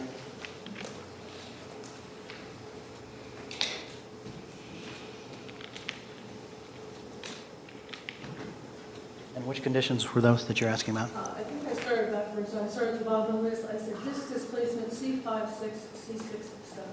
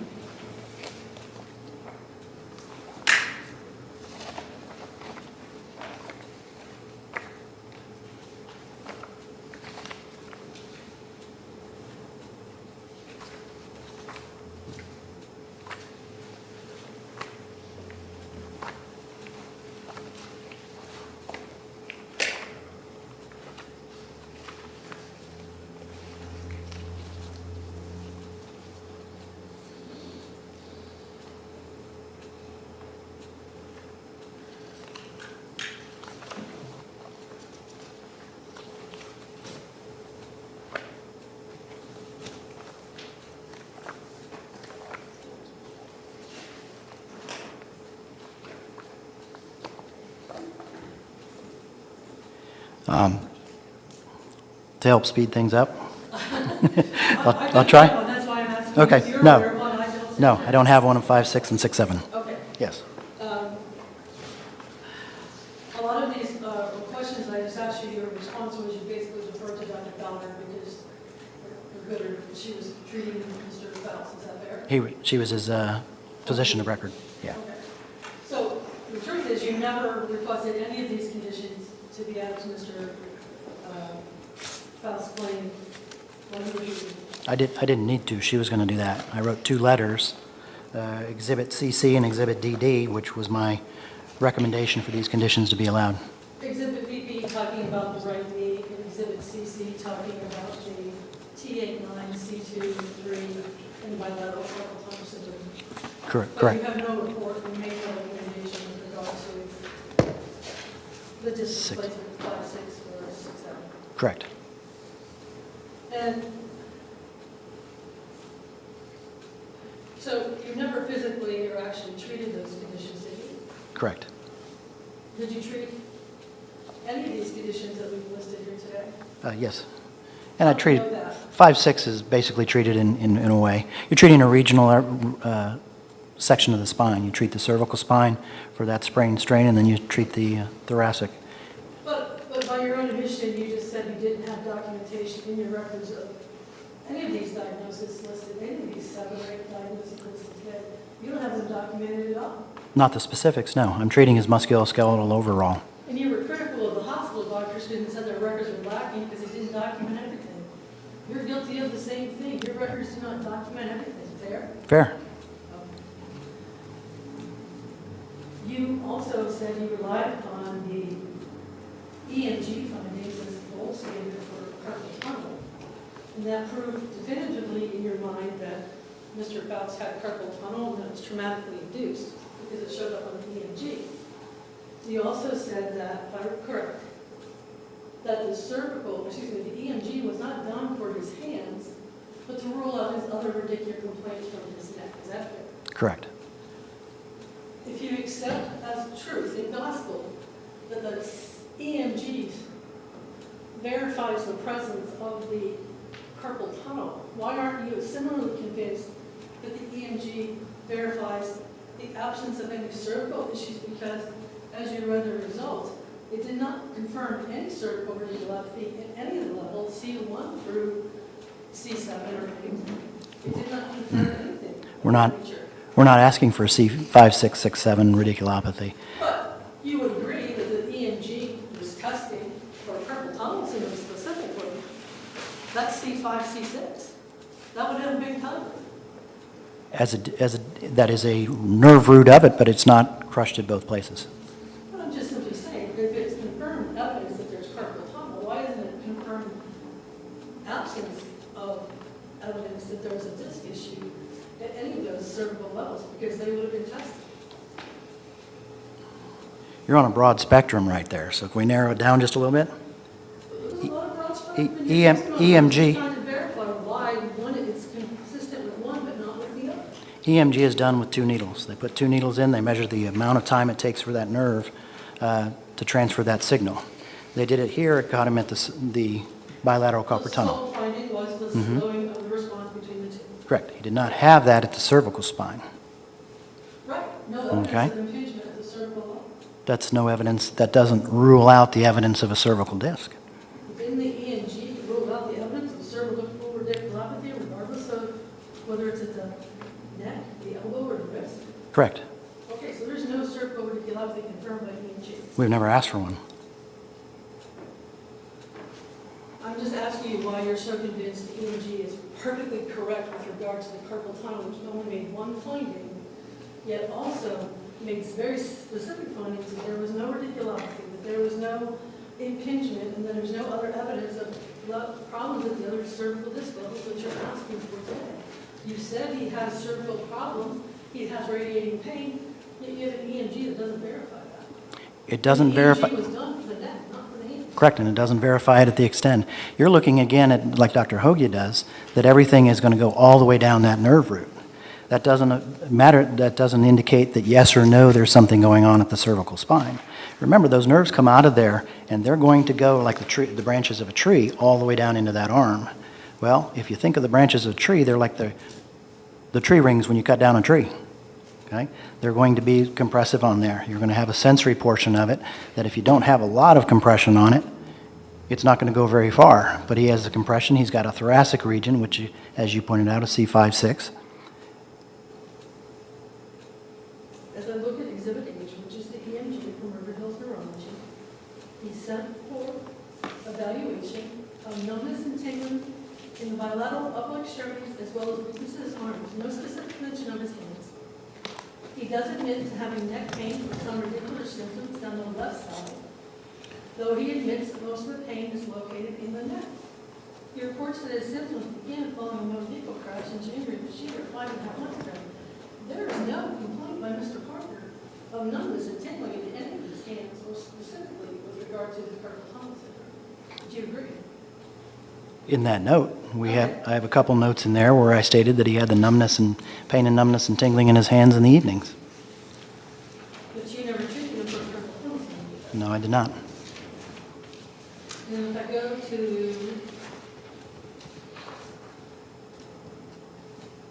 if I look at the actual conclusions in the EMG, as you read to us and read to the jury, this is a minimally abnormal EMG, nerve conduction study, of both of those studies. Evidence consistent with minimal bilateral median neuropathies at the wrist, carpal tunnel, as manifested by the prolongation. There is no definite electrodiagnostic evidence of a cervical radiculopathy, any cervical level, which they all have been tested, on either side, a brachioplexopathy, which would have been suggestive of any issues with regard to the thoracic levels, or a large fiber peripheral neuropathy or other upper extremity mononeurოპathy, starting my stumbling over the word. And so when I look through this, if you're going to rely on this EMG... Counsel, would you ask a question? You're arguing. Let's ask a question. I'm just asking if he's... I want you to ask him a question. You've been rattling on. Okay. Let's ask a question. What makes this EMG absolutely perfectly accurate as to the carpal tunnel, but not accurate as to the presence of radiculopathy, any cervical or thoracic? Nothing distinguishes them independently. It showed. Speak up, I can't hear you. Sorry. It shows that he has a bilateral carpal tunnel, and it ruled out a cervical neuropathy, plexopathy, or brachial plexus, which we've never requested. We haven't said those are there. Dr. Goodard requested the EMG because he had some vague symptoms we weren't really pinpointing, and we're wanting to find out why this gentleman, 7 months after an injury, is still experiencing discomfort and pain that's affecting his life, his activities of daily living, and he still isn't back to work yet. We've got to rule all these things out to get him back to work. Where in your office note do you have a history that Mr. Faust struck his knee on the gear sheet? Where's my first visit?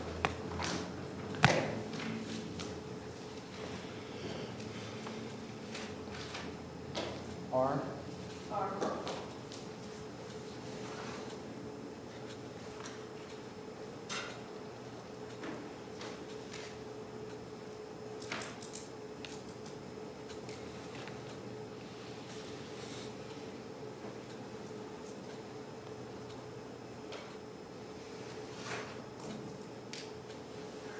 I guess it's not in there. Is there anything that describes the nature of his injury to his right knee in your first office visit on February 6th of 2018?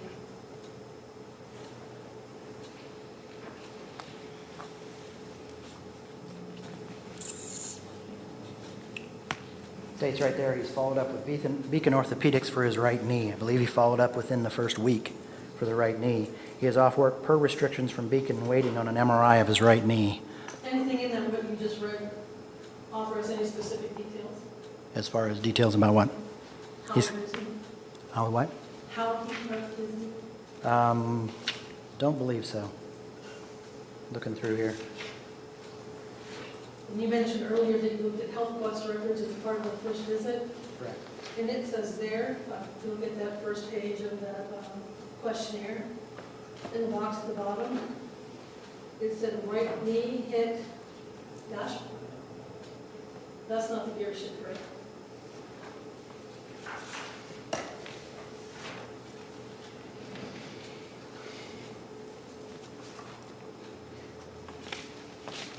Glad you're having a better job reading their writing. And likewise, there's nothing in there. Yeah. Dr. Jones, that says he had this slip and fall and then on his knee when they're. Correct. When you get a history from an injured worker, especially with regard to workers' compensation, what's the significance of the history? History is meant to corroborate the diagnosis or the working diagnosis. So they have to be consistent. If this gentleman came in there and described this injury and started to say his ingrown toe on his left foot was aggravated, you'd have to say, how was it aggravated?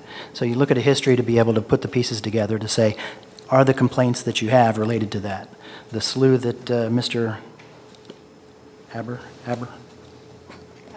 Abshir pointed out, that giant list of diagnosis, you got to be able to whittle those down. So I go the other way. You start out simple. You start out with the sprains and the strains, and as things become complicated, you're able to tie those in.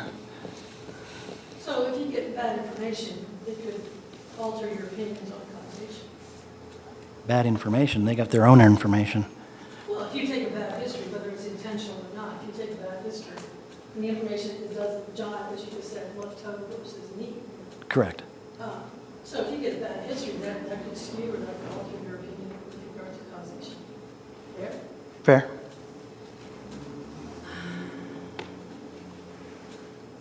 Nothing further. Redirect.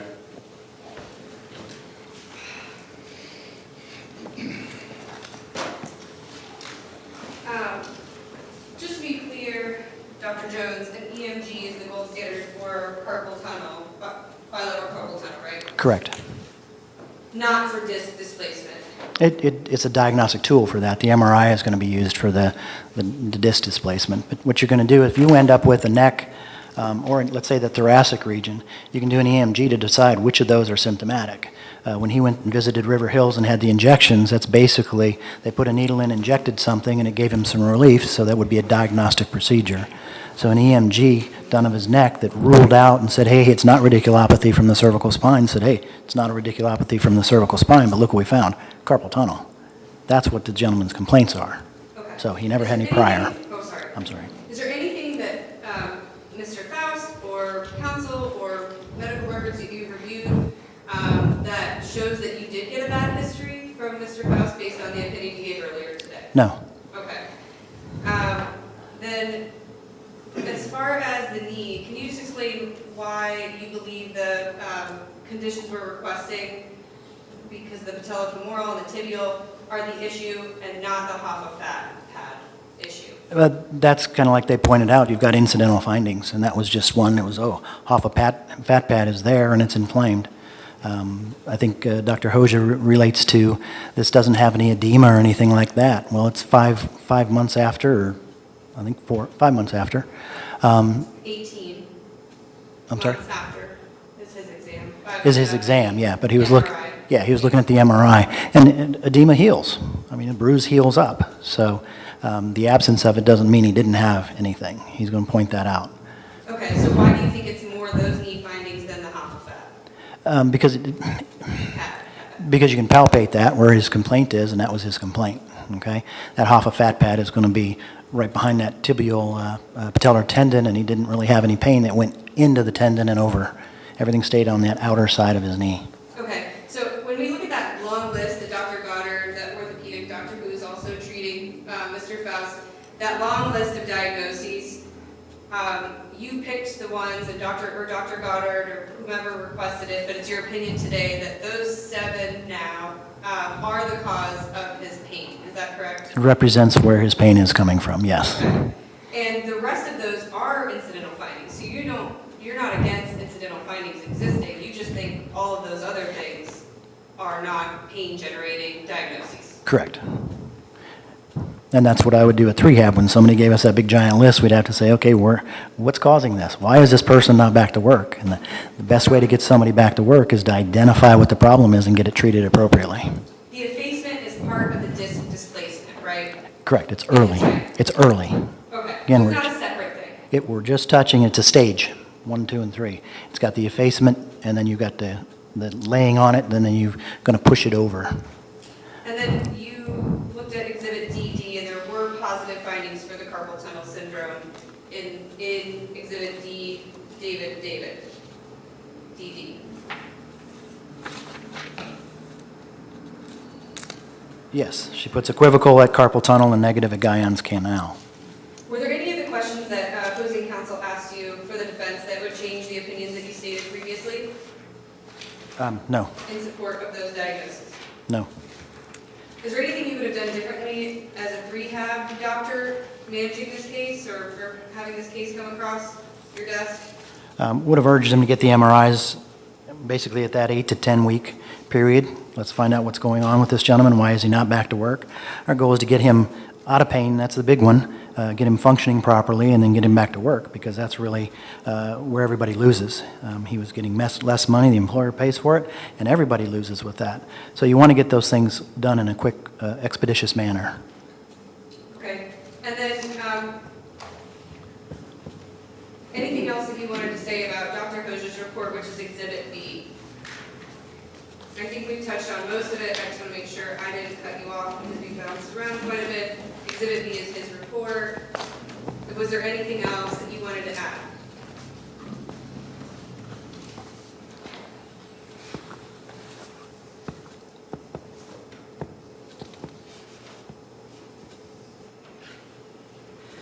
That you haven't already said.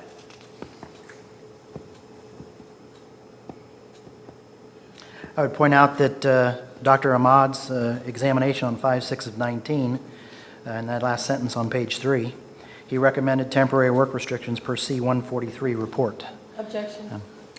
I'll sustain that objection. Okay. That question goes beyond the scope of the cross. All right, I just wanted to make sure I didn't leave anything out when I wasn't trying to go. It goes beyond the scope of the cross, so it's sustained.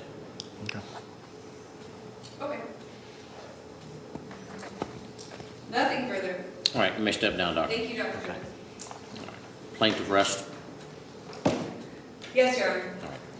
Yes, sir. Okay, this takes, that completes the testimony of the, and evidence from the plaintiff, so we're going to take a 10-minute break here. That will take 12 minutes. It's 2:28, so come back at 2:40, and the defense case will begin. All right, thank you. Please rise.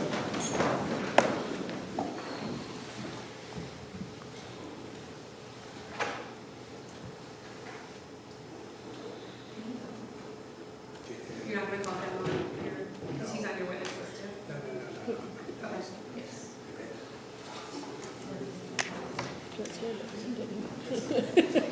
Yeah.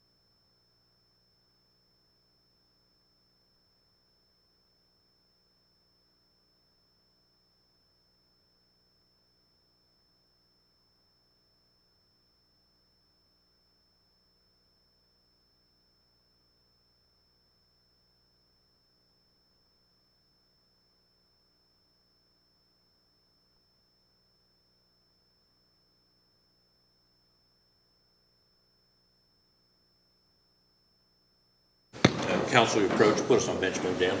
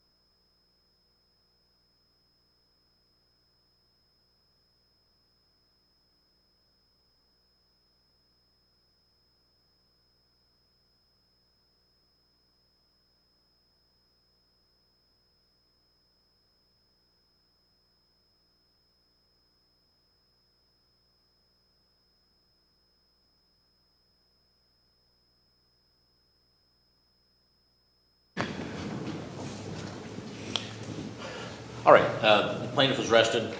Mr. Abshire, on behalf of ODOT, you may proceed with your case. Thank you, Your Honor. The ODOT, I believe DOT, well, we're only going to call him one witness, and that is Dr. Paul Hoja, Hogya, for the video deposition.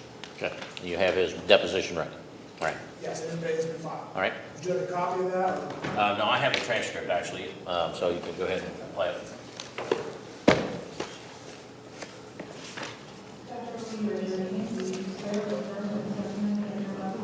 Let's get the volume turned up a little bit, Dan. Good afternoon, Doctor. Could you please state your full name for the record? That's good. That's good, Dan.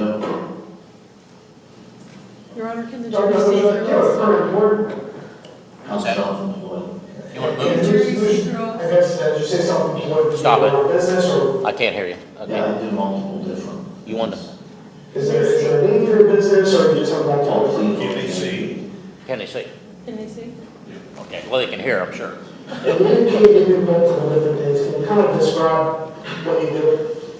Well, I'm board certified in emergency medicine and trauma, but going back several years, I did both occupational disability medicine and emergency medicine.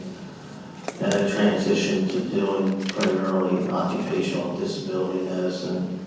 So I do independent medical exams and medical file reviews for different companies, attorney firms, third-party administrators, for the Industrial Commission in Ohio. And then I'm also a medical review officer. So for that, I established drug testing programs, do randomizations, check all the drug screens, talk to people that have positive screens, determine whether they're appropriate prescriptions or not. So I do that for a few different companies. I'm also medical director for the occupational clinic at Hickman Pharmaceuticals in Columbus. So I consult there for their employees. They have like 12 to 1,300 employees there. I'm also an aviation medical examiner for the FAA. So I do evaluations and certify pilots for their ability to continue flying medically. I'm the medical director at the City of Cincinnati Disability Retirement Program. And that's pretty much what I'm doing. Dr. Hoja, I put in front of you document marking Exhibit A. Can you tell me what that document is? That's a copy of my curriculum detail. Is that a current copy of it? Yes. Real quick, can you just explain to the jury a bit about your educational background?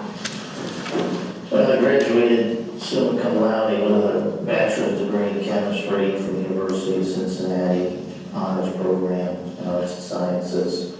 I kind of self-specialized in organic chemistry there, did some extra graduate courses. And once I left there, I went to Case Western Reserve Medical School, where I received my medical training. And then from there, I went to the University of Pittsburgh, did my internship and residency there, and then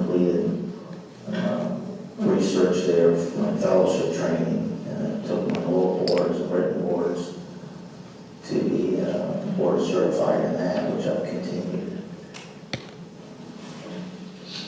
Doctor, you are licensed practice medicine in Ohio? Yes. And you mentioned, you talked about being board certified. What are you board certified in? Emergency medicine and trauma. I saw listed on your CV, you had some subspecialties of occupational and disability medicine. What does that entail? Well, it's not anything that I'm board certified in, but basically what it is when we started with I worked at 7 different hospitals, and our group would follow industrial injuries. And so that kind of was how it evolved. It's just basically following any occupational issues, be it an injury, it can be with ADA, FMLA, those kinds of things. And then disability medicine is evaluating the status of people's fitness for duty, whether they have temporary or permanent restrictions, or whether they can continue working. Thank you, Doctor. I want to now turn to report you prepared in this case. I've got in front of you this little exhibit B. Does that look like a true and accurate copy of your report? Yes. Is that your signature on the last page? Yes.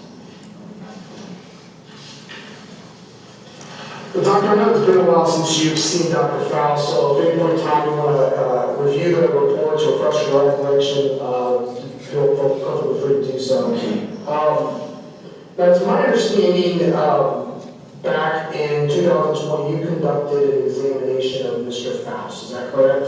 Yes. And as part of that examination, did you also review some medical records? Yes. And those records you reviewed, are those listed in your report? Yes, summarized through the history. And as part of your examination, did you have like an interview with Mr. Faust? Yeah, that's what the history is.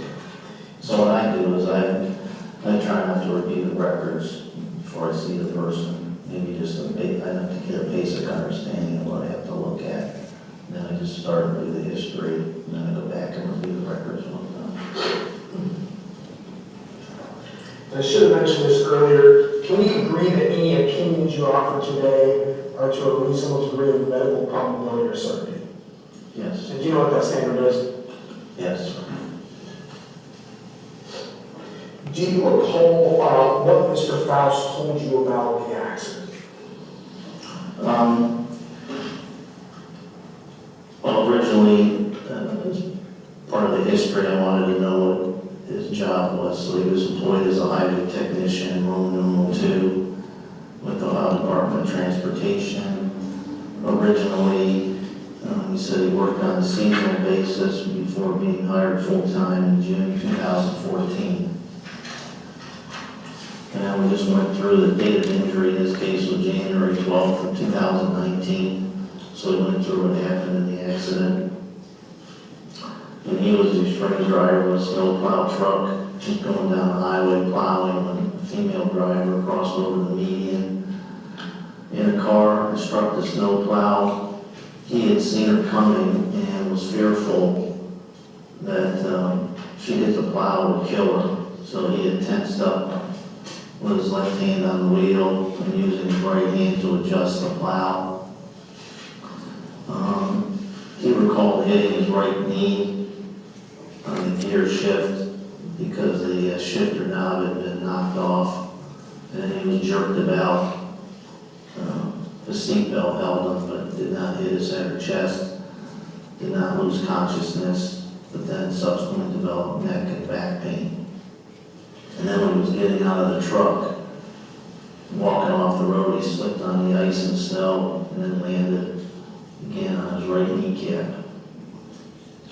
You mentioned reviewing some medical records. I noticed on page 2, there's a paragraph talking about reviewing some emergency department records. Do you recall doing that? Yes. Do you recall, was there any mention in the emergency department records of Mr. Faust reporting any sort of pain in his knees or wrist? for that. It was in his neck, shoulder, upper back. No.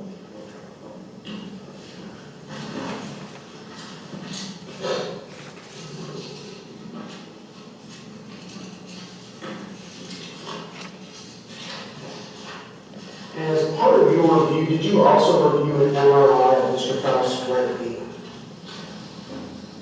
Yes, that was from. I'll put the right that marked as Exhibit C. I'll represent to you this is a copy of the May 3rd, 2019 MRI of the right knee. Is that the same document you reviewed? Yeah, correct. In your review of the May 3rd, 2019 MRI of the right knee, was there anything significant that jumped out to you in terms of the report? I basically summarized what the findings were in my report. There was some grade 2 chondromalacia, and that was basically the main gist of it. Can you explain to the jury what is chondromalacia? Well, you have two different types of cartilage in the knee, so in lay terms, I like to refer to it as a soft cartilage, which is the meniscus. The meniscus is something you hear a lot if you watch football. People are getting hit and tearing the meniscus and have arthroscopic surgery, so that's the soft cartilage. And then overlying the bone, like your femur bone, your thigh bone, and your lower leg bone, the tibia, you have articular cartilage. And so that's kind of harder, it's kind of like, this table. So that articular cartilage helps provide support to the knee. But obviously it isn't as pliable as the meniscus is. So as that begins to degenerate, you can think of it kind of as like the ocean washing up on rocks along the beach, and it just starts to wear down over time. And we grade that usually from 1 to 4. So when you get into the later stages of grade 3, and then in grade 4, you've lost most of that particular cartilage. And that's when we kind of use it interchangeably with osteoarthritis. So eventually, when that completely wears, you hear the phenomenon of bone on bone and needs knee replacement. Correct me if I'm wrong, would you correct to say that chondromalacia is sort of the beginning of osteoarthritis? Yeah, so you see grade 1 would be the early stages of it, and it just progresses from there.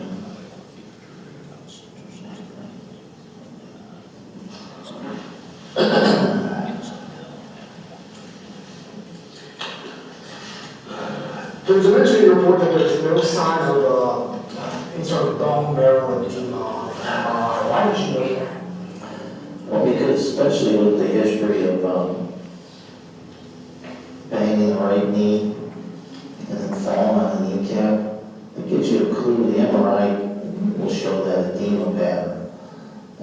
Basically what we call is it's a T2 signal, so it kind of lights up on the MRI. And so when there's trauma, blunt trauma to the bone, usually we'll see that, which is just under the surface of the cortex. So a fracture would be when the cortex is cracked, but you can have stress fractures or severe bone contusions that will show up there. It also can be an indication of pain associated with arthritis.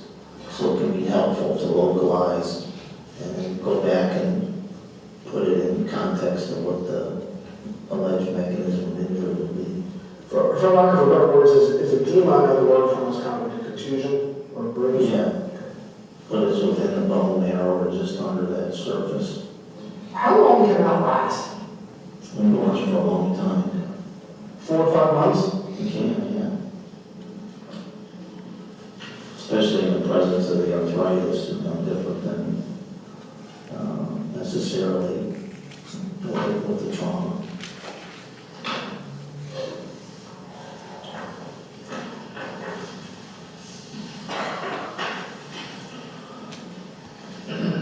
The MRI of the right knee didn't show any sort of issues with any sort of meniscus tears, ACL tears, anything like that, And correct? that's what you want to look at, too. You want to be sure that the patella or extensor tendons are not ruptured, which you can tell clinically, but yeah, you want to be sure there's no meniscus tear or ligament tear. I put in front of you a Northern Central Markets Exhibit D, and you referenced in your report a May 8th, 2019 note from Beacon Orthopedics, specifically a Dr. Goddard. Yeah, I got that on page 3. Yeah. Well, I guess, was there anything significant in this note that you referenced this book? Well, it was just part of a sequence of evaluations, so I could try to figure out what was going on with that particular area was injured in the diagnoses. When you look at Exhibit D, does it indicate that Dr. Goddard took like x-rays that day or anything like that? Yeah, there were 4 view x-rays of the cervical spine. And then I think on Exhibit D under the imaging interpretation, I guess what does it indicate on that? It's on the first page. Oh, yeah, okay. Showed degenerative changes in the anterior aspect, C2, C3. By C2, C3, what is that referring to? That's just the upper level in the cervical spine. So you have multiple levels from C1 to C7. But when we're talking about C2, 3, that's like the disc in between. In your view, what does degenerative changes with that term mean, which is talking about C2, C3? Well, what we see is, we'll see bone spurs off the vertebrae, so that's the vertebral body.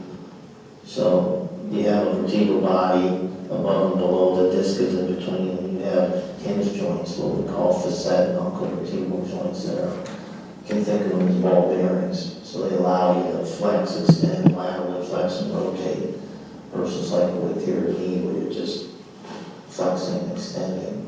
So what we do is look for that x-ray to see if there's sclerosis, maybe like a more white area along the joint surface, and we can see bone spurs, we can see narrowing in the disc space, and those are all degenerative findings. And we use the term general spondylosis to account for those changes.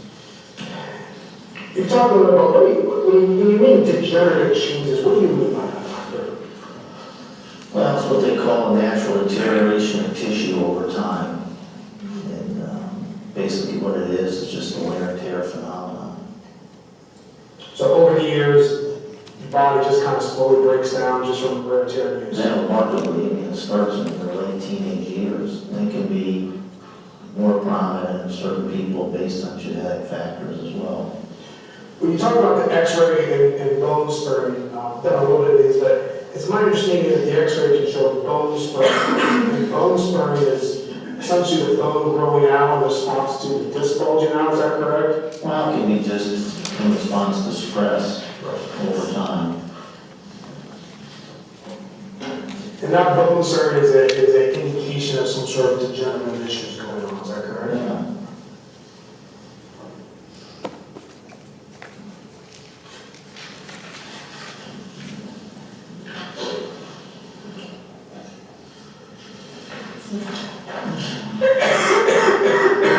Doctor, I put in front of you an Exhibit E. Okay. And can you tell me what this document is? This was an MRI of the thoracic spine from June 26th of 2019. And is this also a document that you reviewed as part of your review? Yes. Can you tell me what significance did you find on this thoracic spine MRI? It had evidence of a bilobed disc displacement of T8-9, which was eccentric to the right. There was mild effacement of the right hemichord.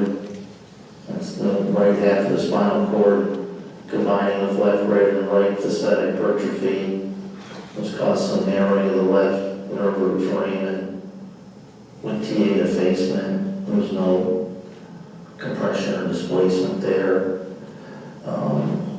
There was mild to moderate bilateral T7-8 and moderate left and mild right T9-10 and mild to moderate right greater than left T10-11 for renal stenosis with some effacement of those exiting nerve roots.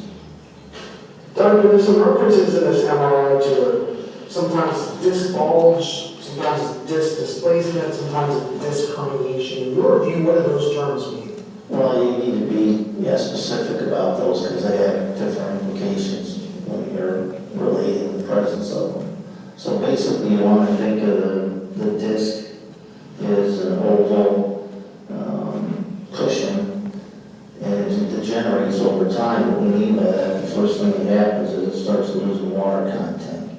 So because of that, it's less pliable, and you start to get little fissures or cracks in that central portion of the disc working its way out to the annulus, which is the outer ring. So you can get cracks or fissures in that annulus too. And then as that begins to happen, again, the wear, tear, pressure causes those discs to narrow. So if you look at, say this is a line, and I've got a vertebrae here, a vertebrae there, and I draw a line from the edges of those, and I've got that disc there.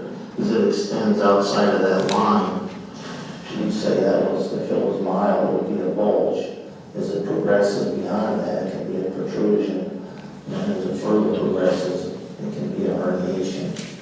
And those can be broad-based, being fairly diffuse, or very focal.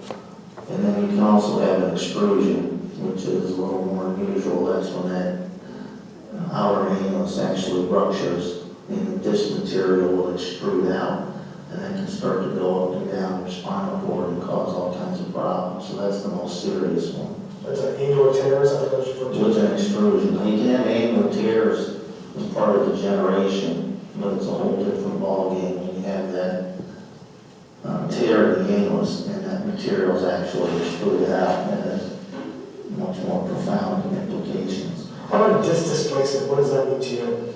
Any of those can be technically called a disc displacement, so it's kind of poor terminology because it doesn't help us that much clinically.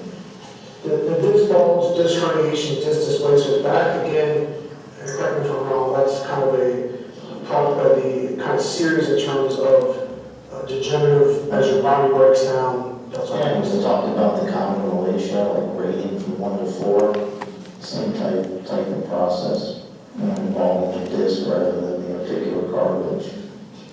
In your review of this thoracic MRI from June 26, 2019, at what levels did Mr. Faust have this disc bulging or disc displacement or herniated disc at? We actually had them at multiple levels, which you usually find in degeneration over time. I was going to ask you, is there any significance to seeing disc bulges and disc herniations across multiple levels versus only one area? Yeah, because then you kind of know that, hey, this is pretty consistent with a degenerative process. If every other disc looks normal, and all of a sudden you got this focal herniation or extrusion at one level, it obviously raises your suspicion of that being clinically relevant. And then you go back with your examination and make sure that everything's matching up.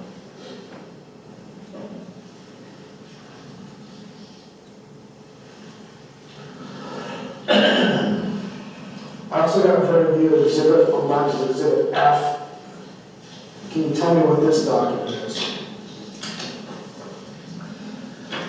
Okay, this is an MRI of the cervical spine from that same June 26, 2019.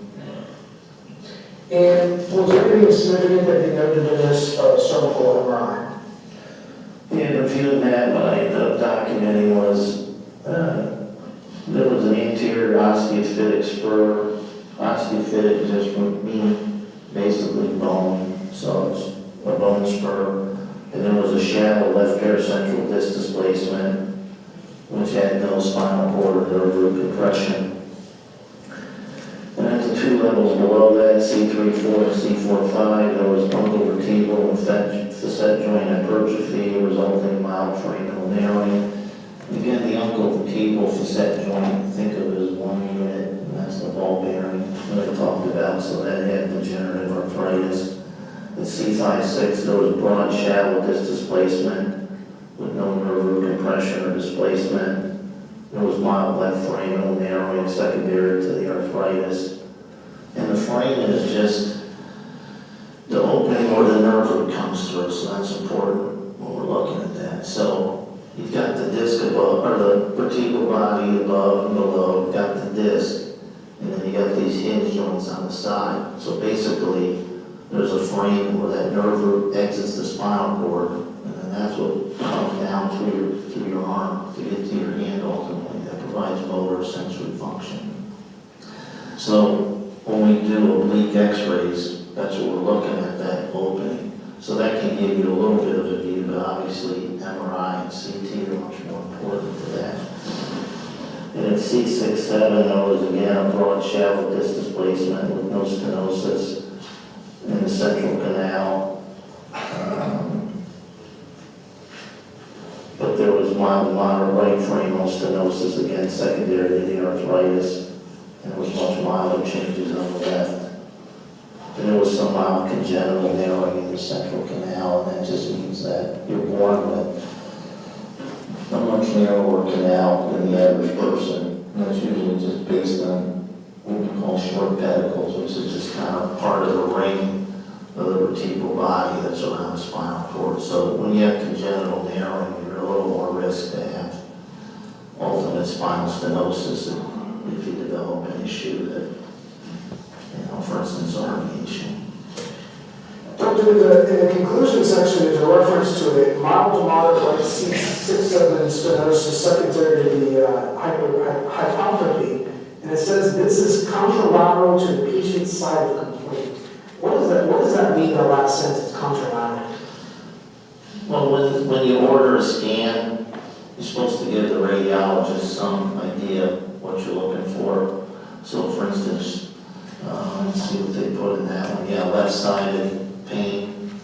So he's looking at that and saying it's opposite of the symptoms. So basically says it's not clinically correlating. So I guess at least in terms of...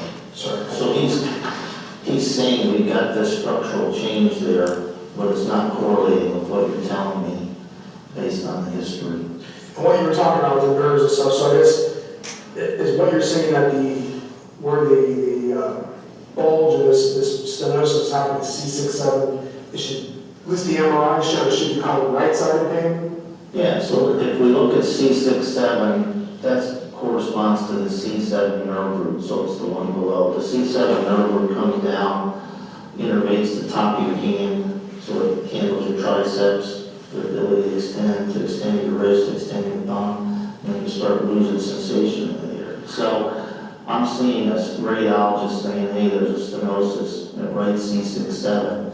When I go back and look, I should see neurological changes and symptoms at that level. So you have to correlate it. The worst thing you can do as a physician is put up an MRI and a screen and decide you're going to operate on somebody before you ever look at them. So the best way is really to examine the patient first, find out what's in the differential diagnosis and see what's going on in the scan to correlate it. You never want to operate on somebody, that doesn't need it.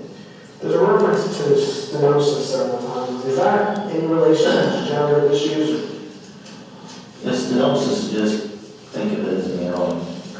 So the vast majority of times that's what it's related to, is degeneration. Unless there's an acute disc herniation that's causing that to occur.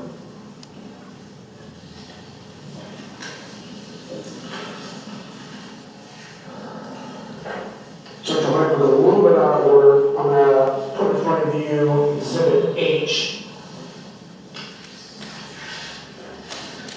And there's several pages to this record.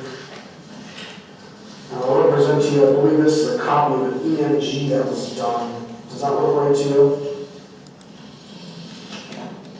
Yes.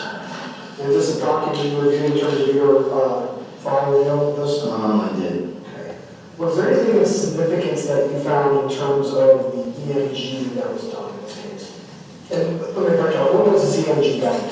It was July 10th of 2019. And was there anything of significance that you noted in this EMG?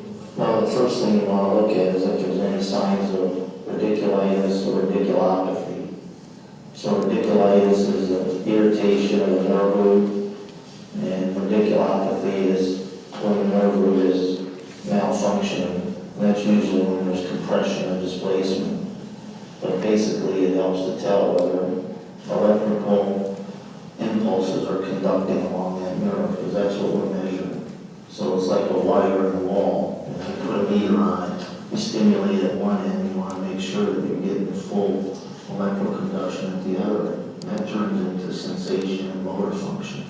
So you can actually measure that, which is more helpful and accurate than just based on symptoms or exam. But it's basically correlating again. It's correlating what you're finding clinically in your own neurological exam. It kind of objectively shows whether there's any nerve root problems or not. If I could real quick to kind of explain to the jury a little bit, this EMG, is it being done in the arms? And the neck muscles. And when you talk about the nerve roots, and you talked a little about earlier, the nerve roots in the cervical spine run down into the arms, correct? Right. So you got the spinal cord, and then there are little branches that come out. And if you have disc bulges or any sort of cord compression on those nerves, that can then run down into your arms. You can experience. Right. The nerve root is generally going to be into the arms. When it involves the spinal cord, it can be the arms, but it can also affect the legs and even your neurological function or your bladder or bowel. So that's when you really get worried. And all that depends upon where on the spine that's happened, correct? What did this, in your review of this EMG, what was significant to you? That there wasn't any radiculopathy. Because then I can go back and look at the MRI of the cervical and piece it together with what they were finding in the exams at that point and what Mr. Faust had been relating was bothering. Was there any indication in the cervical MRI that there was any sort of disc compression or anything like that occurring? No. And then I guess in your view, this EMG sort of backs that up. Is that correct? Correct. One of the issues in this case is dealing with carpal tunnel syndrome. Was there any mention of that in this finding? Yeah, there was what they call minimum bilateral median mononeuropathy at the wrist. And mononeuropathy just means it's one nerve. And in this case, we're talking about the median nerve within the carpal tunnel. So a bilateral will be both sides, and it's involving that nerve level at the wrist.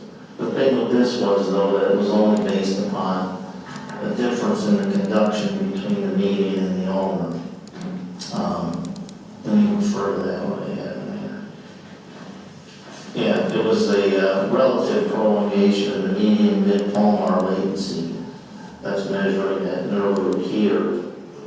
And then compare it to the ulnar side, which is over here. So there was a little bit of discrepancy, but that's not diagnostic of carpal tunnel. And then you got to put it in the context of what we're talking about.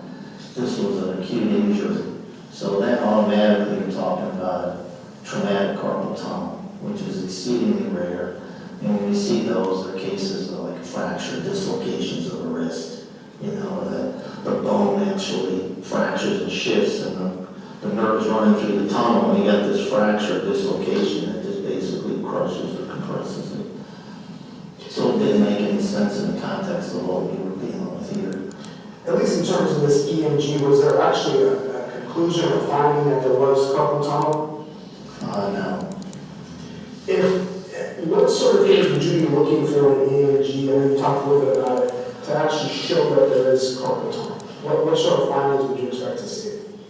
Well, the first thing you're going to see is sensory loss.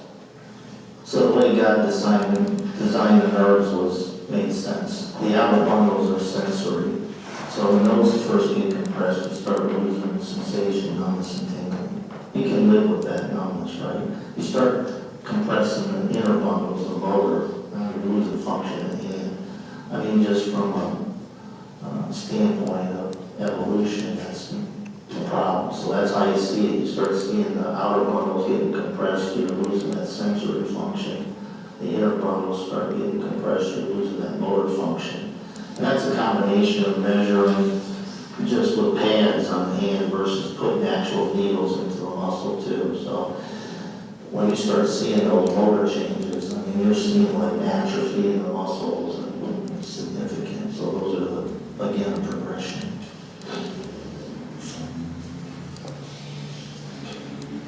And in your review of the records, you didn't see any sort of indication of that, Mr. Faust? No.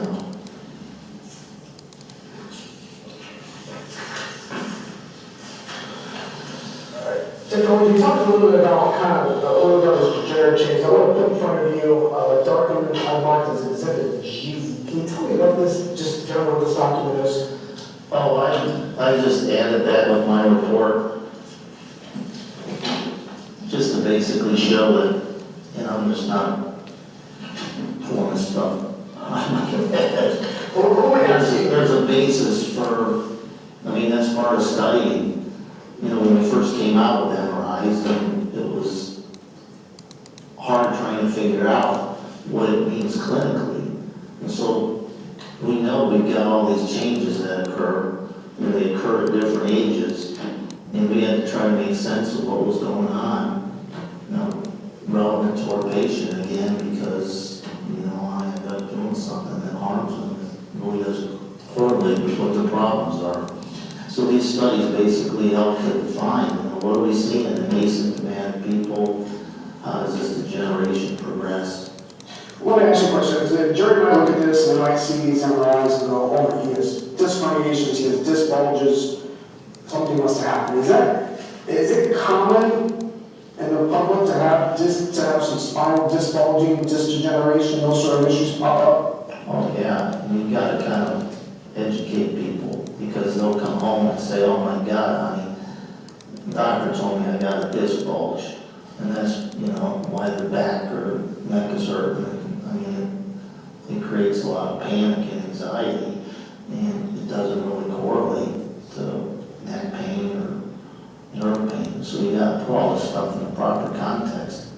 And that's why you've got to look at these kinds of articles and use it relative to what you've seen in an individual person. And I know one of the articles you have there on the first page, it's a snippet from an article. Where is this? What's the title of this article? This one on the first page was just high prevalence of spinal magnetic resonance imaging findings in asymptomatic young adult candidates for the Air Force. They're 18 to 22 years old. And where was this published at? It was in the journal Spine. Okay, is that a common journal that's in the industry? Yeah, it's a peer-reviewed journal. It's well regarded. And this you have on here is just kind of a summary of what that study found. What ultimately did that study find? It just said that they were, I mean, you see why they did it, because you've got pilots flying around in jets, you want to know whether there's issues going on or not. And they basically found a high rate of these degenerative findings in those young subjects, which kind of corresponds with what we talked about. You know, where these changes can start even in teenage years and develop from there. I think if you look at some of the results, it says 270 of the 350 subjects, 77% presented with spinal MRI findings.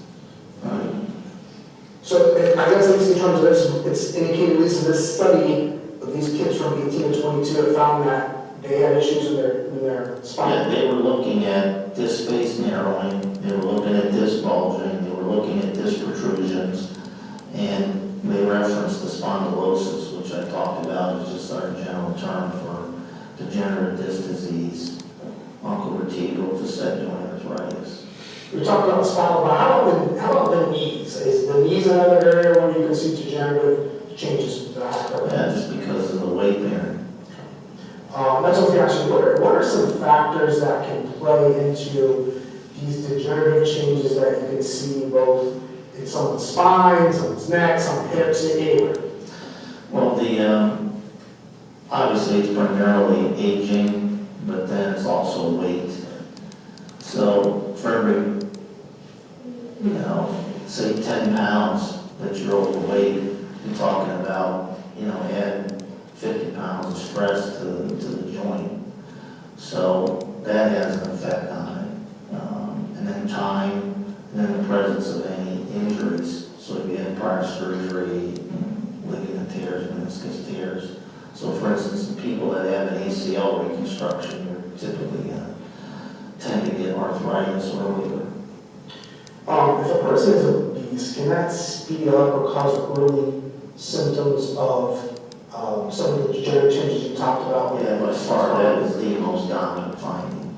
How about same thing for the knee? Can someone who's obese, can that cause degenerative changes to start, causing an early onset? Absolutely. At least in terms of the knee, MRI we talked about previously, you found a grade 2, correct? Which is, you said grade 1 is the first level, and grade 4 is the highest, so we're kind of at the grade 2, which is kind of the beginning, correct? Yeah, it's in the early mid stages.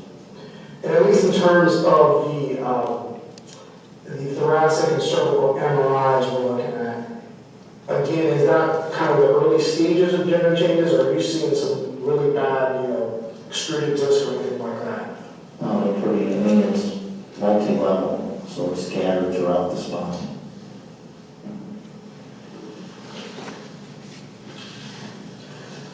I know everybody's aware that, we, including myself, we're all getting bigger every year, just to kind of what's happening in the United States, right? You're treading on thin ice. I will be the company excluded here, the women here. That wrestling's fine. In your experience, in the industry standards and articles you read, are we seeing an increase in earlier degenerative changes developing in individuals' knees and backs due to the increased weight in our society? Yeah, that's a concern about childhood obesity and the lack of exercise.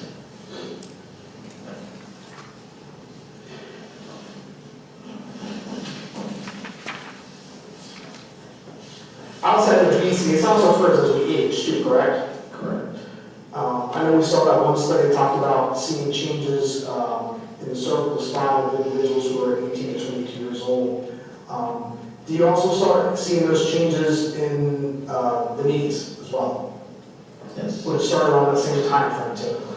Well, it depends, again, because kids are playing sports, how active they are. So you can make some generalizations, but it's still specific to the individual. I mean, human body's a bit kind of like a machine, right? I mean, if you use it a little bit more, it's going to get worn out a little more, correct? Yes.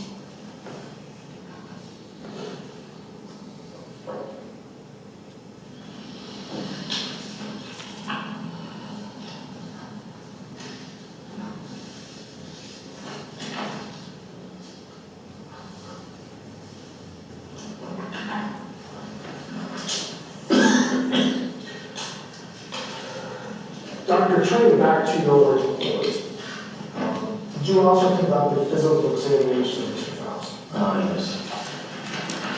Can you tell me, was there anything significant that you noted in terms of your physical examination? He had a knee brace, which obviously we removed for purposes of the examination. There was some localized tenderness in the left occipital insertion. That's just where the neck muscles come up and insert on the back. That's kind of important because sometimes it can be a source of headaches. Range of motion was fine. Inflection, extension, lateral flexion, rotation. Sproul and Hoffman signs were negative. That's just looking at nerve root compression and spinal cord compression.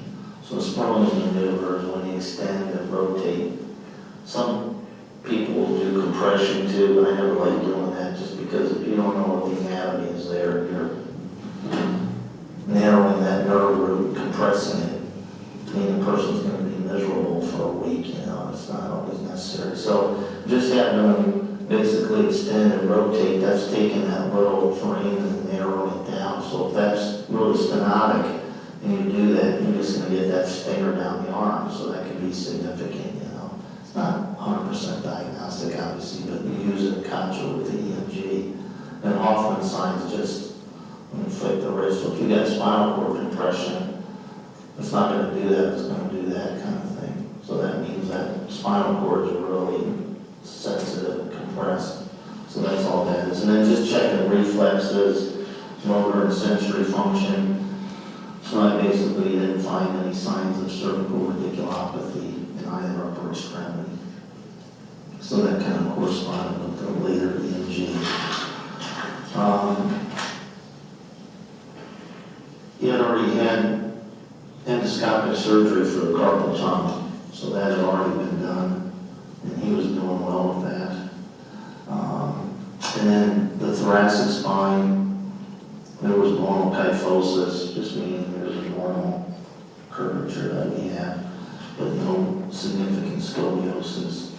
The pain and tenderness he had, we localized to 2 finger breaths below the inferior margin of the left scapula. So it's just measured down from the scapula.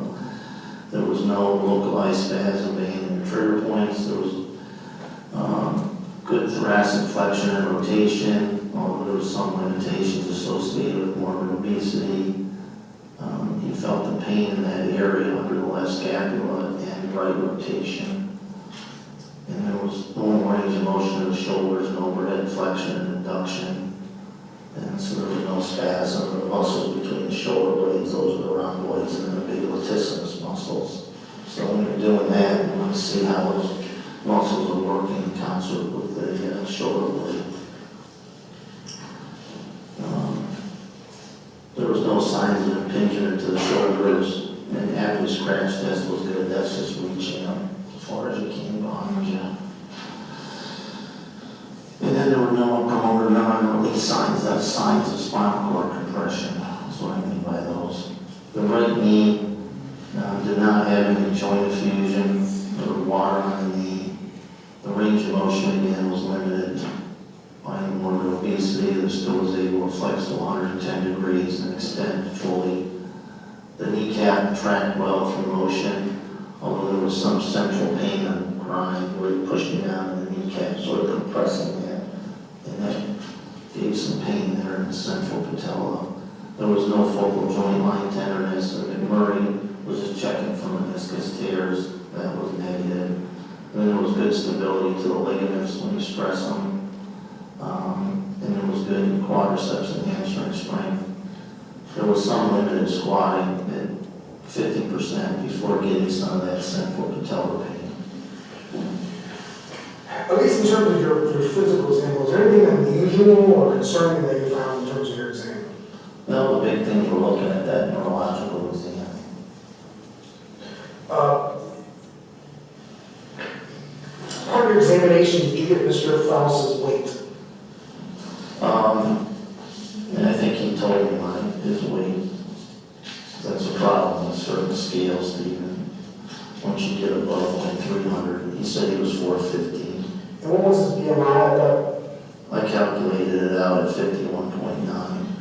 Can you explain what the BMI? It just stands for body mass index. It's just a general term we use. I mean, it's not like doing a percentage of body fat when you do more sophisticated analyses. So if you have a BMI of 30, just kind of generally puts you in the obese category. You know, if you're like 25 to 30, you're probably overweight. And then once you get over 40, it's more obesity. And he was almost 52? Yeah.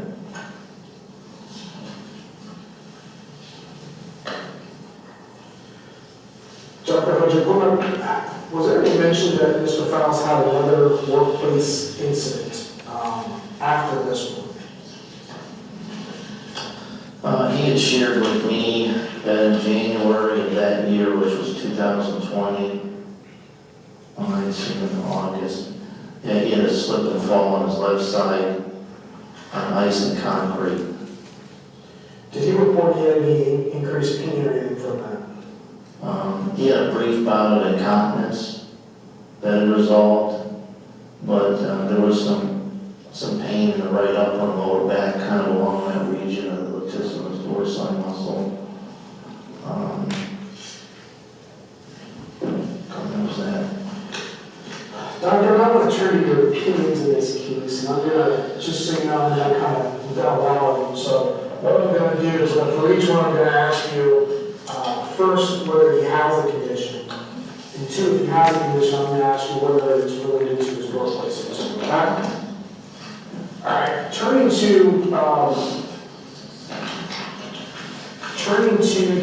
the disc displacement at T8, T9.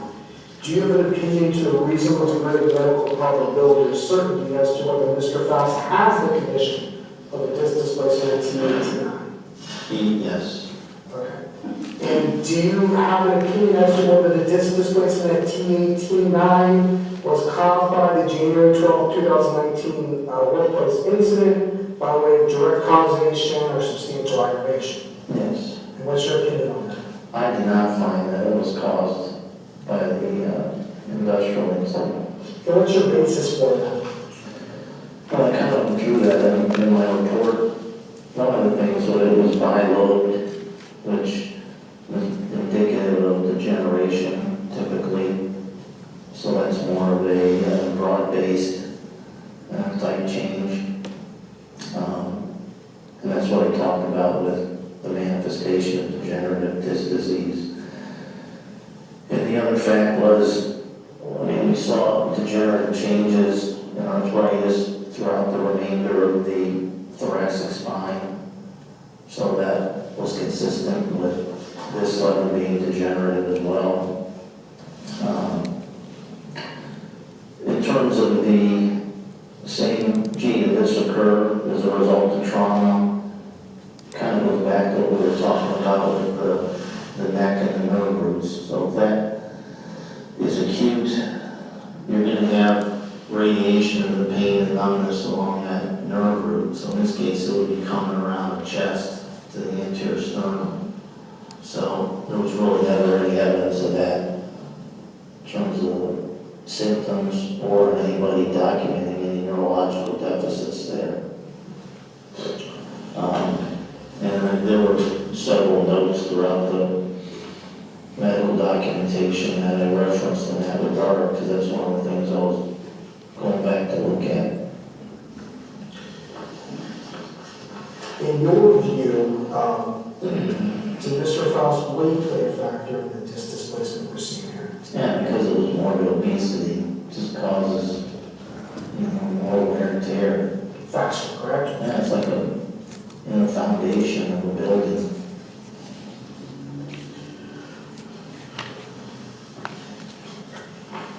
Doctor, and I want to turn and talk about the three conditions of the cervical spine, which is the disc displacement C2, C3, disc displacement C5, C6, and C6, C7. So, do you have an opinion to a reasonable degree of medical probability or certainty as to whether he has the left paracentral disc displacement C2, C3, the disc displacement C5, C6, and or the disc displacement C6, C7? Yes.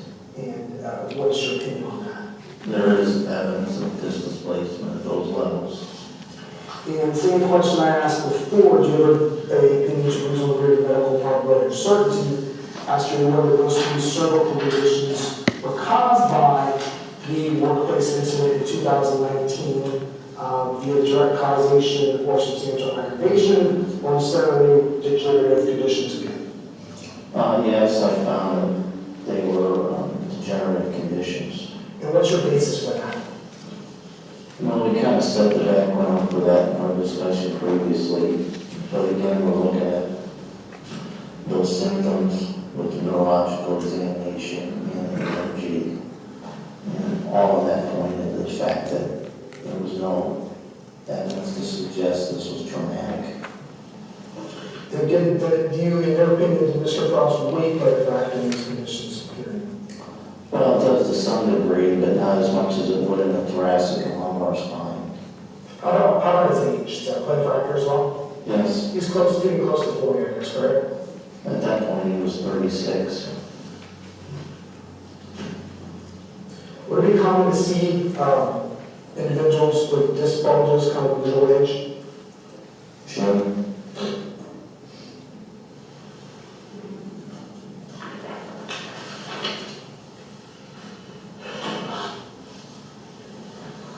Dr. I know we talked about the stenosis at C6, C7. Do you have an opinion as to a reasonable degree of medical probability or certainty as to whether Mr. Faust has the stenosis at C6, C7?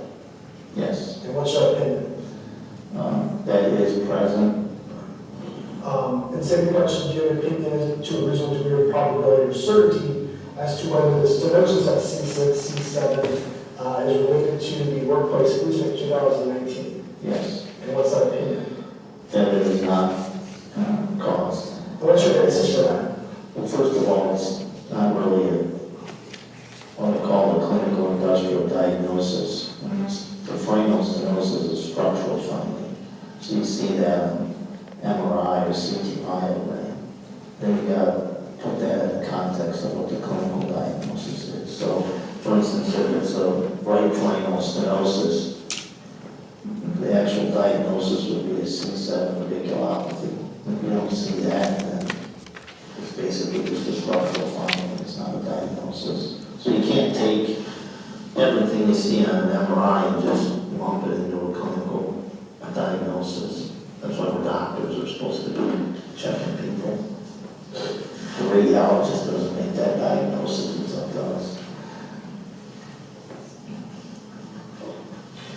Dr. now in terms of the bilateral carpal tunnel syndrome, do you have an opinion to a reasonable degree of medical probability or certainty as to whether Mr. Faust had bilateral carpal tunnel syndrome?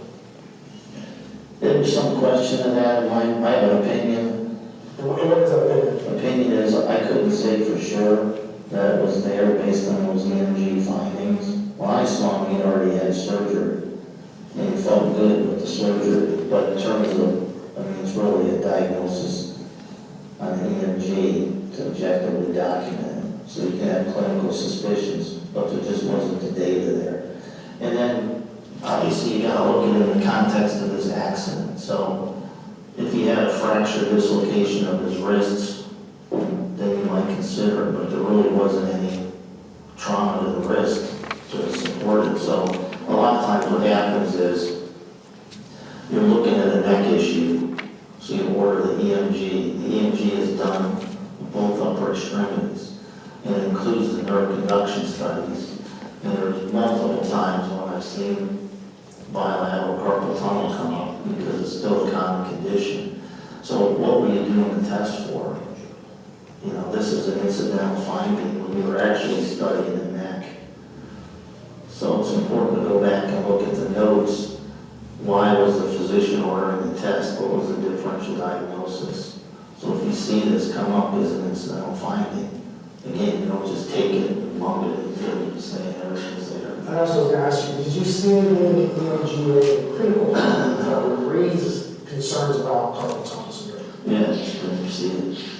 And then, are there other, I understand, I think a lot of people know carpal tunnel is maybe typing a lot or something like that. Can there be other causes of carpal tunnel syndrome?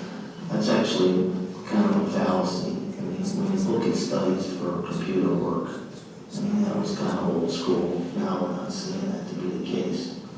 If you look at people that just do transcription in medical facilities and whatnot. So you can't just always say it's repetitive and that's what caused it. So there's a lot of medical conditions. Obesity is one of them. You can look at thyroid disease, diabetes, autoimmune disorders. Some of it's just also how the anatomy of the wrist is. Tends to be a little more common in women than men. So all those factors can play a role in it. So usually when you find it, you want to try to go through those potential diagnoses and rule them in or out.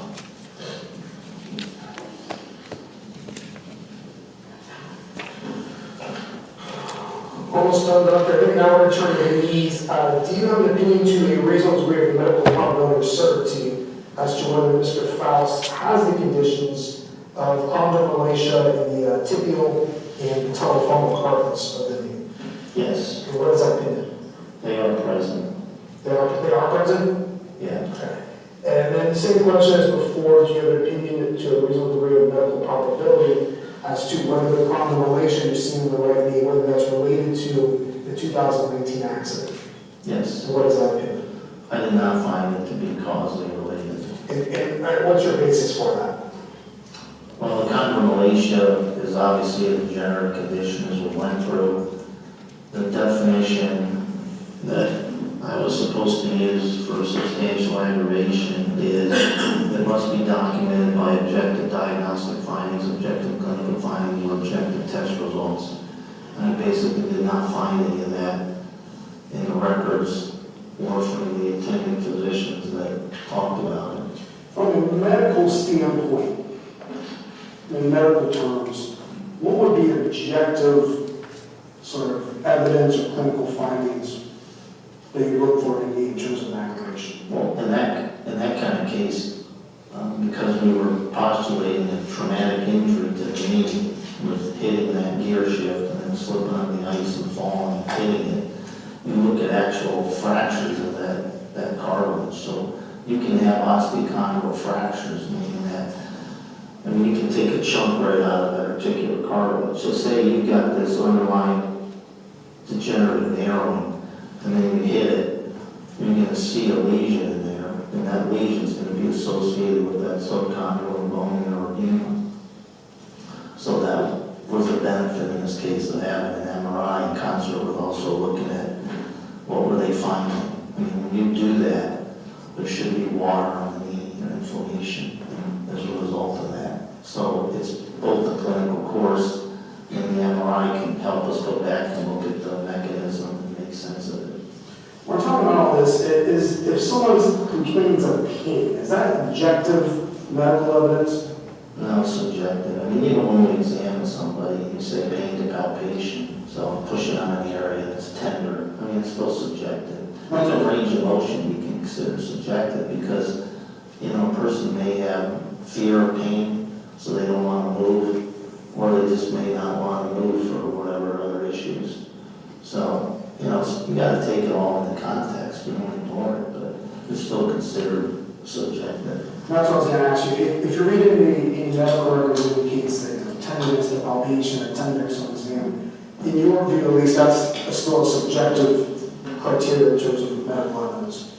That's important in terms of trying to, again, figure out clinically, trying to correlate what you're seeing between all the data. So you don't ignore it, but it's still subjective information.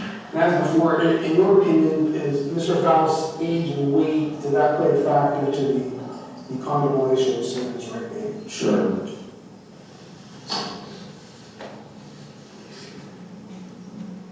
I believe that's all the questions I have for you. Thank you. Dr. Herjo, my name is Natalie Tackett. I'm one of the Assistant Attorney Generals that represent the BWC in this matter. We've not met before, but I want to ask you a couple of follow-up questions, and I'm not going to take a lot of your time. But for the purposes of the ladies and gentlemen of the jury, when we say radiculopathy, what does that mean? It means that the nerve root is not functioning normally, so it's not conducting electricity normally. And that usually comes from compression. Compression of the nerve or nerve root? Yes. I mean, it can happen in some cases like with diabetics related to just the nerve supply. But when we're dealing with these sort of situations, that's why it's important to look as the nerve root being compressed or displaced. And that's the difference between the facement, where it's just near it, but it's not actually compressing it. So when you're talking about pressing on the nerve roots or the, like we looked at, I think, Mr. Absher did exhibit E, we're talking about the thoracic spine, and we talked about several levels from T7 through T11. And in those findings in each of the levels, there were some comments about whether or not there was compression or contact with the root foramen or the nerve root effacement. Is that what you were talking about? Would that be the same? So the stenosis is the narrowing, and that raises your suspicion to look at this, how that nerve root is looking. So you've got space in there, But when it's stenotic, you're reducing that space. And then if it's compressed, then you're unlikely to have normal conduction, and that's what you're actually measuring with the So is there evidence that at T7A, which is the condition I think, excuse me, T89, is there evidence at T89 level of that compression or of that nerve root being affected at that level? Well, it's just the effacement. So it's not touching, it's not pressing, it's not... It's up against it, it's effacing it, right? Okay. So it's not causing any pain generators from that level? Well, that's what you want to see. If there's, I mean, say you got edema around that nerve root, then you're still going to have those symptoms. Like if that is going to come around the chest. But the finding that is listed in this Exhibit E at the level of T89... Those are just degeneration. Yeah, it doesn't correlate. Doesn't correlate. Right. And then I guess a similar question then Exhibits C and also I think Exhibit F, we're talking about the cervical spine, and F and the knee. We won't know what C. Let's talk about F. The cervical spine, same kind of question. Is there evidence that there is damage to the nerve or pressure on the nerve root at any of the posted levels being C23, C56, or C67? No. Okay. So no evidence of radicular pain at any of those cervical levels? Well, the MRI doesn't tell you that, but putting in concert with the exam and the EMG. Okay. So he may subjectively have complaints of pain, but there is nothing objectively related to that, correct? Okay, thank you. And then with regard to the Exhibit C, which was with regard to the knee, you have indicated that you believe that he has this chondromalacia condition in the right knee, at the tibial lobe area, as well as the patellofemoral area. Based on the date of this MRI being May 3rd, so just basically 4 months, 3 months post-injury. Is there evidence in this report that suggests whether or not those conditions were pre-existing or during the past? Yeah, it would be, by definition, pre-existing. And why would it be by definition pre-existing? Because those are just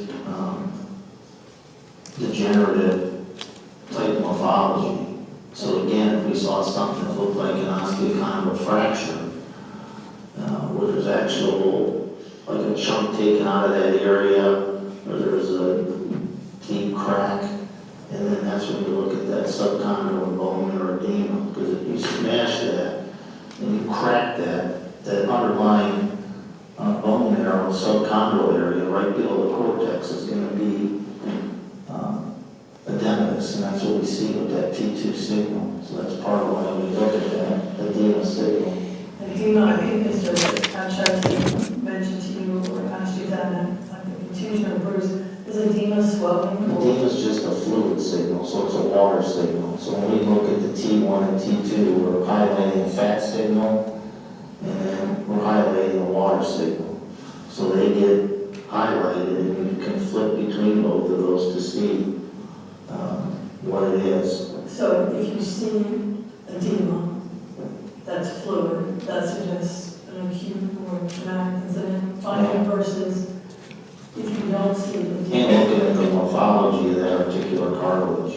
And yeah, and then if you don't see edema, and if you don't see the blood or the fluid in there, that suggests that it's a degenerative process, is that right? Correct. Okay. Especially at this time. With this being so close to the individual? Correct. Okay. Just have a couple of other questions, Doctor, and I appreciate your time.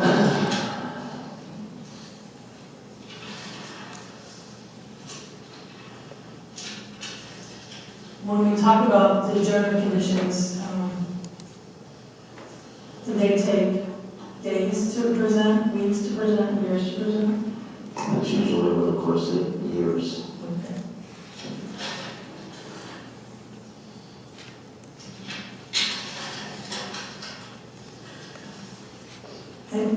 And I think when Mr. Absher was going through these questions with you, Doctor, about each of the requested conditions in this case.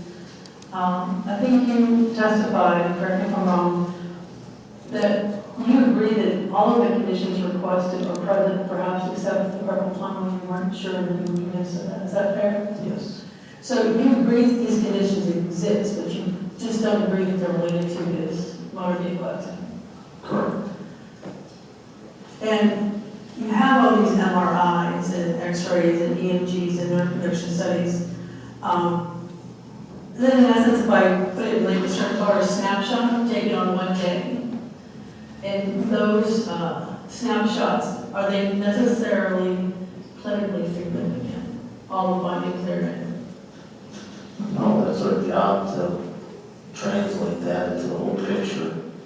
So just because the MRI confirms the presence of the disc issues in the cervical or thoracic spine doesn't mean that they're clinically significant. Correct. I mean, I could give you an example. Say, look at the low back. So say you acutely herniate your L5S1 disc, and so it's going to be usually on one side or the other. A central herniation is going to be rare. So what I'm going to hear is you have acute pain at that right side at that level. You're probably going to have spasm associated with it. It's going to radiate down the leg within the first day or two mostly, and then going to stay intense as the inflammation increases. And the radiation is going to go down the sole of your foot, and it's going to affect out your little toe. So you're going to have numbness and tingling there, you're going to have pain down the back of your leg. So you're going to have limited motion, you're going to have tenderness there. When I check your Achilles reflex, it's going to be diminished. And when I check sensation of a pinprick, you're going to be dull in that little toe compared to the big toe. And likely you're going to have weakness in the ability to plantar flex or raise up on your toes. So that's an example of a neurological exam that raises my suspicion, and then I'm going to look at the MRI and I'm expecting to see that correlated. If I'm seeing some broad-based bulge or I'm seeing something on the left side, then it doesn't correlate. So that's trying to put the whole picture together and arriving at a diagnosis. All right, so again, you believe that Mr. Faust has disc displacement of T8 and 9, but it's not related, correct? Correct. You believe that he has the paracentral displacement of C2-3, but it's not related? Correct. You believe that he has the disc displacement of C5-6, but it's not related? Correct. And you believe that he has the stenosis foraminal at C6-7, but it's not related? Correct. Same thing with the disc displacement at C6-7?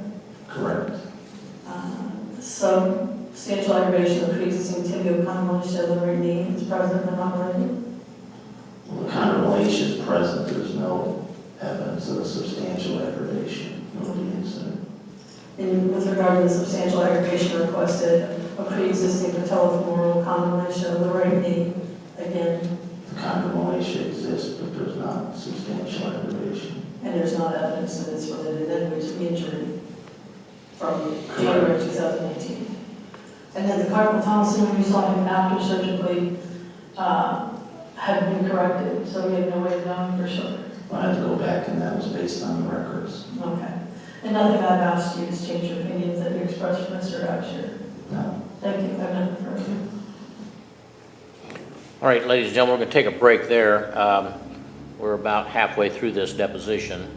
Just to give you some ideas here, it's kind of hard to estimate the speed. The transcript doesn't necessarily reflect the speed of the voices or how fast people talk, but it appears to me that we come back here at 5 minutes after 4. We'll probably have the case, or this will probably be done around 5:15 or so. I would expect that you will get the case at about 6:30, and then we'll probably feed you. Well, we'll feed you. It won't be fancy. It'll be 24 deli.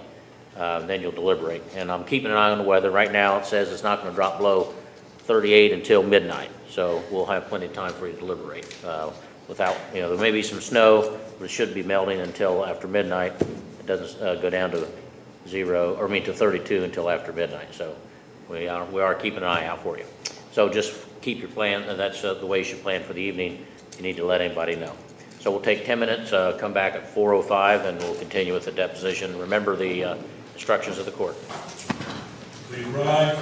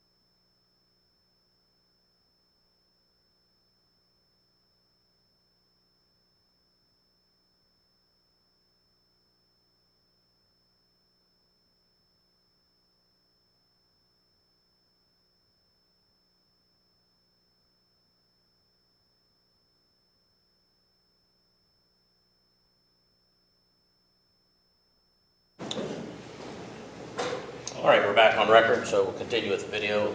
Mr. Abshire, resume that, please. Dr. Hosea, my name is Catherine Hosea. Please, Catherine, I'm a long-time reader, first-time reader. Read your reports for years. It's very nice to put a face to the name. I'm going to start with your report. I just have a couple of questions about your findings. The significant part of your opinion is essentially that he has all these conditions with the bilateral carpal tunnel is kind of being, we don't know, but that they're all caused by him being fat, right? Morbidly obese. No, that's just a contributing factor, but Okay. it's age, Age. natural wear and tear. Okay. Age and weight. Since weight is such a significant part of your opinion, did you take a history on his weight? Do you know if he was always this BMI? Did you look at other medical records to see if there was a significant weight gain because of this injury? Is he someone who was, you know, kind of smaller before and got bigger in his 20s kind of thing? I didn't have any pre-existing medical records. Okay. And I don't recall a specific history on that from when I took it. Okay. So you just have the weight that he verbally provided to you at the exam? Correct. Did you look to see if the weight was recorded at in the emergency room records? I can't say offhand. I'm sure I looked at the record, but it wasn't documented, so I have to look at that again. Would a fluctuation in weight at any time that I've brought up change your opinion at all? Not over that time frame. Okay. Time frame of like youth to I'm present? talking about from the incident. The injury. What I saw.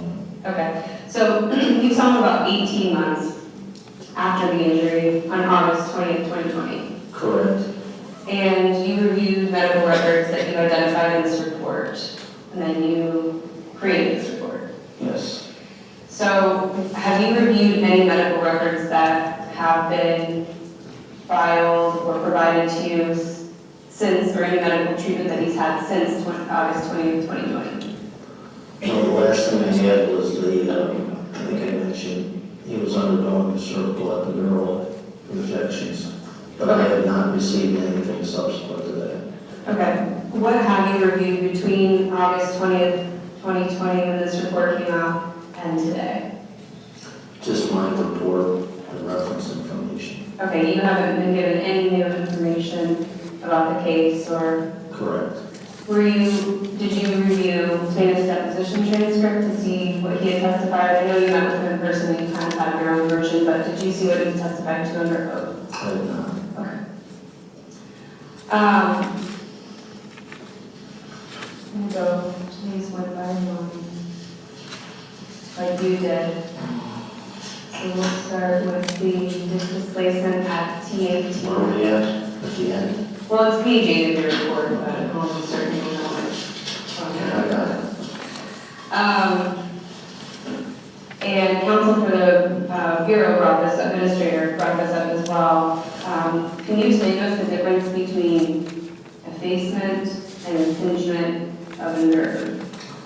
Effacement is just up against the nerve, and impingement is, well, the stenosis means narrowing, and then we usually call it compression or displacement. You can use the word impingement, but it's better to use that terminology of compression or displacement. Okay, so compression, impingement, displacement, all of those being synonymous. Was there any evidence in any of the diagnostic objective tests that showed that these were present for the thoracic region? None of those MRIs, no.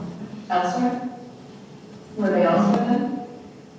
Were there any other? You said none of them around, but was there? No, that's what we were Okay. talking about, the MRI. All right, just making sure you were singling them. And then the EMG, obviously.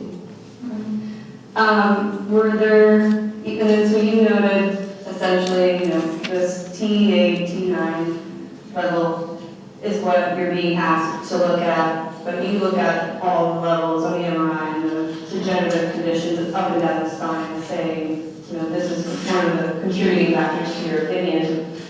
Were there other signs of degenerative issues in the thoracic x-rays in the file anywhere?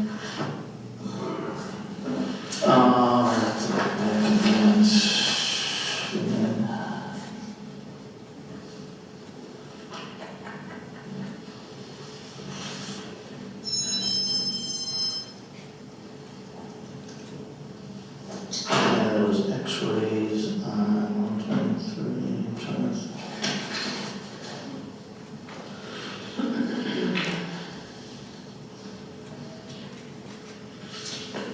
I'm sure that there were any x-rays on that. Let's see where they were in the thoracic.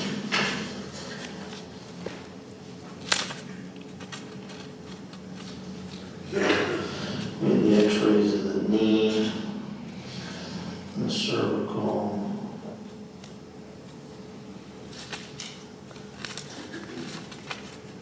I don't think I had any.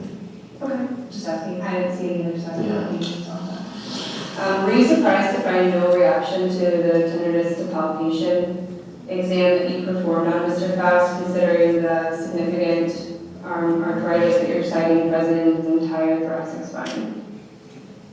No, because those are generally asymptomatic. Okay.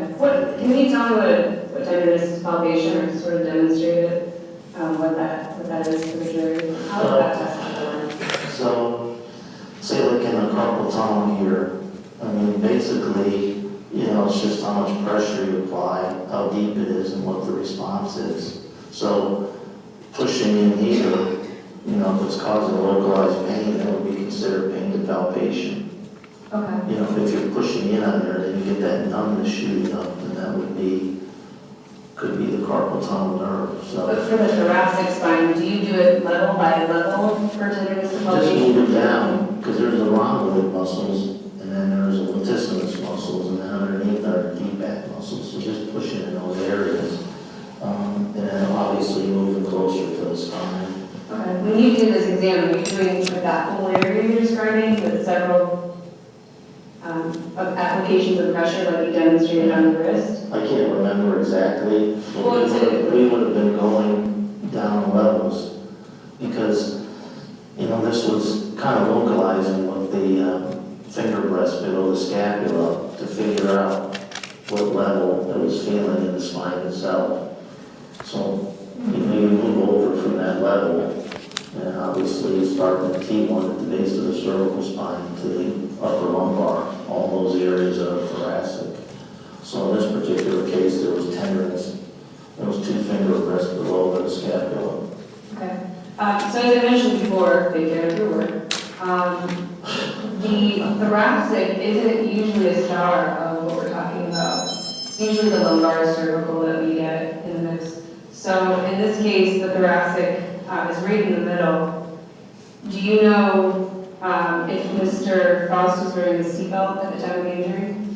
Yeah, he was, and it helped him. He got jerked around, so. Okay. With Could somebody who's wearing a seatbelt suffer a thoracic injury, hypothetically, not Mr. Faust, that would cause this type of injury? Man, those circumstances can be so varied. Okay, but it is possible. I mean, the whole idea of having a seatbelt is to protect you so you don't get ejected, and you're less likely to have that happen. Right, and I don't think anyone's arguing that. So typically, when you have belt security, you still can get sprain injuries, but. Okay, but is it possible for someone who's wearing their seatbelt at that level that you're describing suffer this T8, T9 disc displacement? I mean, that was the whole part of doing the exam, to consider that, which was the whole exercise we went through earlier. Right, so. If you're talking about, because of the stabilization of the rib cage, it's harder to injure your thoracic discs, okay? That's why we see it more in the neck and the back. So if this was a car accident, so all this stuff had to be taken seriously. But when you have that seatbelt, usually you're going to see signs of a seatbelt injury. So in other words, you're talking about high forces to do that. So when you get that, you're gonna see that, those seatbelt signs, you know, where you're gonna look for things like rib fractures, pulmonary contusions, so. Do you have to have a fracture to suffer a disc displacement T9 in an accident? No, I'm just saying that that's part of the other things you look, because you're talking about forces then. So those forces that be translated to other areas. Okay. It's not gonna be isolated to the T89 area to the exclusion of everything else, and we have no seatbelts on.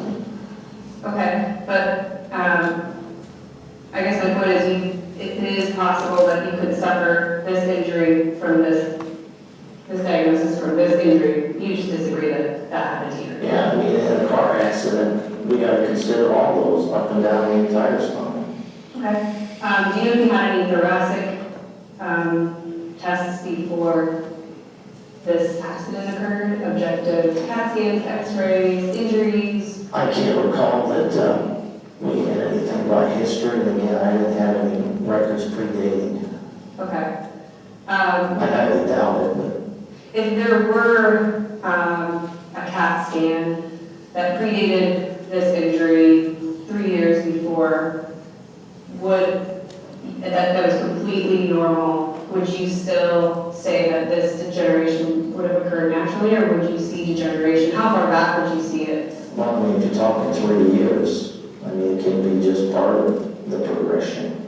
Okay. You gotta still go back and look at the clinical correlation. You can't get so hung up on the structural stuff that you forget the medical part of it too. It's all part of the picture. Understood. You also say to Dr. Ahmad's independent medical examination on 5/6/2019, at which time examination of the thoracic spine revealed normal thoracic mobility, no tenderness of palpation is appreciated. But Dr. Ahmed, in that report, declined to continue to keep him off work as a result of his injuries that are allowed in the claim, which are just sprains, which is 5/6/2019. Any issue with that? You left that part out of the quote you put from Dr. Ahmad, so. I was looking specifically at, did he have some documentation of these subjective symptoms and neurological changes at T8, so that's why I cited that. Okay, It didn't have anything to do with whether he was in keeping on restrictions or not. Understood. Is there a period of time that's considered acute following an injury, and then at some point it becomes chronic? Yeah, typically when you're looking at acute, depending on the severity, you're looking out to probably 8 weeks, and then subacute can go out to 3 to 4 months, and then after that, it's usually more chronic. Okay, and this MRI that we're talking about was taken 5 months for the injury, so it would be considered in the chronic stage at that point. Yeah, that would be considered chronic. So when counsel was saying it's a snapshot of time, we don't have a snapshot, as far as I know, with that in that acute phase following the injury. No, that's why you gotta look at the clinical stuff.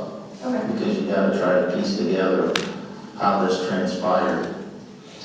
Moving on to the neck, the disc displacement, T3, C56, C67. Are these levels that you normally see in car accidents where someone's wearing a seatbelt, or is that unusual to those? Well, the typical levels, the most prominent are always C56 and C67. Okay. Those are the ones, because again, it's at the base of the spine, so usually it's more vulnerable. That's also, sorry to interrupt, but that's also why you tend to see degeneration prominent at those levels as well. And then any comment to why he hasn't, or did you see in your review of the medical records or anything in any medical history that he had a history of headaches before this injury occurred? I didn't have any records predating, and I do not believe he had any chronic headaches. Okay. He had no signs of head trauma, but in your report you note that he was sent out for a neurological examination based on the headaches. And I know that that's a summary from someone else. But would you, in your medical opinion, have any other explanation for how those headaches would occur? Well, that's part probably why he was getting the occipital nerve blocks, probably through pain management. Because like I said, where that trapezius and the other paracervical muscles insert there, that can give you headaches there as well as in the front. Okay, so we know the injury So to the neck, with a whiplash sprain. type injury, headaches can be common, part because of the muscle tension too. So the sprain of the cervical spine causes tension in the muscles of the neck, which could lead to the headaches. Correct. This is how we're going. The foraminal stenosis C6-7, this is everyone's least favorite topic, mine included. You say it's not a clinical industrial diagnosis. Is that something that's a medical term, or is that something you sort of picked up in 20 years of IMEs, or longer than that, but What is it? clinical industrial diagnosis isn't something you see in the medical record. So I guess, can you explain what that means? Well, a clinical diagnosis is putting that whole process together, like we talked about earlier. And then just the word industrial, because that's what we're talking about, it was a work incident, so I use that synonymously with work. Okay, so clinical diagnosis is like any of us go to the doctor, they diagnose you with a diagnosis, and then Yeah, I mean, it has to be a code, so there has to be a billing code. So you find a billing code probably for foraminal stenosis, but if you tell me foraminal stenosis at C6-7, that's not telling me, like, a doctor is not gonna call me up and say, hey, Paul, this one person's got foraminal stenosis C6-7. I mean, there's gonna be something else. you're not going to find this in a So it's normal clinic. structural, so it's a structural change. You're not going to find this in a normal clinic because it's not something that attributes to symptoms of the There may be a diagnosis, for instance, of cervical spinal stenosis. Okay. And that's again a clinical diagnosis where the spinal cord is being impinged. And you have signs of what we call myelopathy and radiculopathy. Okay. So that's why I just made reference to that I wasn't looking at it as a separate and distinct condition. So then going back to the neck and then summarizing the whole neck, any history of neck complaints, treatment, or injury before this injury that we're talking about today for Mr. Faust? Not that I'm aware of, no. Not in his report to you, not in any report. Correct. And then is it possible that this car accident could cause these 4 diagnoses? First of all, I mean, you gotta look at this kind of from common sense too. I mean, the chances of having 2-level disc herniation and then you skip multiple levels up to the top, it's just having 2 levels of herniation, even in a car accident, is highly unusual. Okay, so, I mean, you gotta have that in the back of your mind too. Okay. And there's still the fact that, I mean, these things exist in asymptomatic people, so why would Mr. Faust have an MRI just as a routine unless he was part of a scientific study? So we have to try to say, hey, you got the MRI for a reason, but it's our job to try to look at it, put it back in the context of the accident, which is hard. I mean, sometimes you got people that have had it for some other reason, and the radiologist will say, you know, comparison study. It's obviously helpful. Okay, but reiterating the question, could an injury like this cause these 4 diagnoses? In my mind, no. Okay, Because they're not an injury, it's not an injury morphology in the disc. Okay. And, all right, well, that's answered my second question. Okay, so moving on to the carpal tunnel syndrome, did you review, you noted that he had had the surgery, were you able to review the operative report of the bilateral carpal tunnel or? Jeez, let me double check that one.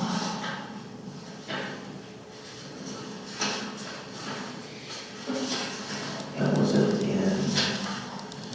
I'm sorry, at the bottom of page 9. If you're looking for that, looking for the EMG itself. No, I don't think that the operative report, I can't remember, I don't think I had that because he did it under his private insurance. So I don't think they submitted it.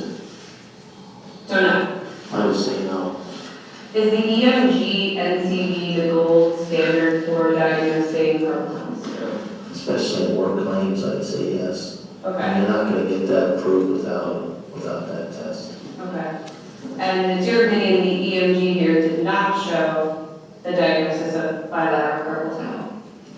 No, because it was only the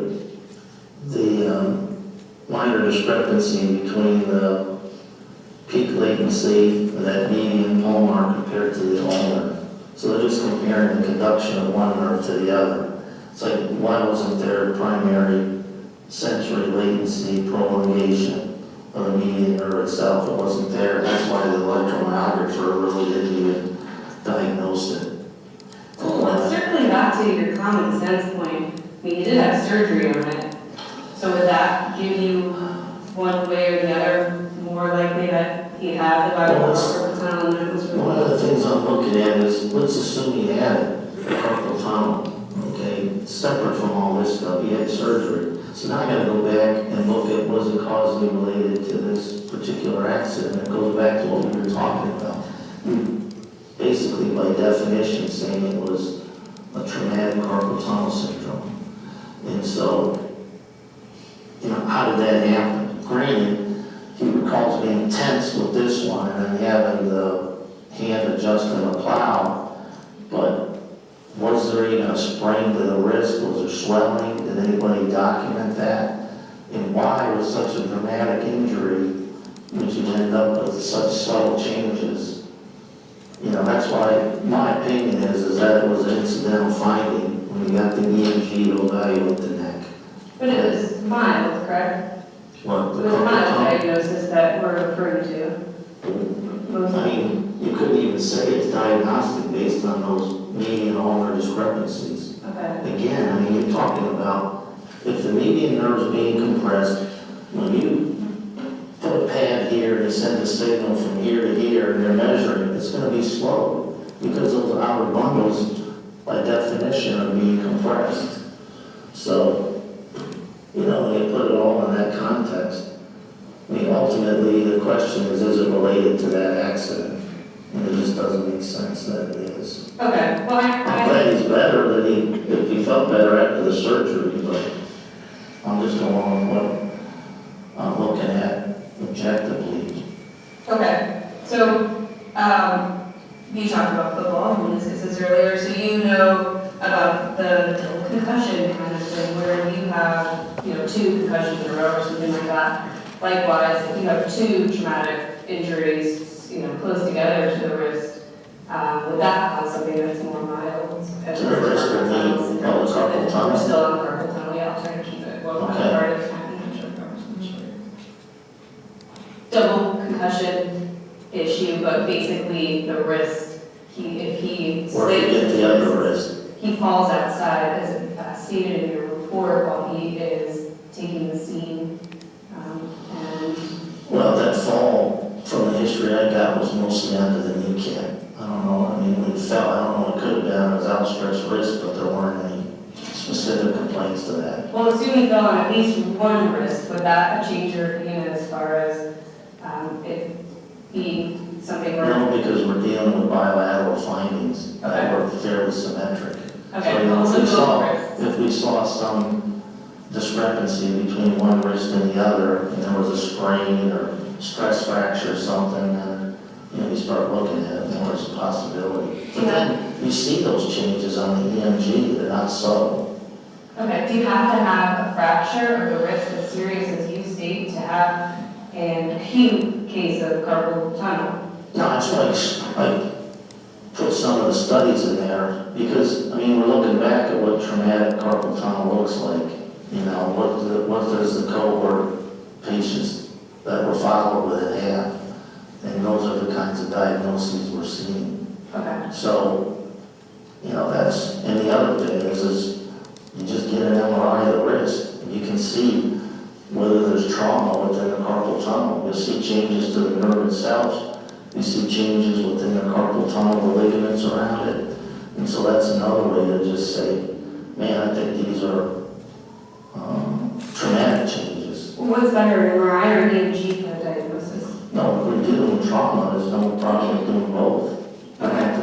to the exclusion of the other. It's up to the physician has a suspicion for it to say, let's just get an MRI of the wrist in combination with the EMG, and then put those together and say, hey, this is pretty consistent with trauma. And that was in some of the studies I provided for the people to review too. Okay.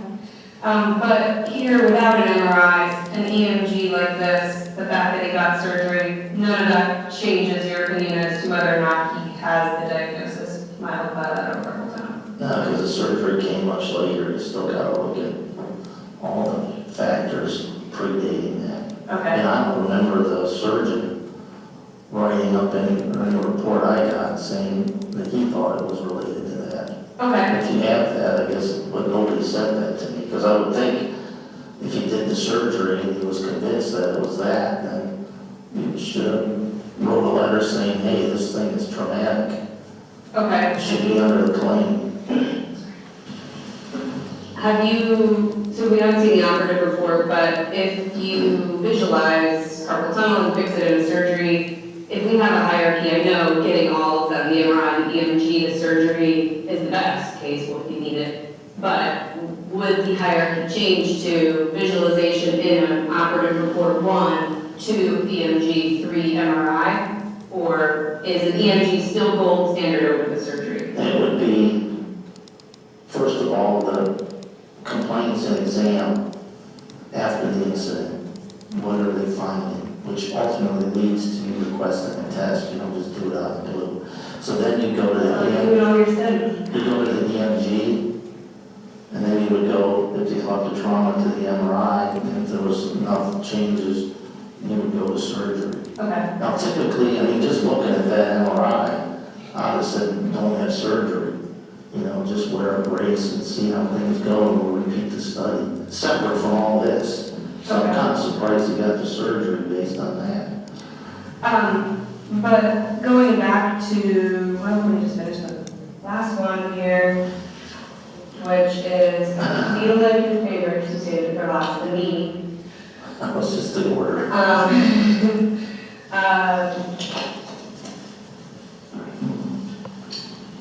Again, noting that he has this kind of double concussion idea that we get from football, 2 hits to the knee, potential, 1 in the car, 1 on the ice. Both of those appear to have been in the bent knee, is that right? Okay. So my understanding of how my knee works is the kneecap kind of moves up when you have a bent knee that you bend it on. Yeah, so it rides in the groove, Okay. like this. So this is your kneecap, this is a trochlea. When you're bending and straightening your knee, it works like that. That's when you feel a pop, like when you get up out of the chair, because this thing's moving along that trochlea ridge, where you get the grinding, we call it prepuce. So it's tracking, but it's not like a cylinder and piston in your car. I mean, everybody's got their own design, so. But when the kneecap moves and you injure the knee, you want to see a fracture for it to be an acute injury. An osteochondral injury, that's different than a fracture. That's, we're looking at the art. The issue is the chondral. The chondromalacia, which refers to the chondral cartilage. Okay. So when you bang that, you don't necessarily have to crack your kneecap, because that bone is still somewhat harder than the articular cartilage, but that's the highest compression joint in your body. And so when you bang that, you got to see something on there. Is a fracture of any kind required for an acute injury to cause chondromalacia or patella? No, you can have traumatic chondromalacia, which is the osteochondral lesion. Without fracture? Yeah, so you don't have to call it an osteochondral fracture, you can call it a lesion, or like osteochondritis dissecans is another word for it. But the knee blows up. I mean, you got hemorrhage in there. So you've got a hemarthrosis, meaning there's not as water in the knee, there's blood in the knee, so you're going to oftentimes have to drain that just to help with their symptoms. Okay. So you kind of talk about when chondromalacia becomes near full thickness, it's referred to as grade 3 or 4, but we're not dealing with that here, we're dealing with the 2. Really, all these injuries are mild. Correct. in light of the scale of the existence of that mill. So, and your opinion was that that's because it's new to generation, due to weight, because Mr. Faust is a big guy, and due to age, mid-30s. That's just part of it. Right, so I'm just trying to summarize. Yeah. So for everyone else that has nerds. So the grades are 1, not as bad, 4, total knee replacement. That's when you lost all that thickness. And we're at 2. Does it have to swell like to the extent that you're suggesting, like a baseball, for there to be present tibial chondromalacia and patellofemoral chondromalacia? What are you talking about, like right after the injury? Yeah. Does it have to swell to that extent where there's a whole baseball for the chondromalacia, patellofemoral or tibial to exist? It's part of human pathophysiology, it's got to. That's how we react to the injury. Okay, so positive diagnosis of chondromalacia, tibial or patellofemoral cannot exist in a human without it swelling to that baseball size. No, it exists. Okay. You see that it exists. It's just not traumatic.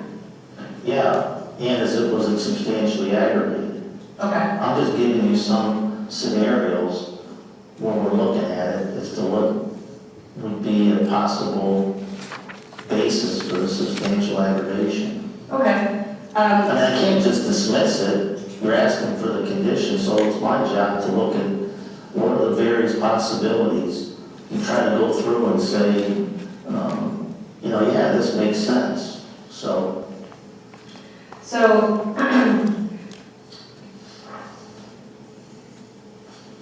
when these are issues that exist, in your opinion, because of his weight and age, but are not symptomatic, they don't cause symptoms, or you're saying they exist, they cause symptoms, but they got nothing to do with him getting hurt. my question was related to this incident. It's not my job to create all possible scenarios, okay? I'm focused on this specific incident. That's not a question that I had behind that, so that's what I'm focused on. And I'm trying to stay focused on that and all the possibilities that are related to that specific question. Sure, but I'm asking you a question today. That's not what I was asking here. Okay, but So today. why are you asking me, you're asking me that question about what's the relevance of it relative to this? I'm just wondering if you think that the tibial chondromalacia and patellofemoral of the right knee exists asymptomatic in his knee, or you're saying that it exists in his knee and causes the symptoms that he's having, but was not related to the injury because they're from the, so are they symptomatic or not, the chondromalacia? It can, or it may be or may not be. What do you think it is? I don't know, based on that. I'm saying, I'm addressing the substantial aggravation. Okay. Okay, I'm not treating his knee right now. No, I understand, but when you're looking at these, you do look at the symptoms and whether things are symptomatic and for the relationship, so I was asking, Going back do you to the think that? sequence of events that are in the documentation. Okay. So I'm seeing it as a snapshot in time, looking at all the other doctors' reports. There was no evidence that they said it was substantially aggravated or had findings related to that. Right, but his symptoms are one of the factors of that, so it is relevant in a way because they're not the only thing, of course, but they are one factor, so that's why it's relevant. Yeah, but that's why I gotta look at the definition of substantial aggravation. Subjective versus subjective. That's why we went through that exercise earlier. Well, I mean, it's some of basing these. your nerves right now, I'm not impinging on them, but are any of these conditions symptomatic? The degenerative conditions of them themselves are not. That would be evidence of substantial aggravation of those underlying conditions. So again, the whole exercise we went through before, looking at the EMGs and the clinical findings and all that, that's part and parcel of that. So it's your opinion, all of the conditions that we're talking about today, because we're on the last one, are not symptomatic, they exist such like they exist in asymptomatic individuals in the studies that you provided? I'm not saying that. I'm saying those conditions are degenerative. In other words, they're a manifestation of natural deterioration. So once I've established that, even though I wasn't asked necessarily substantial aggravation for those conditions specifically, looking back at that, I'm not finding any objective evidence to meet a standard of substantial aggravation for those. So the issue of being symptomatic, in my mind, is not relevant to the discussion based on that fact. Okay, well, your opinion on what's relevant isn't really Exactly. right. So my question is, are these diagnoses symptomatic in Mr. Faust? I think I've answered the substantial aggravation part of that. Are you asking me just in general terms? Well, if he walks into the office and I see him and find out if it's symptomatic or not? are these symptoms, are these conditions that we're talking about causing him symptoms? I can't say one way or the other. Okay, that's all I'm asking. Yeah. Just yes, no, maybe. But I'm trying to keep it within the context and framework of Yeah, way this. easier to keep it in what you want to talk about. I understand. No, I'm saying within the questions I was answered, so I want to make it clear that I'm saying that this is, once I establish that it's natural deterioration, I have to look at it like the knee in terms of substantial aggravation. Okay. So when you're talking about the symptoms, I'm keeping it very specific relative to the substantial aggravation. It's just a question, because I guess my question sort of relates back to the knee, and then I'll go away from your report for a while. And if this tibial counterrelation, symptomatic or not, is on the right knee, with its claims allowed for contusion of the right knee, sprain of the right knee, both of which miraculously occurred without any edema. In the record, they were just diagnosed.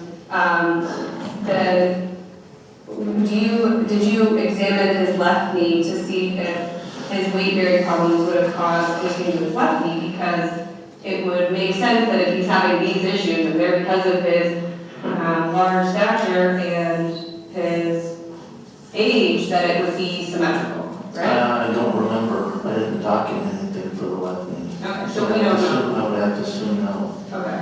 At most, sometimes I'll measure the circumference of the opposite knee compared to that, but I didn't document it in there, so I don't know. Okay, range of motion. You said it could be subjective. Is range of motion, and I understand you're saying it can be subjective, but is range of motion an objective clinical finding in the medical field? I would say no. Okay. But that's your opinion, but in the medical field, other people call it that? Is it? Yeah, no, if I say there's diminished range of motion, it has relevance. But to say, it's objective in the sense that it's consistent between examiners, it's hard to know. Okay. The last thing is we're in Westchester today at workability? Workability. Okay. And then what's listed on your report is a Lebanon address. Is that your home address? That's our home address. Okay, so. My wife is also my office manager, so we run everything through there. Okay. And.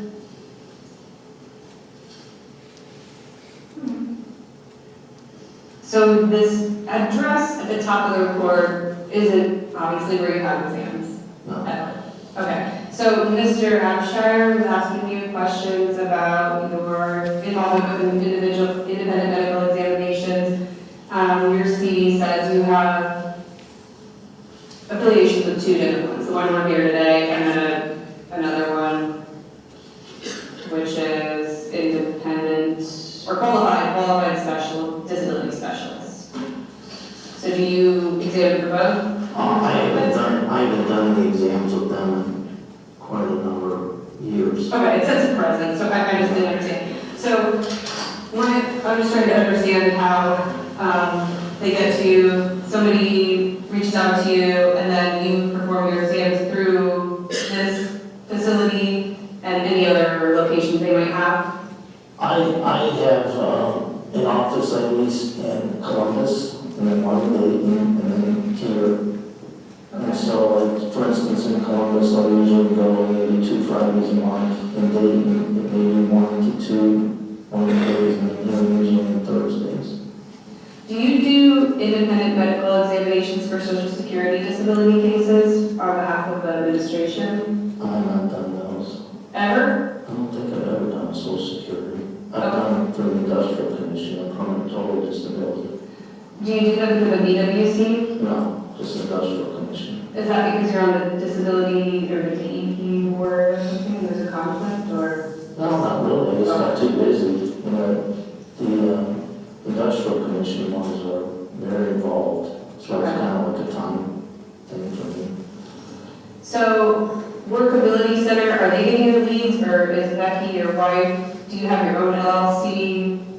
How? Sole proprietorship. Okay, your sole proprietorship through your name, and this is really just kind of where you do the exams. Do you have any other financial affiliation? Like, are you part owner of this business? No. Or? Okay. Then, so you got board certified in 1982, and it says you're a fellow American College of Emergency. No, I wasn't board certified in 82. 92? And 90. Oh, my bad. 92? Oh, it is 1990? Well, that's when I finished residency. Okay. So technically I got to do the oral and written boards, but I was, pretty much certified at that point. I'm following your Yeah. own CV, and it says board certified emergency medicine 1992. Well, then that was probably when I completed the oral board section, because we take the written, so that's probably why they put it like that.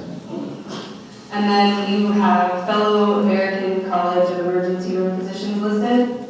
Yes. What are the criteria for being a fellow American College of Emergency Room Physicians, and what year were you awarded this fellowship? Well, I did extra clinical research during my last year, and which qualifies you, and then you have to be board certified, and you have to maintain your board certification. Okay. Which I've done for the last 30 years. So the qualifications for that fellowship now are also 3 additional years of emergency room medicine, excluding residency, but at the time you were awarded it, was just shortly after your certification, or was it something where you were awarded? It was once I got the board certification in combination with the research studies we did. Okay, so you do your residency in Pittsburgh, you come back here, you're working at like an urgent care or an emergency room here. No, I went to Zanesville first. Okay, I worked I'm for- sorry, when I say here, I'm just saying Ohio. Yeah, so, Different state. I worked there for like a year or 2, and then when I joined our group here, we had 7 different hospitals, so we would take care of them. So when was your first independent medical examination? How did you get involved in doing that as far as, somebody who's an emergency room physician specialist, you would think their trajectory would be they are an emergency room doctor. But at some point in 95, it says that you started working for qualified disability specialists. So when did you start doing, but then the other was there was another year, when did you start doing IMEs or independent medical examinations? Well, we did a lot of occupational medicine with, part of our group was at the old Providence Hospital, and the guys in that group were doing a lot of that work, and one of the guys that started that qualified disability specialist, Dr. Chavez, and then he's the one that recruited some of the guys in the group to do more of these, and then we just did them sporadically. So you don't remember the year, just that it was involved with the group of the Yeah, physicians? because we did that together for a long time. And just to clarify, I know this is how I think it works now, but if I'm incorrect, and that's not how it was in the early 90s, when you're saying group, you're paid by an ER physician's outfit, and you work at you're assigned to a certain hospital, but you're all kind of together. You're not a staff of the hospital itself. Yeah, we were contracted to handle all these different And that's how it works hospitals. for all emergency room doctors. So we started off with like 13 or 14 of us, that ended up going to like 75. So because they were in your group, Chavez and your group started doing independent medical examinations, and that's what got you interested in, this is why we solely do this today, right? We don't still work. Okay, I'll get there. Well, it just looks like from the trajectory that you switched off doing emergency specialist medicine in 2003, you started doing disability specialist in 95. So from 95 to 03, you were doing both. And then at some point, you said this earlier, you got so busy. So I was just wondering what piqued your interest in doing independent medical examinations rather than emergency room medicine. Just part of it got be with the children too, or I wasn't being able to spend any time with the kids. So with this, I had more control over my schedule. Okay.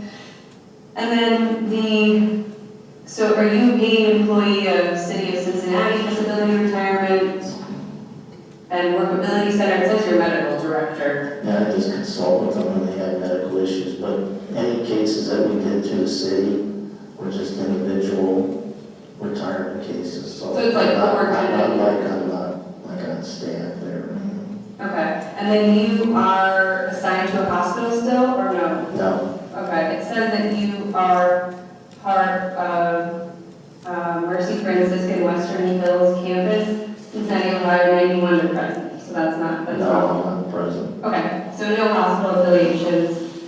I shouldn't have been in there. Okay. That's what I got. That's why I'm clarified, because it just didn't really make sense. So, independent medical examinations are, piece of litigation. They don't teach you anything about that in medical school, is that right? Medicine's still medicine. But yeah, there's a learning curve to figure out. Do they teach you? I'm not a lawyer, so I'm careful not to be a lawyer. No, I can't, I'm a doctor. I gotta be medical record. Lawyers try to be doctors more than doctors try to be lawyers, so it's just a separate opinion. Okay, well, we'll, Jets and Cobras and outside after, but, the question I have, goes back to, when you're in medical school, do they teach you anything about occupational medicine, disability medicine, independent medical examinations? I can't remember if I ever had anything specific about that. Okay. Well, you're leaning on the laurels of the qualifications that are based on your education, and that's what brings you to be the expert for us today. So you don't know if you learned anything, that's fair enough. Probably you can assume that you learned it after that, because you do know it now today. No dispute about that, and your expertise. Is there, when you say board certified by emergency room medicine and trauma, what board is that? That's the American College of Emergency Physicians. Okay. Is there American College of Occupational Medicine? Yes.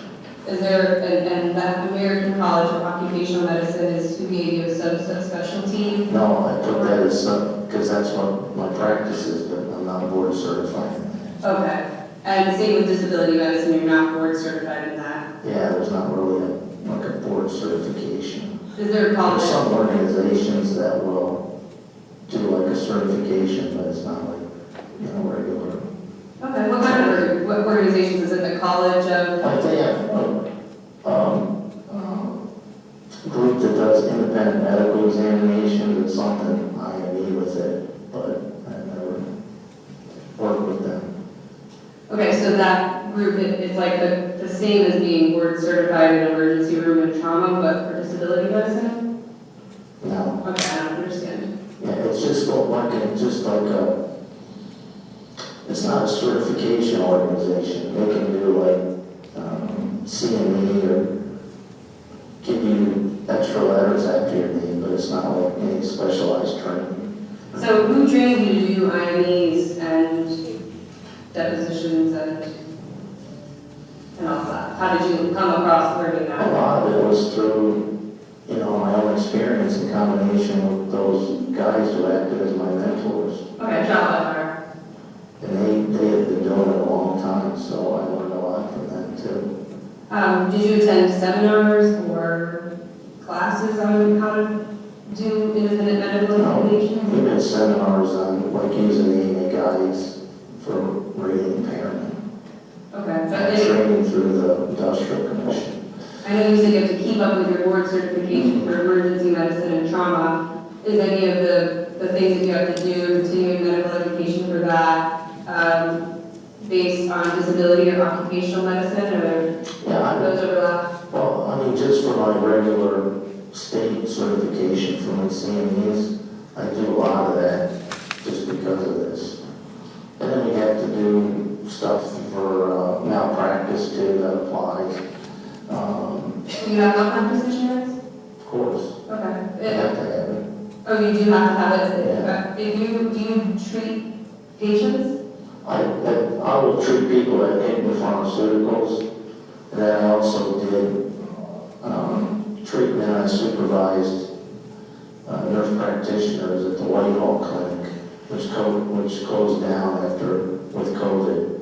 So I'm not sure if that's going to start back up again, but. Okay, that was my next question, is that you were your testimony is that you learned to do trial by fire, but then your major presentation lectures kind of looks like you were like, I'm not writing this down anymore. Still, since being in private practice, lectured at various nursing, EMS, medical staffing, organizations, corporations, and Ohio BWC staff on a variety of topics related to fields of disability, workers' comp, emergency medicine, and occupational medicine. So are you actively teaching, besides the nurses that you already mentioned, how to write IMEs? How to write IMEs? Or how to substantial aggravation, other things like that aren't, how to perform an independent medical examination, since it's your testimony, you don't learn that in medical school. Well, I mean, Who trains them? it's pretty specific through the Industrial Commission, because we have our own manuals for that in addition to the AMA guides.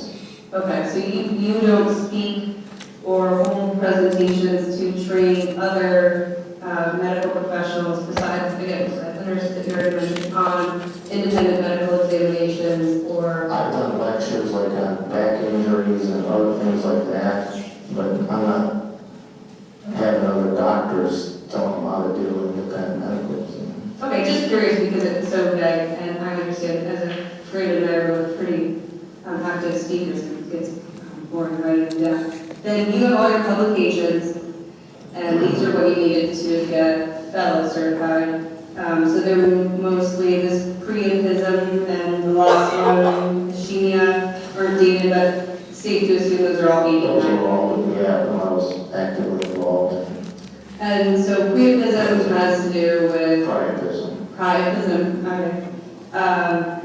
Without medical speaking, a little blue pill, 4 hours, if it's too long, you call. And then you've got paramedic treatment and acute, so myocardial infarction, it's heart. Really run the gamut, designer drugs. So cocaine, chronic cocaine use associated with dilated cardiomyopathy, lidocaine, cerebral resuscitation. As an emergency room doctor, you really run the gamut of all the different body parts. And essentially in your training, it's a triage. It's like at my house we call it triage cleaning. It's like just get the big stuff, you have to hit the big stuff first. You get the big injuries out of the way at the emergency room. Do you know if Mr. Faust went to the ER because he thought it was serious, or he was carried there by squad, or do you have the details of why he arrived there? I don't remember that. I'm assuming it was probably by squad, but I don't know. The weather was bad and all that, but I'm assuming he did. I just noticed the consistency in your testimony, and it seems like you really are erring on the side of having more significant injuries, like bilateral, you need a fracture for bilateral carpal tunnel syndrome. You're looking for the worst things. As an emergency room doctor and not an orthopedic doctor who would treat these if you were still in active practice, do you think that colored I don't accept the premise that you made to me. I'm just curious. You're putting thoughts in my head that I never... But it's true, emergency room doctors look at the worst cases and then they kind of send the rest out. Why are you putting me in that category? That's your board certification and your work history. Yeah, but do you know me as a physician? Do you have The studies that I do, that's just, you're just saying, oh, you're just an emergency physician, you're not looking at the whole picture. So I can't accept that premise. Okay, it's an odd transition from this, and then I just noticed a lot of your opinions seem to be that you need the worst case scenario, and I was wondering if that was... Were you really listening? Maybe you should go back and look at the transcript. Okay. Okay? I will. I'm not sure you were listening carefully. Well, a lot of the things that you say, like you need a fracture in the bone... Did I say that? No, I clarified that. You want to go back and pull that up? And you said if you have a fracture in your bones when you fall for an acute, that would be more likely. So, I said that was an example of it. I'm getting my question. Do you ever accept the premise of a mild injury that could occur for all of these diagnoses based on this type of car accident? Again, as a physician, understanding the pathophysiology of a wrist injury, I included that as part of my assessment and my discussion here. And looking at the data data from the medical providers that I had post-accident. So I didn't say that you had to have a fracture in order to have a carpal tunnel syndrome in this case. I said that's one example, and those examples were cited in the scientific literature I included. It doesn't preclude it from happening to somebody else, but that's part of the process I was taking into consideration and looking at all the data. Do you disagree that you performed 648 independent medical examinations last year, or within the last year? I have no idea. Mostly been doing, Becky will probably schedule 5 to 8 of them a week. I can't think of like this week I've done 4. Okay, but do you disagree? I don't know if that's, I don't know how many of them there have been. Okay. I know Becky's in charge of that, but if there was a subpoena that was presented and it said 648, would you disagree if that's I don't know where the number came from, but if it is what it is. That's not so insane to you that you would be like, absolutely couldn't have done that many? Like I said, I probably only did, I'm doing maybe 5 to 8 a week. Sometimes there are people that no show. So, you multiply that and have a couple weeks off. Okay, you charge a no-show fee. No, right? You still get paid for those. How much are exams? Are they by the exam, by the hour, by the page?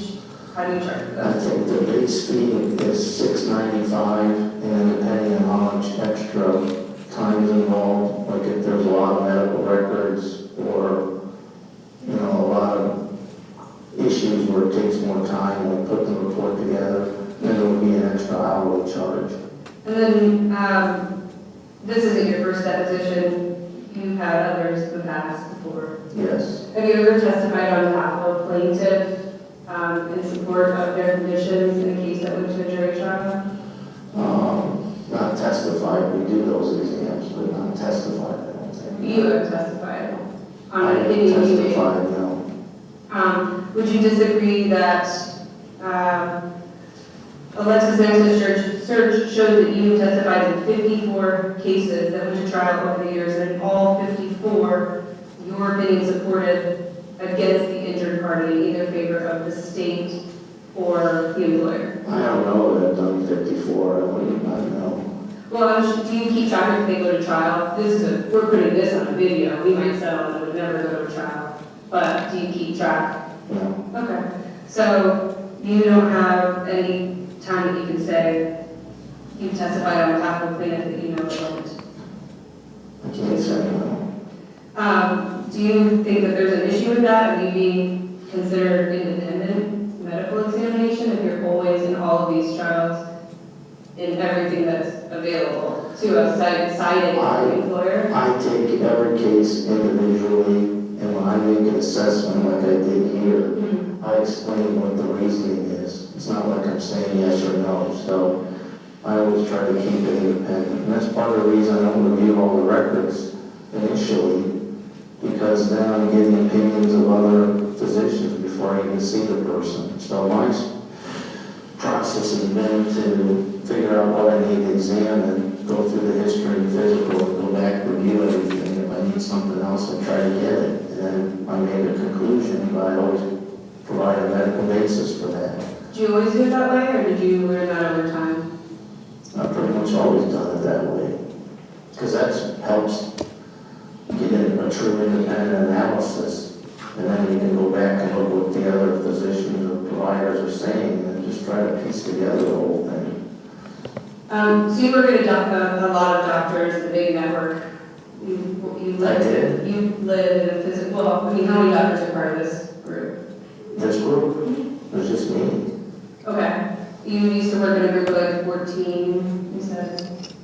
I don't think there were 14 at the most. Okay. I mean, there were usually about maybe a half a dozen of us then. And can you name a doctor in this area that is taking new patients to be a physician of record in a BWC clinic? Do you treat as a physician of record in BWC clinics? I have done a few. But being in the medical community, do you know of anybody? Would you ever see somebody and say, you need to get to somebody, or do you just focus on the questions that counsel gives you? You can objection, Mr. Owens. No, I don't want to, I mean, it's part of being independent, if you don't want to refer somebody to anybody in particular. Okay. Have you ever, do you have UWC coverage on your sole proprietorship? Yeah, we have to have that. Have you ever had anybody file a claim? No, You ever had anybody close to your family in a workers' compensation claim, or any experience from the claimant side? I don't have any further questions. So I got a couple questions, President Bell. You were asking questions that you weren't taught anything in medical school regarding how to do an IME, correct? I can't recall it. Well, as part of I don't think it's something we were focused on. as part of an IME, you're making a medical diagnosis, correct? Exactly, that's why I made the point, I'm not a lawyer. You're not offering, an IME, you're not offering a legal opinion, correct? I mean, like the substantial aggravation, that was a legal definition that was put in front of me. I didn't write that definition. I never went to med school, but the rest of my family did. It's my understanding they teach you about the anatomy in medical school, correct? I mean, it's still a medical exam. They teach you how to diagnose things in medical school? Yes. You go through internships, they teach you how to diagnose things. They teach you how the cause of various conditions, correct? Yes. They teach you about degenerative changes, is that correct? Yes. They teach you how to review medical records, is that correct? Yes. Do you learn how to review MRIs and x-rays, is that correct? Well, we didn't have that back in medical school, but now we do. Is that something you learn a little bit after? Yes. So in a clinical picture, let's say I walk in, my arm's broken, and you're my doctor. What's the first thing you do? And take a history exam. In this case, what's the first thing you did with first spouse? History. If in a clinical setting, if there are medical records available, previous prior treatment records, do you review those? Yes. In this setting, where the medical records available, if you review. Yes. If someone comes in, they got a broken arm, and based upon the history, you try to figure out what conditions they have. Yes. Okay. Part of that work in the clinical setting is that reviewing x-rays and MRIs that might be taken. Yes. And that's the same thing you did in this case too, correct? Yes. And as part of the clinical setting, you're trying to correlate, well, this person looks like maybe they have a broken arm, they told me they fell down some stairs.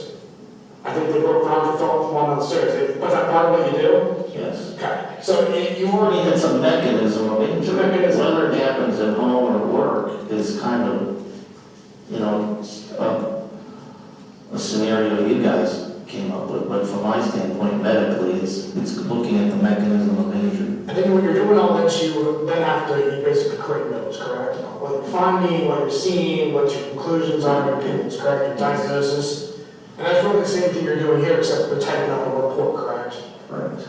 And under these circumstances, instead of someone just walking in, someone like myself sends you a letter and says, hey, so-and-so said they got hurt at work. Doctor, what conditions do they have? It wasn't from work, correct? Yes. An objection, you're really leading in all of these questions, and you're still indirect, so to object to the line of questioning on the basis that it is meeting. Doctor, is there really much difference in doing an IME versus clinical setting other than what you produce at the end? Yeah, you're just not treating the person. Not treating the person. You were asked a little bit about whether Mr. Krause has symptoms or not. Symptom can be pain, correct? Yes. And if a individual reports they have pain, do you have any way of knowing whether they do or do not have pain? Being it's subjective, I mean, there's, by definition, you just accept the premise. And you were asked a question about range of motion. How would you do a range of motion test? Like, someone's back, how would you do it? Well, there's active range of motion. Usually you don't do a passive range of motion on the spine, but that's when I'm physically moving the extremity versus they're actively doing it. And how do you know what the range of motion is? Does the patient tell you I can't go any farther? How do you just I mean, the whole idea is not to torture them. I mean, I have had patients say when they went to get an exam, the doctor was kind of jerking on them. And once you do that, you can't find out any information. So you try to go gently to the point where it works, and that's telling you some information, but the idea is not to torture somebody. So at least, I know you mentioned that you didn't take it as an objective.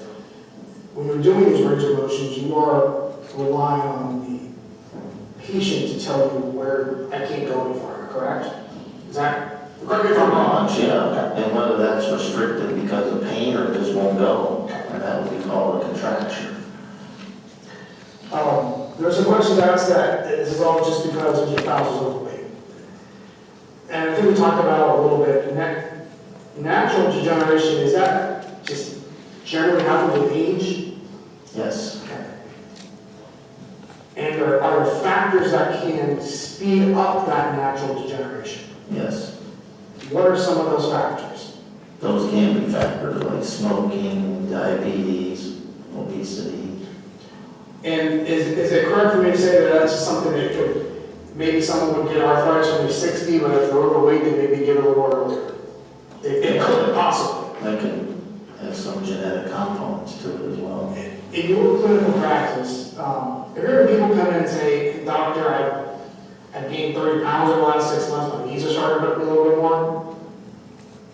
And typically that would be the case. That's why we would say to lose weight. That's all the questions I have.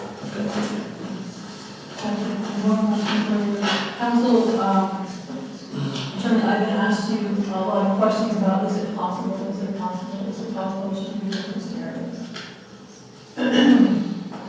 Would you agree that anything is possible, but not everything is probable? Yeah, I mean, that's what the kind of reasonable medical probability comes in. So your opinions are based not on possibilities, but on probabilities. Correct.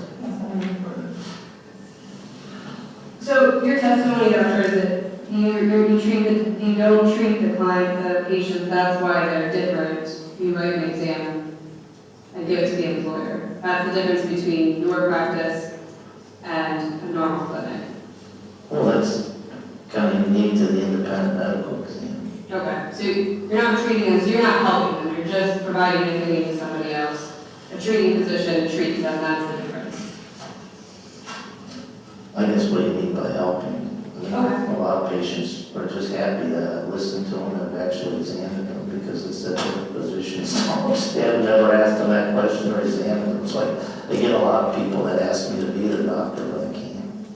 I need the paper reviews online, but did you, your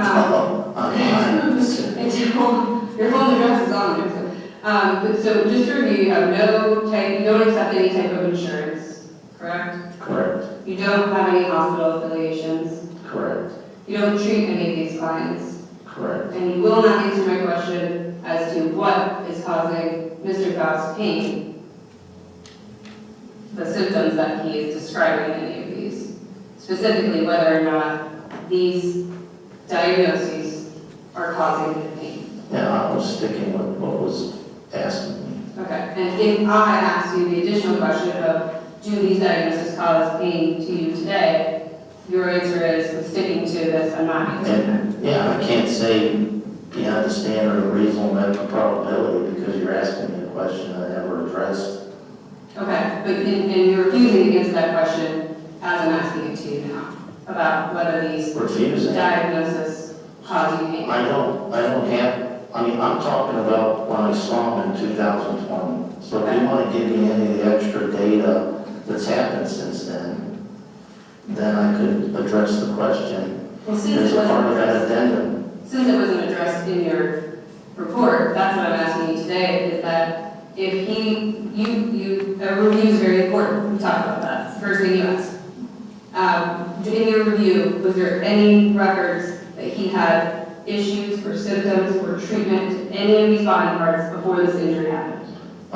There was nothing by his history. I didn't have any records predating him. And I don't have any records after August of 2020. So it's your opinion that these are asymptomatic problems caused by natural degeneration of a 36-year-old who's overweight and still cause symptoms? And he still had these other issues of the sprains. Okay. So those, you symptoms in and of themselves. Even 18 months past? Yeah, you've done permanent partial impairments, I assume. Not the exams. Well, you've done cases where they've been assigned permanent impairment. So that permanent impairment has to be on the basis of something was a strain. Do you let attorneys come with patients to your examinations? I've never had one, no. Do you allow the person that you're doing evaluation for to record No. audio or video?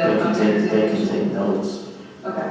All right. Do you allow a third party besides Yes, the attorney? frequently. Usually it's a wife but I ask the patient if they want to have them come back. Sometimes it could just be a friend and they don't want to share stuff in front of a friend. Okay. And again, nothing to dispute the math that I gave you. I found on Lexis 54 cases over the years where you testified against the injured party for 648 exams per year at $700 per I have no idea. I mean, I literally would have to. But when you hear those numbers, you don't disagree with them. You just don't know. No, I mean, if I'm thinking of what I'm doing now, like just this last 2022, I can't imagine, but I don't know. Okay. No further question. Thank you, Doctor. All right, and for the record, ladies and gentlemen, you heard some objections, but the parties agreed those were all withdrawn, so all the tests, if there were objections in that deposition, or there were, you are permitted to consider those answers. All right, counsel, would you approach, please, and put us on bench mode there, Dan?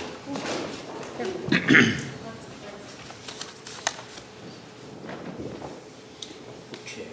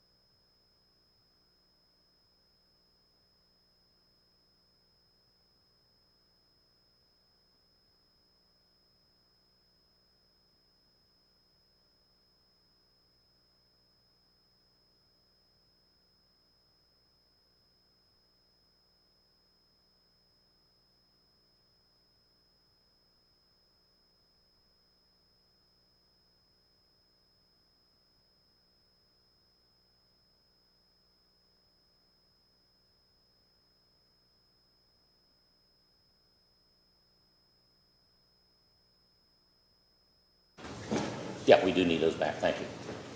All right, ladies and gentlemen, we're going to take the final 10-minute break before you deliberate.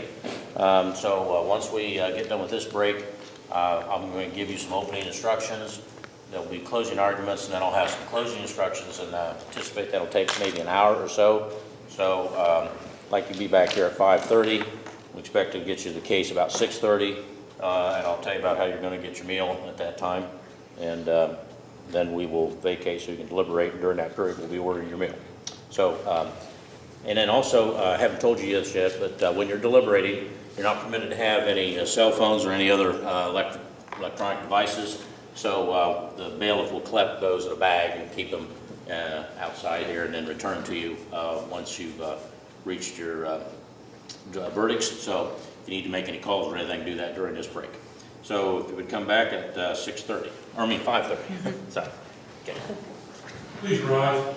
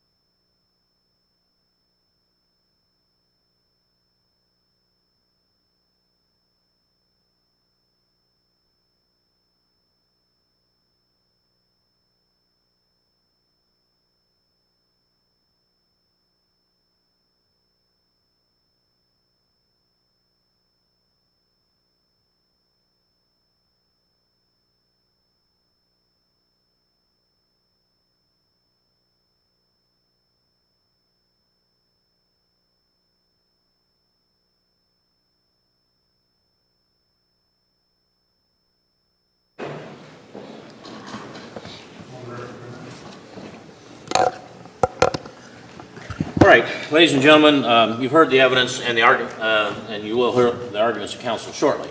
It's now the duty of the court to instruct you on the law applies to this case, and then we'll hear the conclusion arguments, and I'll give you the deliberative instructions after that. Now, the court and the jury have separate instructions. You decide the disputed facts. The judge gives you the instructions of law that you are to apply in making these decisions. It's your sworn duty to accept the instructions, to apply the laws that is given to you. You're not permitted to change the law, nor to apply your own idea of what you think the law should be. The workers' compensation law of Ohio provides employees who are injured in the course of and rising out of their employment are entitled to participate in the benefits of the workers' compensation fund. Additionally, a pre-existing medical condition that is substantially aggravated by an employee's work-related injury is compensable under the workers' compensation laws.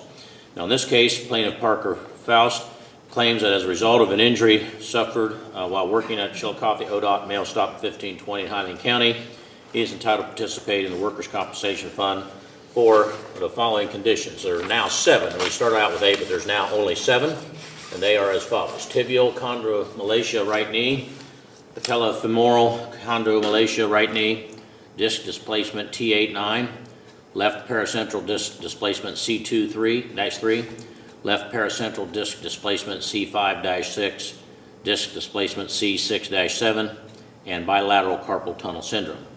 Administrator of the Bureau of Workers' Compensation and Chillicothe ODOT Mail Stop 1520 are the defendants and deny that the plaintiff is entitled to benefits. The issue you must decide is whether or not the plaintiff is entitled to participate in the workers' compensation fund for these conditions. Now, you're not to give any weight whatsoever to the fact that a representative administrator of the Ohio Bureau of Workers' Compensation was not present at this trial. Participate in the workers' compensation fund means to be entitled to receive benefits from it. Now, you've heard testimony about the Industrial Commission of Ohio deciding decisions concerning the plaintiff's claims. These decisions are now disputed. You must ignore that evidence and consider the case solely upon the evidence presented to you in the court today during the trial. Now, the burden of proof in this case upon every material issue of fact in the plaintiff's claim is upon the plaintiff.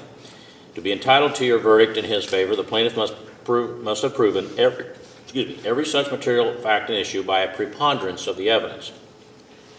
There's no burden of proof upon defendants. Preponderance of the evidence is the greater weight of the evidence, that is, evidence you believe because it outweighs or overbalances in your mind the evidence opposed to it. A preponderance means evidence that's more probable, more persuasive, or of greater probative value. It is the quality of the evidence that must be weighed. Quality may or may not be identical with quantity or the greater number of witnesses. Now, you are the sole judges of the facts, the credibility of the witnesses, and the weight of the evidence. To weigh the evidence, you must consider the credibility of the witnesses. You'll use the test of truthfulness you use in your daily lives. These tests include appearance of each witness upon the stand or on videotape, their manner of testifying, the reasonableness of their testimony, the opportunity that he or she had to see, hear, and know things concerning which they testified, their accuracy of memory, frankness or lack of it, intelligence, interest, and bias, if any, together with all of the facts and circumstances surrounding the testimony. Applying these tests, you will assign each witness's testimony such weight as you deem proper. You're not required to believe the testimony of any witness simply because he or she was under oath. You may believe or disbelieve all or any part of the testimony of any witness. It is your duty to determine what testimony to believe and what testimony not to believe. Testimony was presented by videotape deposition. I think that's not the correct term now, digital, but anyway, that's what the law still says. And this evidence is to be considered according to the same tests that are applied to other witnesses. Now, normally a witness may not express an opinion. However, one who follows a profession may express his or her opinion because of his or her education, knowledge, and experience. Such testimony is admitted for whatever assistance it may provide to help you to arrive at a just verdict. As with other witnesses, on you alone rests the duty of deciding what weight to give to the testimony of the experts. In determining its weight, consider their skill, experience, knowledge, veracity, familiarity with the facts of this case, and the usual rules for testing credibility and determining the weight to give to testimony. A number of exhibits and testimony related to them were admitted into the evidence, and we have a book there of that, and you will determine what weight, if any, those exhibits should receive in light of all of the evidence. In determining whether an issue has been proved by a preponderance of the evidence, you should consider all of the evidence regardless of who produced it. If the weight of the evidence is equally balanced, or if you're unable to determine which side of an issue has the preponderance, then the party who has the burden of proof has not established such issue by a preponderance of the evidence. Evidence is all the testimony received from the witnesses, including depositions, the exhibits submitted during trial, and facts agreed to by counsel. Now, evidence may be direct or circumstantial or both. Direct evidence is the testimony given by a witness who has seen or heard the facts to which he or she testifies. It also includes exhibits admitted into evidence during the trial. Circumstantial evidence is the proof of facts or circumstances by direct evidence from which you may reasonably infer other related or connected facts which naturally and logically follow according to the common experience of people. To infer or to make an inference is to reach a reasonable conclusion of fact that you may but are not required to make from other facts you find have been established by direct inference. Whether an inference is made rests directly with you. You may reach a reasonable conclusion about a fact or facts only from other facts that have been proved by the greater weight of the evidence, but you may not infer a fact or facts from a speculative or remote basis that has not been established by the greater weight of the evidence. The evidence does not include any pleadings or any statement of counsel or plaintiff during the trial, unless such statement was an admission or agreement regarding certain facts. The opening statements and the closing arguments are not evidence. They are simply designed to assist you. Statements that were ordered stricken, and there have been a few, or that you were told to disregard are not evidence and must be treated as if you have never heard them. You may not speculate as to why the court sustained an objection to any question or what that answer to those questions might have been. You must not draw any inference from or speculate on the truth of any suggestion included in a question that was not answered or for which the answer was stricken by the court. Now, before you can find that the plaintiff is entitled to participate in the Workers' Compensation Fund, you must find that he has proven the greater weight of the evidence of all the following elements. One, employment, that he was working as an employee of Chillicothe ODOT, mail stop 1520 on January 12, 2019, and defendants have admitted that he was an employee at that time. Two, injury, that the plaintiff suffered one or more following injuries. 1, tibial chondromalacia right knee. 2, patellofemoral chondromalacia right knee. 3, disc displacement T8-9. 4, left paracentral disc displacement C2-3. 5, left paracentral disc displacement C5-6. 6, disc displacement C6-7. And 7, bilateral carpal tunnel syndrome. And those are separate issues on each. You must also prove the third element on each of those, that the plaintiff suffered the injuries in the course of his employment. Defendants deny the plaintiff suffered the injuries in the course of his employment. The harm that the plaintiff suffered was proximately caused by the plaintiff's injury on January 12, 2019. Now, to decide whether there was an injury and whether the injury is accidental, you'll apply the following definition. Injury includes any injury, whether caused by external accidental means or accidental in character, received in the course of and arising out of the injured employee's employment.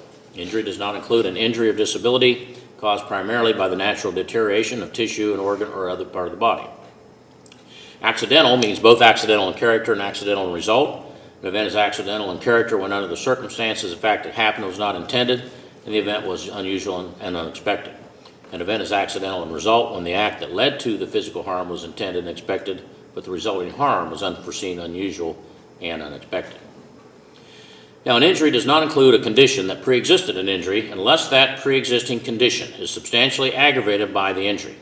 Employers take their employees as they find them and assume the risk of having an employee's pre-existing condition substantially aggravated by an injury that would not harm an otherwise healthy person. Substantial means considerable, major, or significant, not trifling or small. An employee is not entitled to participate in the Workers' Compensation Fund for any condition that pre-existed an injury unless the pre-existing condition is substantially aggravated by the injury. Now, such a substantial aggravation must be documented by objective diagnostic findings, objective clinical findings, or objective test results. Subjective complaints may be evidence of such a substantial aggravation. However, subjective complaints without objective diagnostic findings, objective clinical findings, or objective test results are insufficient to substantiate a substantial aggravation. Thus, to be compensable, The aggravation of a pre-existing condition must be substantial both in the sense of being considerable and in the sense of being firmly established through the presentation of objective evidence. Evidence of the condition or symptoms must be documented prior to the injury and presented in support of the claim. Now, the law requires that the plaintiff prove by the greater weight of the evidence that the injury arose out of and in the course of the plaintiff's employment with ODOT Stop 1520. The arising out of element contemplates a causal connection between the injury suffered and the employment. The phrase "in the course of employment" relates to the time, place, and circumstances of the injury suffered. An employee is in the course of employment when performing some required duty done directly or incidentally in the service of the employer. An injury arises out of employment when it was directly or proximately caused by something that occurred as part of the activities, conditions, and risk of the workplace. A causal connection between the employee's claim and his employment depends upon the totality of the facts and circumstances. Plaintiff must prove by the greater weight of the evidence that the employment was the direct or proximate cause of the injury. Proximate cause is an event which in the natural and continuous sequence produces an injury and without which the result would not have occurred. Proximate cause exists where an act or failure to act in a natural and continuous sequence directly produces the injury and without which it would not have occurred. Plaintiff is not entitled to participate in the fund for any condition resulting from natural or other causes not related to the injury which occurred during his employment. In order to establish a right to workers' compensation for harm or disability claimed to have resulted from an accidental injury, it's necessary for the plaintiff to show by preponderance of the evidence not only that the injury arose out of and in the course of his employment, but that a direct or proximate causal relationship exists between his injury and his condition. Any proximate causal relationship between the plaintiff's injury and his present condition must be shown by expert medical evidence. Such evidence, however, must deal with probabilities and not mere possibilities. Upon failure of proof on this issue, it's the duty of the jury to render a verdict for the defendants. Now, the parties agree. Plaintiff was an employee of defendant Chillicothe ODOT Mail Stop 1520 working in Highland County, Ohio, and the said defendant was and is an employer of the labor subject to the provisions of Ohio workers' compensation laws. The ultimate issue you will decide is whether Parker Faust is entitled to further participate in the workers' compensation fund for alleged neck, thoracic, right knee, and wrist conditions. Participate in the workers' fund means to be entitled to receive benefits from the fund. So the factual issues you must decide are those 7 conditions that I referenced. First, does plaintiff suffer from the condition of tibial chondromalacia right knee? And if so, did plaintiff's physical injuries that occurred on January 12, 2019 substantially aggravate his pre-existing injury? 2, does plaintiff suffer from the condition of patellofemoral chondromalacia right knee? And if so, did the I lost my place. If so, did plaintiff's physical injuries that occurred on January 12, 2019 substantially aggravate his pre-existing condition? 3, does plaintiff suffer from the condition of disc displacement T8-9? And if so, did plaintiff's physical injuries that occurred on January 12, 2019 directly approximately cause that condition? 4, that does plaintiff suffer from the condition of disc displacement C-7, and if so, did plaintiff's physical injuries that occurred on January 12, 2019 directly approximately cause that condition? 5, does plaintiff suffer from the condition of left paracentral disc displacement C2-3, and if so, did plaintiff's physical injuries that occurred on January 12, 2019 directly approximately cause that condition? 6, does plaintiff suffer from the condition of disc displacement C5-6, and if so, did plaintiff's physical injuries that occurred on January 12, 2019 directly approximately cause that condition? And then 7, does plaintiff suffer from the condition of bilateral carpal tunnel syndrome? And if so, did plaintiff's physical injuries that occurred on January 12, 2019 directly approximately cause that condition? Now, if you find that he is entitled to participate on any of these, you'll not consider any amount of compensation because that is determined by the Industrial Commission of Ohio. That is not an issue for you to decide. So, if you find that the plaintiff has proven by the greater weight of the evidence all the elements of his claim on any of those 7 items, then your verdict must be that he's entitled to participate in the workers' compensation fund for that claim or condition. If you find the plaintiff has failed to prove by the greater weight of the evidence any one or more of the elements of his claim in this case, then your verdict must be that he's not entitled to participate in the benefits of the Workers' Compensation Fund for the disputed conditions at issue in this case. So that's the substantive law. Now, just to put your minds at ease, I have to make some corrections to this, but you will get a copy of this in the final version to have in case you need to refer to it during your deliberations for the court's instructions and definitions. Now, at this time, we will hear from the parties' closing argument. Now, the plaintiff has the burden of proof, and so the plaintiff has the right to divide their time up to an opening portion as well as a rebuttal. And so, Ms. Ivan, you have 30 minutes. You can use that as you desire. So, you may proceed. Thank you, Your Honor. Okay, home stretch. So, as the judge instructed you, you're going to take this binder back of evidence.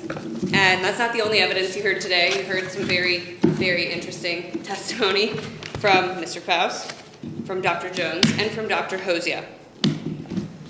It's our burden to establish that these 7 diagnoses are more likely than not caused by this injury. And something that that the judge read was that it has to be proximately caused. So would these injuries, would his symptomatic injuries be occurring without this injury having occurred? So for each one, all of our evidence is either found in this binder or you heard it via testimony.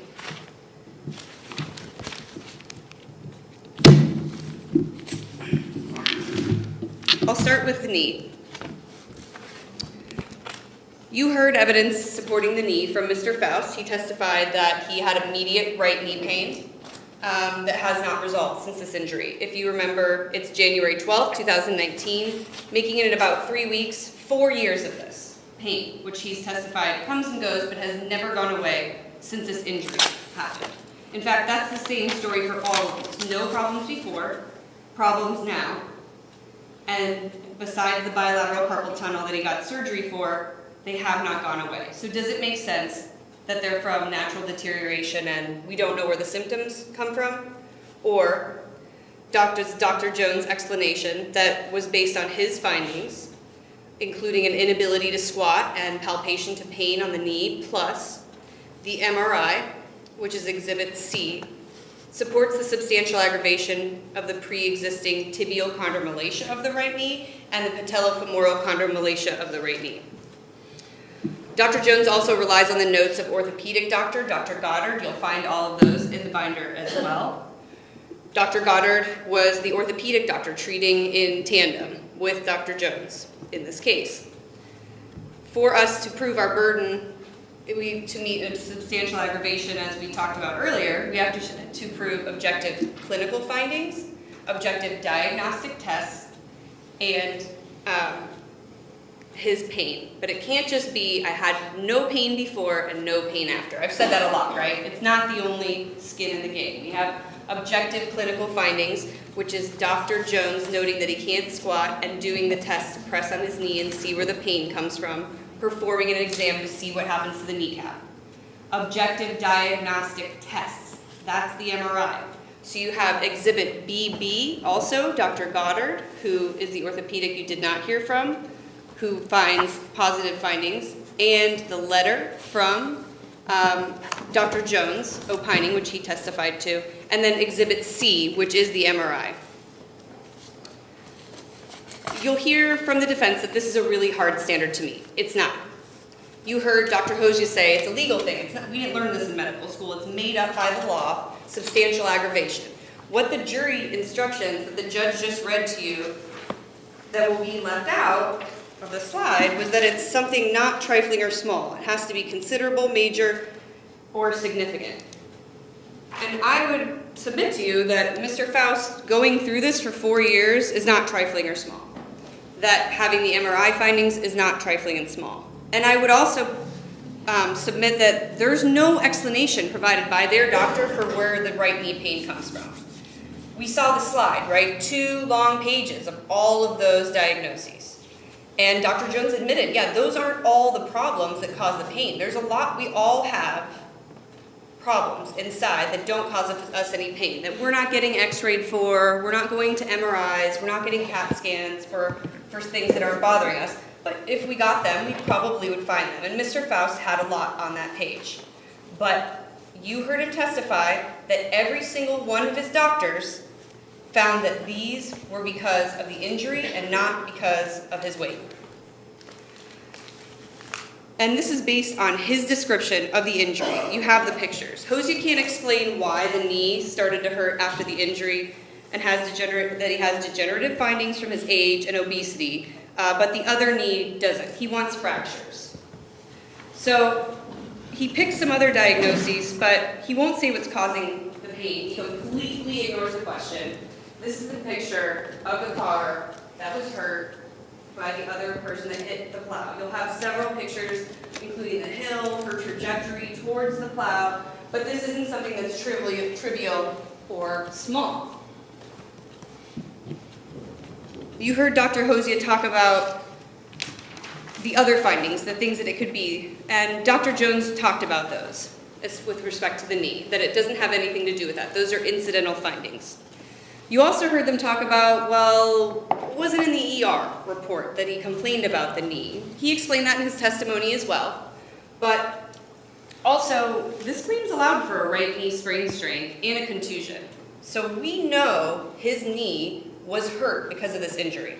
It's just whether or not a sprain, strain, and contusion, or a bruise, is still causing the pain that he's going through today. The next condition is the thoracic T8 disc displacement. That's the one in the middle of his back. There are pictures for you to take back of him and where he wears his seatbelt. He testified that his seatbelt is around the area of the T8, T9, and that is Plaintiff's Exhibit 1. All of the photos are at the back of the binder. He testifies that he has pain in this exact region, but not the other ones, in the middle of his back. And in fact, that if he starts to lose bowel or other issues, he's going to have to get surgery, but will avoid that at all costs. At no point did you hear Dr. Hosier, or will you find in the medical records, that any of those other levels that they're saying he has all these other issues are surgical. Dr. Jones testified that on his exam of this area, in the same level where he experiences pain, and relies on the collision, calling it the mechanism of injury. Mechanism of injury and how the injury happened is the same thing. You heard that a lot today. He says that this makes the most sense as the cause of the pain. And after looking at the MRI, which is Exhibit E as in Edward, and performing an exam, he demonstrates on the stand how it happens with the spine, that it makes sense. And we have a lot of low back cases in these situations. We talk about that with Dr. Hosier, right? Honestly, we could probably all use a low back massage after sitting in these benches and sitting on these chairs all day, right? So low back pain is one thing, but this is the middle of his spine. So take that into consideration. It's not his entire middle of his back that hurts, it's one area, and it's the worst area on the MRI. They talk about effacing the nerve versus impinging. Impinging means it's hitting the nerve and it causes pain to shoot out to the body part where the spine goes to. So on the neck, it would go up here, and the low back, it goes down your leg. But you don't have to have radiculopathy to have a disc bulge, a disc displacement, okay? We talk about the differences of how those work, and he talked about that with the jelly donut. Dr. Hosier wants there to be seatbelt bruises for this to have occurred. He always is choosing the most extreme example for this to have possibly happened. And every time I threw a new fact in that he was leaving out, he pivots it in another way to show that it's not related, that it's something else, but will not give an explanation of why he's hurt. Sure, there are people who go to the military and get an MRI of their spine and then they can't fly because they have findings. That is not what's happening here. You have all those reports, they are in the exhibits as well, and you can look at those and see if they sound like this case. They don't. Those people don't have problems. They have degenerative natural findings. The reason that is what they harp on is because in the jury instructions, that's what makes him not win this case. So that is why they are focusing on that. He is 35 years old when this happens with no prior history. So effacing the nerve is just pressing on it and impinging it. They talk about radiculopathy throughout this. We never asked for that. We never asked for radiculopathy to be included in the claim.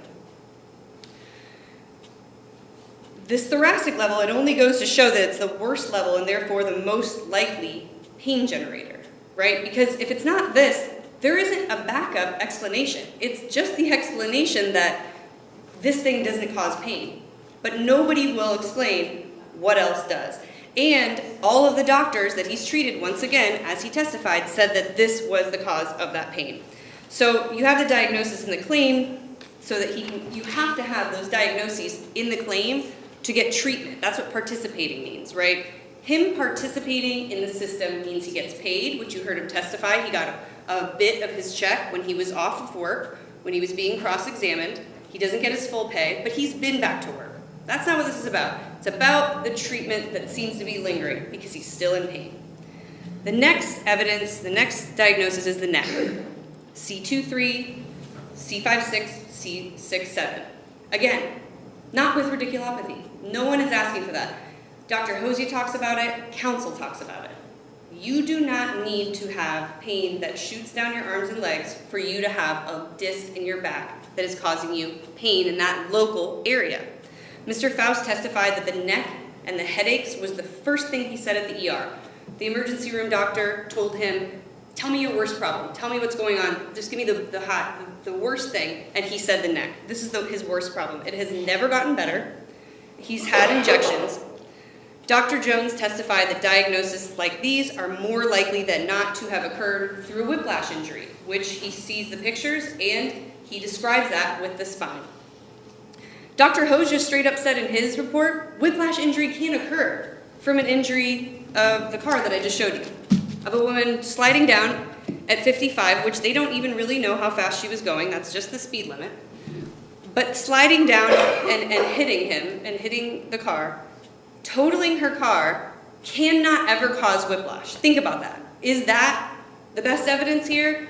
Or is it more likely that it's Dr. Jones?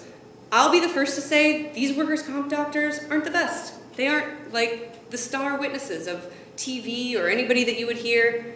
But Dr. Jones doesn't have any skin in the game. He only examines 5% workers' comp, and you heard him testify that it's more work to do that.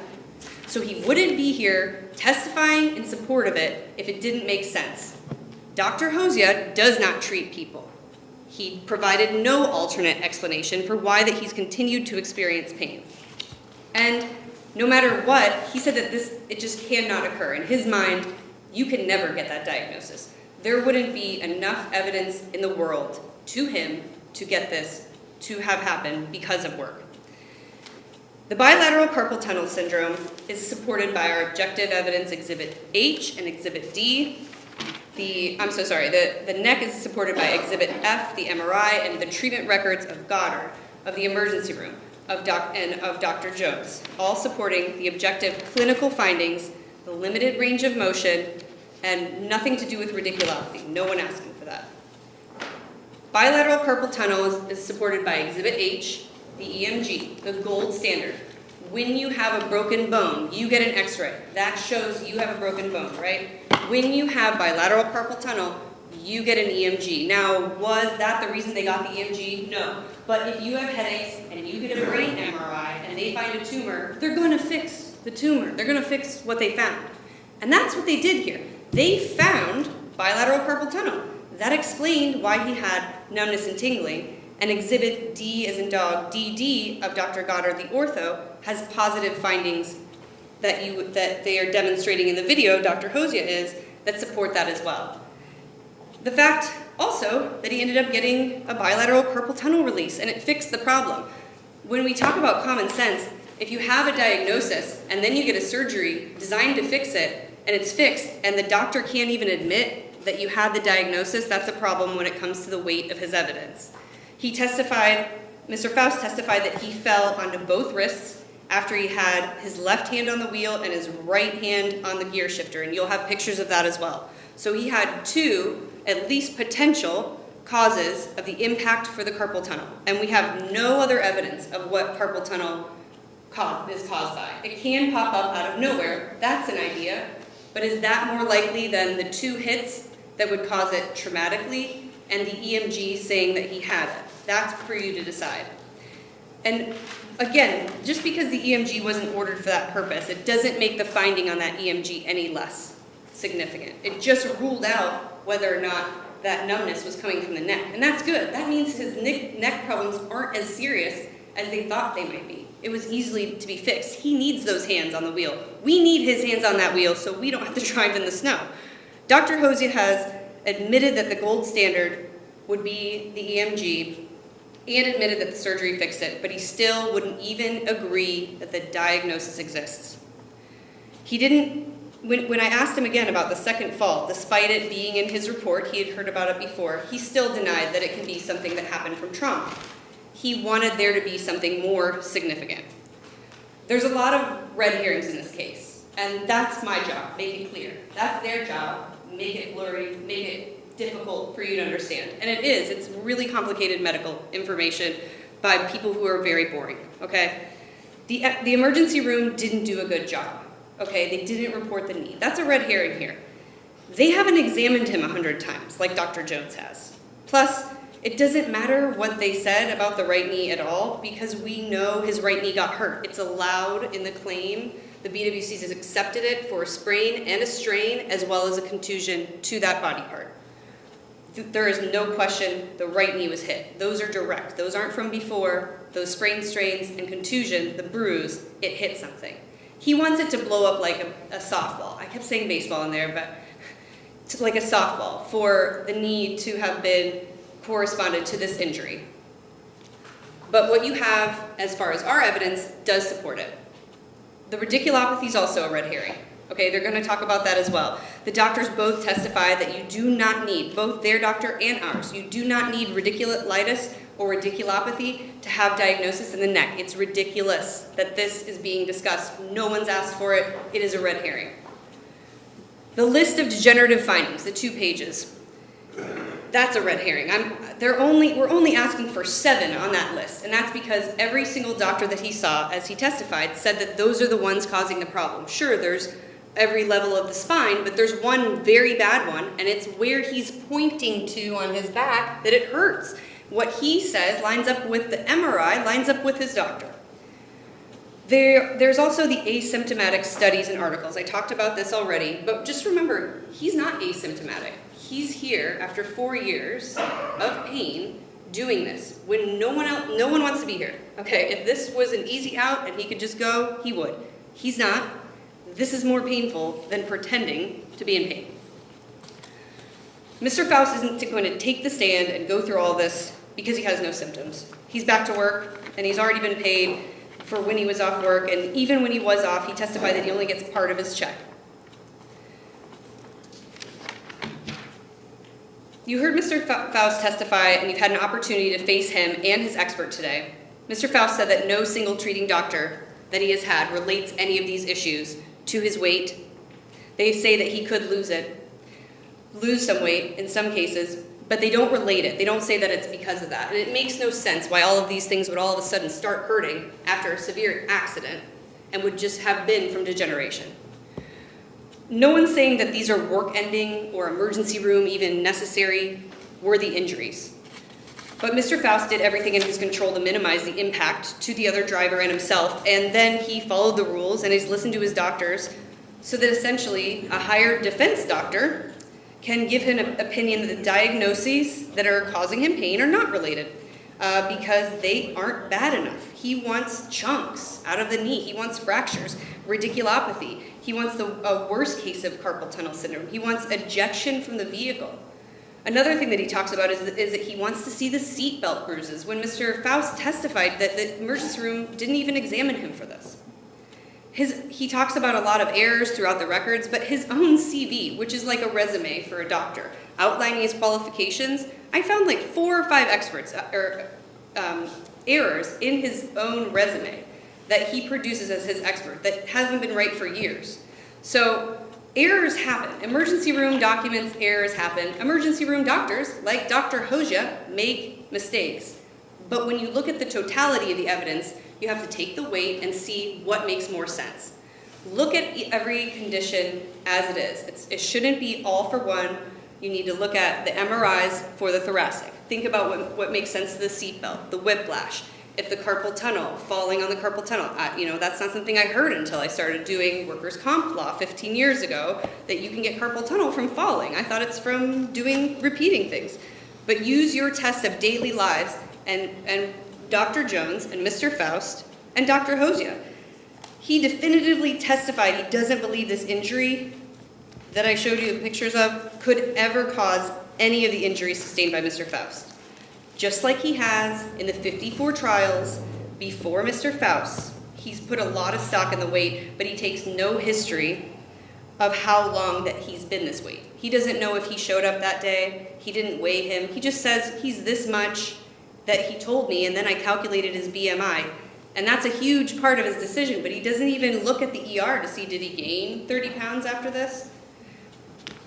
So we would ask that you take all of these evidence into consideration and find for Mr. Faust. We do believe that we have met our burden, and it is our burden to prove this. And that's why it's been so long and so boring, and you've had to listen to me so much. And now I will stop talking, so you don't have to listen to me anymore until slight rebuttal. Thank you. Okay. You have 9 minutes remaining after the defense. All right, defendants have 30 minutes to share. Mr. Abshire, you're going to go first for ODOT? Okay.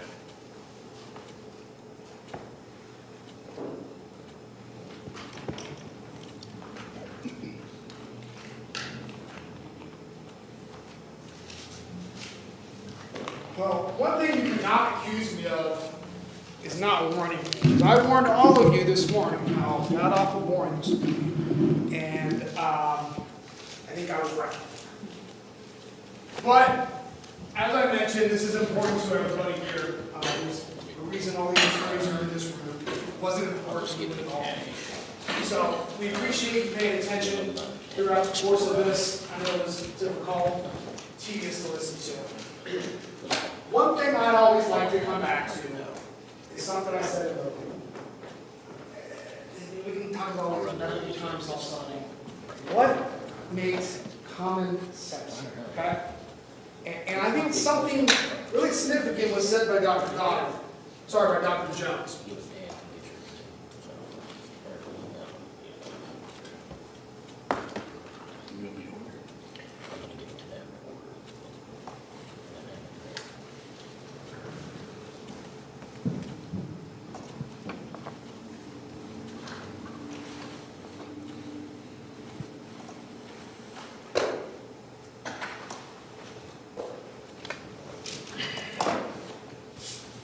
Ms. Tackett asked a bunch of questions. The response was, I left it to Dr. Goddard. Why didn't you diagnose this? I left it to Dr. Goddard. Why didn't you treat this? I left it to Dr. Goddard. I'll leave it to you to determine why Dr. Goddard, who has a whole slew of conditions, who is the one who diagnosed these conditions, who is the one who's treating these conditions, why Dr. Goddard wasn't here, and why instead Dr. Jones was here. For a little common sense, you can kind of figure out why one was here and why it wasn't.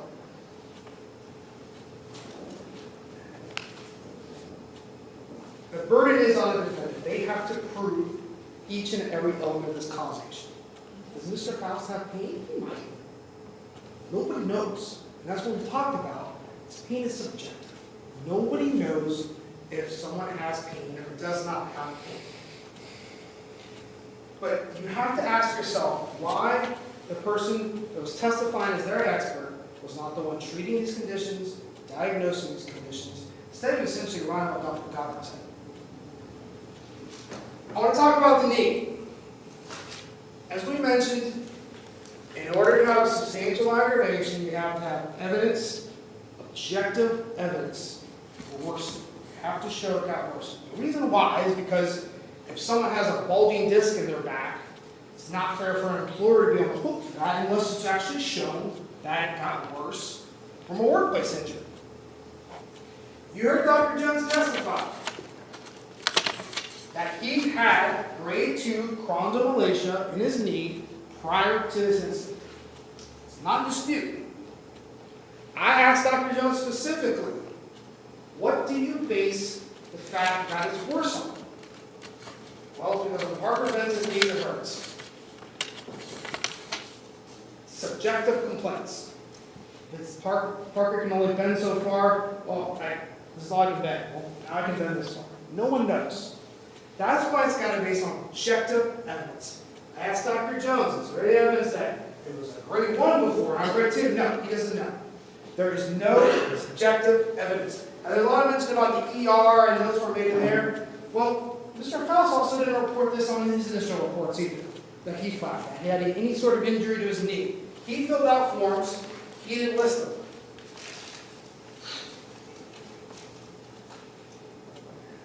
Going back to the reason why Dr. Jones is sitting there and not Dr. Goddard, because as I mentioned, Dr. Goddard has diagnosed him with teleform maltracking. Dr. Jones testified, like when your kneecap's not going right. Can that cause pain, Dr. Jones? Yes. Diagnosed him with impingement syndrome. Dr. Jones, can that cause pain? Yes. So if you want an explanation as to why Faust having pain, well, ask why Dr. Goddard wasn't in here to explain why those conditions are not related. Because Dr. Jones left it to Dr. Goddard. The bilateral carpal tunnel syndrome. There is no sprains of the wrist line of this claim. You're not going to see any mention in any of the medical records. I hope you don't read through all of them. If you want to, do it. But there's no mention of anything with the wrist. Ever. Again, Dr. Jones left it to Dr. Goddard. I asked Dr. Jones, is he aware of any notice, any medical records anywhere where Mr. Faust complains about numbness and tingling in his hands before that May 8th note with Dr. Goddard? He said no. And Mr. Faust told you that he reported the dissolve, well, it didn't end up in the notes. I think when you look at this, there's a 4-month gap between there was any mention of this.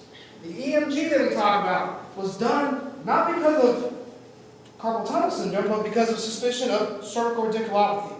Here Dr. Hoya testified that essentially it's an incidental finding. And one thing that needs to be remembered, and it's said multiple times here, all of these conditions we're talking about here, the neck, the back, the knee, they're all very minor. So when you look at this thing, as I said from the get-go, from a common sense perspective, if we're dealing with a bunch of very minor claims, minor disc displacements, minor carpal tunnel, minor issues in the neck, is that related to a traumatic event, or is that related to the slow natural degenerative process that we've seen?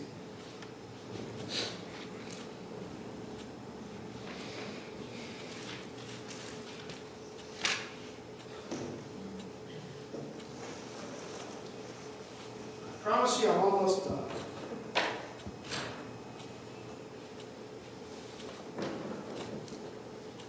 Talk a little bit more about common sense. What are we dealing with in this case? He's alleging he has a T8, T9, right?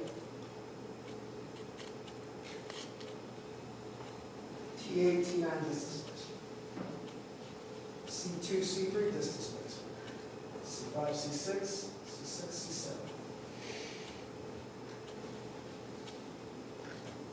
Those are related to the incident per Faust, per Jones. What you did not see on here is everything else that's going on. If you look at Dr. Goddard, who Dr. Jones is leaving it to Dr. Goddard, look at these issues he's got. He's got C3, C4, he's got the stenosis and the hypotrophy, which I still can't pronounce. We learned, again, what is that? It's arthritis. He's got that at C3, C4.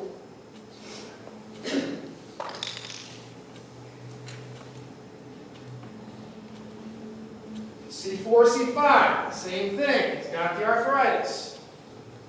We also got 2 herniated discs, as Dr. Hoyt testified. Essentially, we're skipping over, so we got one here that's related. We're skipping over anything that they needed to do here, or we're focusing on these two again. Again, when you look at it, C6, C7, arthritis, along with that. Jump down to the thoracic region. Ask Dr. Jones, do you agree that essentially every single level of his thoracic spine, there is a disc bulge or a disc protrusion at every single level? He said, yes, that's correct. So, we can talk about doctors and their testimony all day, but let's just look at that and let's just think common sense. Does it make more sense that this T8, T9 was there pre-injury, along with all the rest of these disc protrusions and disc bulges that we see at the thoracic level that Dr. Jones admits was present for? Or was this one disc bulge right here? That wasn't there. There were protrusions everywhere else pre-accident, but this one, just, I guess the generation just skipped this one, and this one was constant. And if you recall, I kind of went around with Dr. Jones a little bit and asked him, because he was not very sound on this point, whether this T8, T9 disc bulge was actually caused. He goes, well, you know, the encroachment was definitely caused. I don't know. He was waffling on that.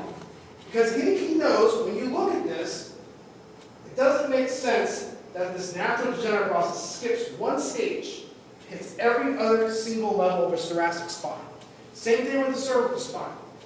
The evidence that there's disc bulges and disc protrusions across his entire back signals that there's degenerative processes going on here that are causing these issues that you're seeing there, and they're not directly related. So I ask you to go back, just think from a common sense standpoint.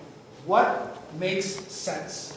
What makes sense when you look at this? Does it make sense that a person that had no strains of the wrist, didn't report anything for 4 months, that was a traumatic incident to his wrist that caused carpal tunnel? Does it make sense that Dr. Jones can only tell you that his only evidence of a worsening is Mr. Faust having pain when he bends his knee? That doesn't satisfy the standard that you're going to see on substantial aggravation. It doesn't make more sense that the entire back full of disc bulges and disc protrusions, that just a few of these were left out and are actually caused by the incident. I submit to you it doesn't. I submit to you to have a burden, and I would ask for a defense verdict on all of the, I guess, maybe 7 counts. Almost 7. Thank you very much. All right, thank you. All right, Ms. Tackett, on behalf of ODOT, you have he used 13 minutes, so you have 17 minutes extra. Thank you, Your Honor.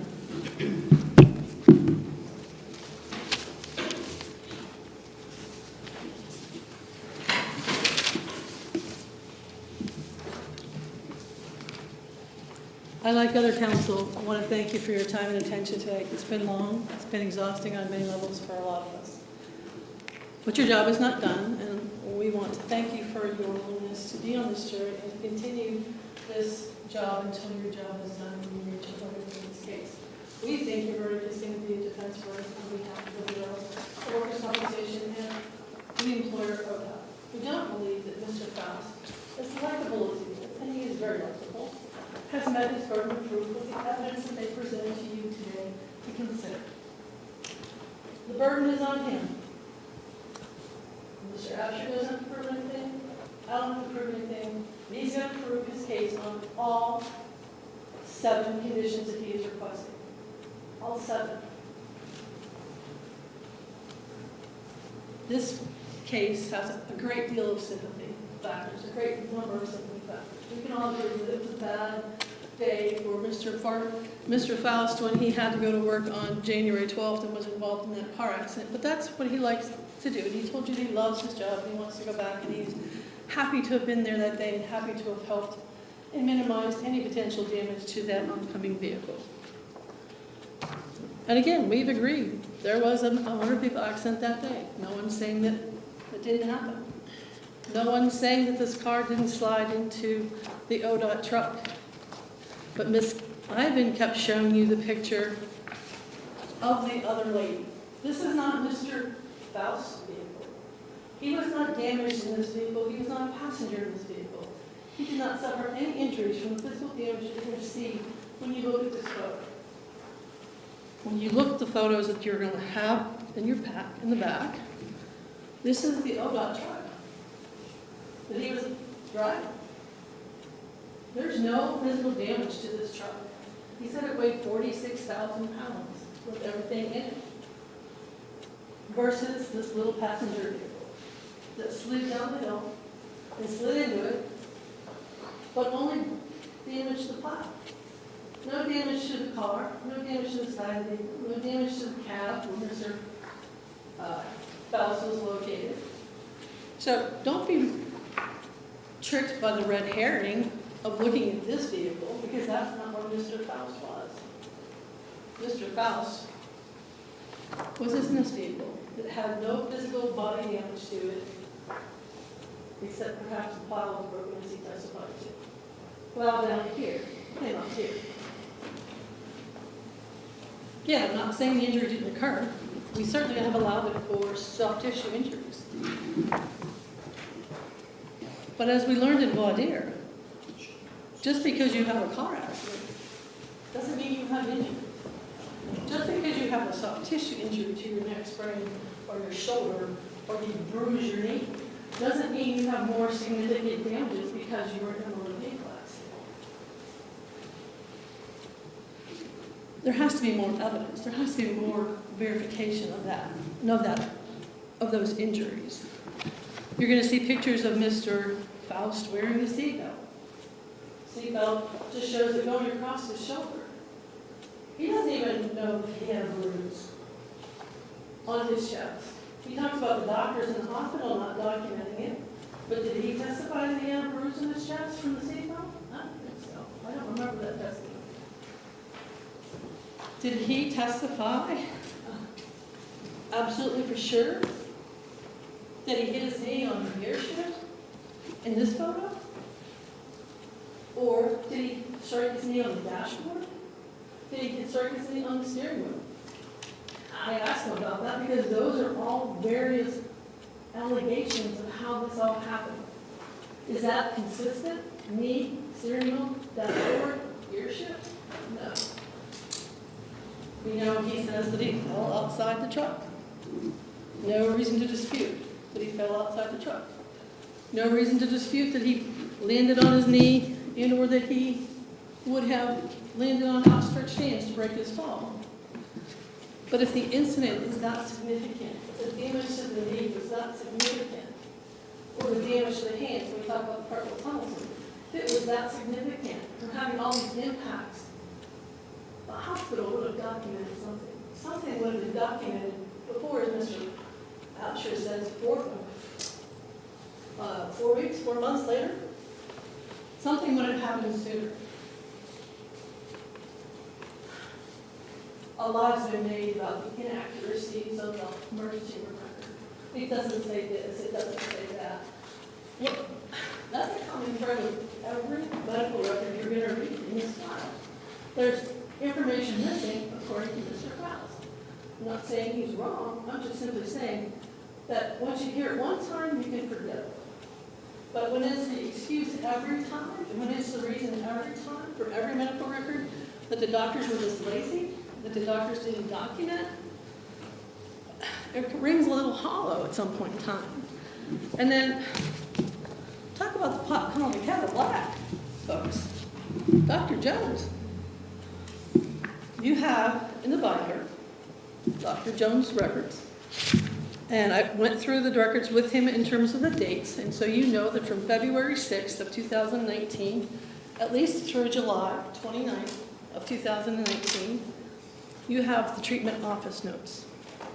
And you heard Dr. Jones admit to me when I asked him, show me in the records, point me to a page, point me to an office visit, give me one notation where you diagnosed a substantial aggravation of the tibial condylation of the right knee. Couldn't do it. Show me one note where you say substantial aggravation of the patellofemoral condylation of the right knee. Couldn't do it. Disc displacement, T8, T9. Couldn't do it. Left paracentral disc displacement, C2-3. Couldn't do it. Bilateral carpal tunnel syndrome. Again, couldn't do it. And then disc displacement C6-7 and C5-6 couldn't do it on either one of those two. So to say every doctor diagnosed it, every doctor causally related it, I don't think that's accurate. Dr. Jones testified for you today, but Dr. Jones didn't show you one office note. You won't be able to see one office note where he diagnosed any of these conditions. Yet he magically shows up in the courtroom 4 years after the fact, 4 years later, and gives you great detailed testimony about what Mr. Faust said to him that day, how it happened, how he was injured, what his complaints were, what the findings were. But when you read those records, ladies and gentlemen, and you're going to have them to look at, you're going to see that they don't verify out the testimony that he gave you today. That's not only inconsistent, it doesn't meet the burden of proof that you should be looking at here in terms of is this testimony credible? Should I rely on Dr. Jones above Dr. Hoja? Mr. Absher is right. Where's Dr. Goddard? Where's Dr. Goddard who diagnosed every one of those conditions on the screen and who diagnosed every one of these conditions we're here in court on, but you're not hearing her testimony and you're not seeing anything from her that's going to cause you to relate these injuries for you to rely upon. Where's Dr. Koo? Remember, asked Mr. Faust, who did your surgery for your carpal tunnel? Dr. Koo. Where are his reports? You don't even have the operative report to look at. They're criticizing Dr. Hoja for not looking at it. It's not here for you to look at either. And there's no report from Dr. Koo that explains why he did carpal tunnel surgery syndrome, what the symptoms were, what the etiology was, what his opinion was. We don't know. You have Dr. Jones, who relied exclusively on that EMG finding to show that there was carpal tunnel syndrome. Yet, that same test, that EMG, also confirmed that there was no problem with regard to the cervical spine, any of the disc levels that we're talking about. Counsel makes the point, oh, we're not asking for radiculopathy. We never did. Well, that was the purpose of the EMG. He had radicular complaints. He was saying he had neck pain that was going down his arms.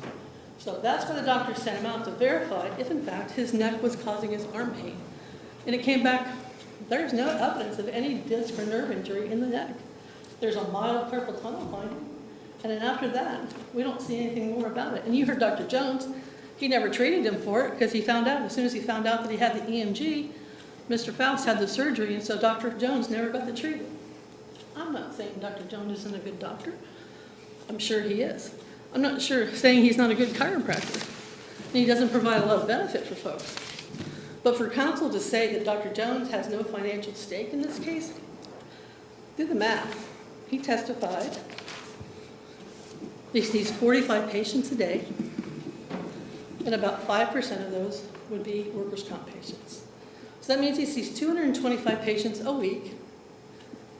And for a year, that means that, out of that month or that week, that's 11.25 patients that are workers' comp related for which he gets to bill and which he gets paid. Multiply that by 52. Now we're looking at 585 patients a year that he has a financial stake in. So did he come to testify today to get his, as counsel pointed out, several office visits, 100 visits paid for? I'm sure there's a financial interest. And I'm not to say that Dr. Hoja, he is an independent medical doctor, but that's his job. Just like you choose to be an accountant, you choose to be a reviewer. He chose to be, at this point in time in his career, an independent medical reviewer. Does he get paid more for his exam if it's pro ODOT or pro BWC? No, he charges the same amount, and you heard him testify. He saw the injured worker, Mr. Faust, one time. So does he have the financial interest? He might. You'll probably say he does because he wants to get his bill paid. But is that financial interest any greater than that of Dr. Jones, who, at least in that time frame between February and July, saw Mr. Parker 24 times. 24 times. And then Mr. Parker testified he's seen him since then. Isn't it more credible that Dr. Jones can magically recall today in testimony for you live the details that are not in his office notes from 4 years ago, after seeing 225 patients a week after 4 years? Is that credible? Does that make sense to you in your everyday experience? You've heard a lot today, and I've said a lot today, and I appreciate your time and your patience.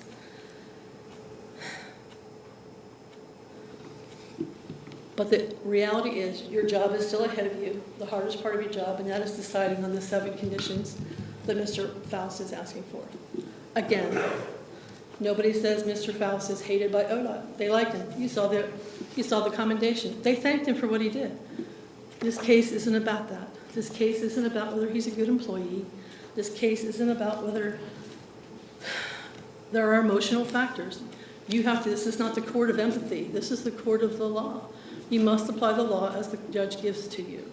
And you must apply that to the evidence that you've heard today, and the evidence that you're going to see tonight to look at for your own visual inspection.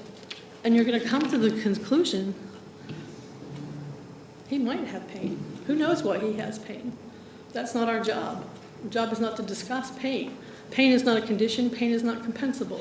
Your pain is different than my pain. You can't sit there and look at me and tell me you know how much pain I'm in, or if I'm in any pain. So this whole discussion about Dr. Hosier can't tell him where the pain comes from.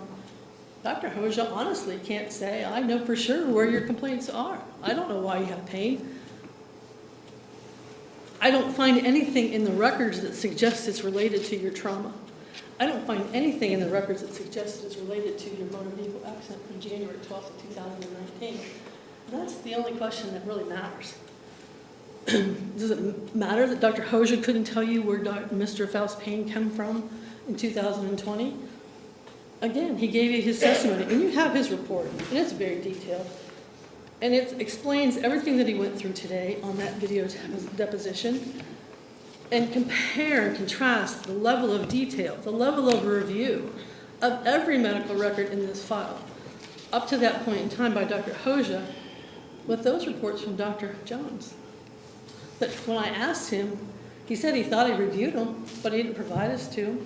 He provided him one document, a health questionnaire, which didn't exactly support the history that he was testifying to. When you read Dr. Jones's reports or office notes in file, you'll see there are some objective complaints listed. But what's his objective complaint?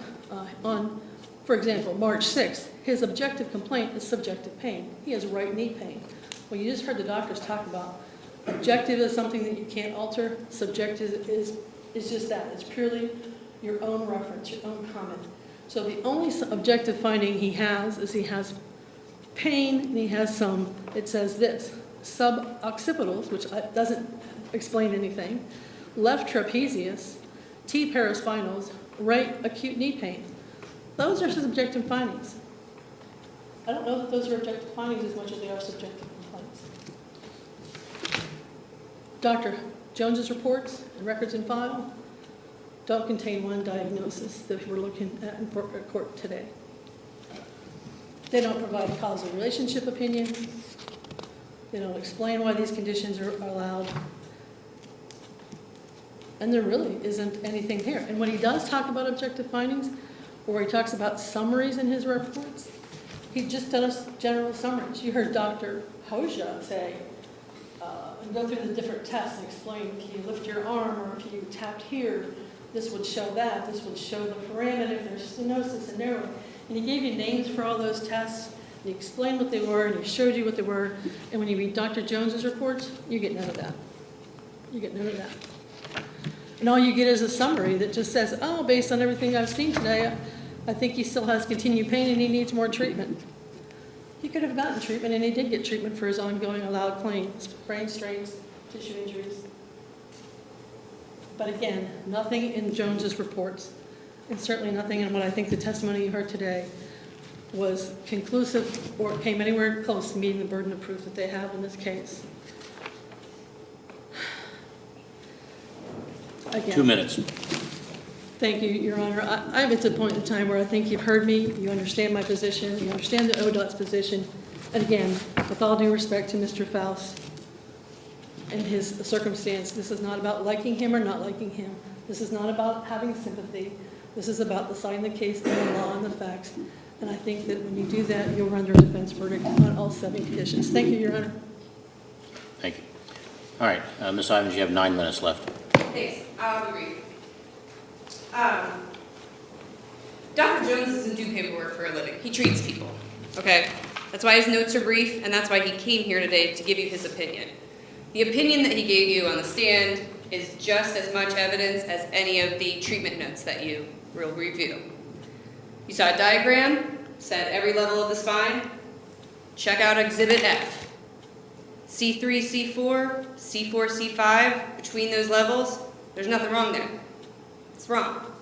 That's wrong. You can look at the Exhibit F at the MRI and see where it says there is nothing wrong with these levels. It says there's no protrusions and nothing as far as disc bulges in that level.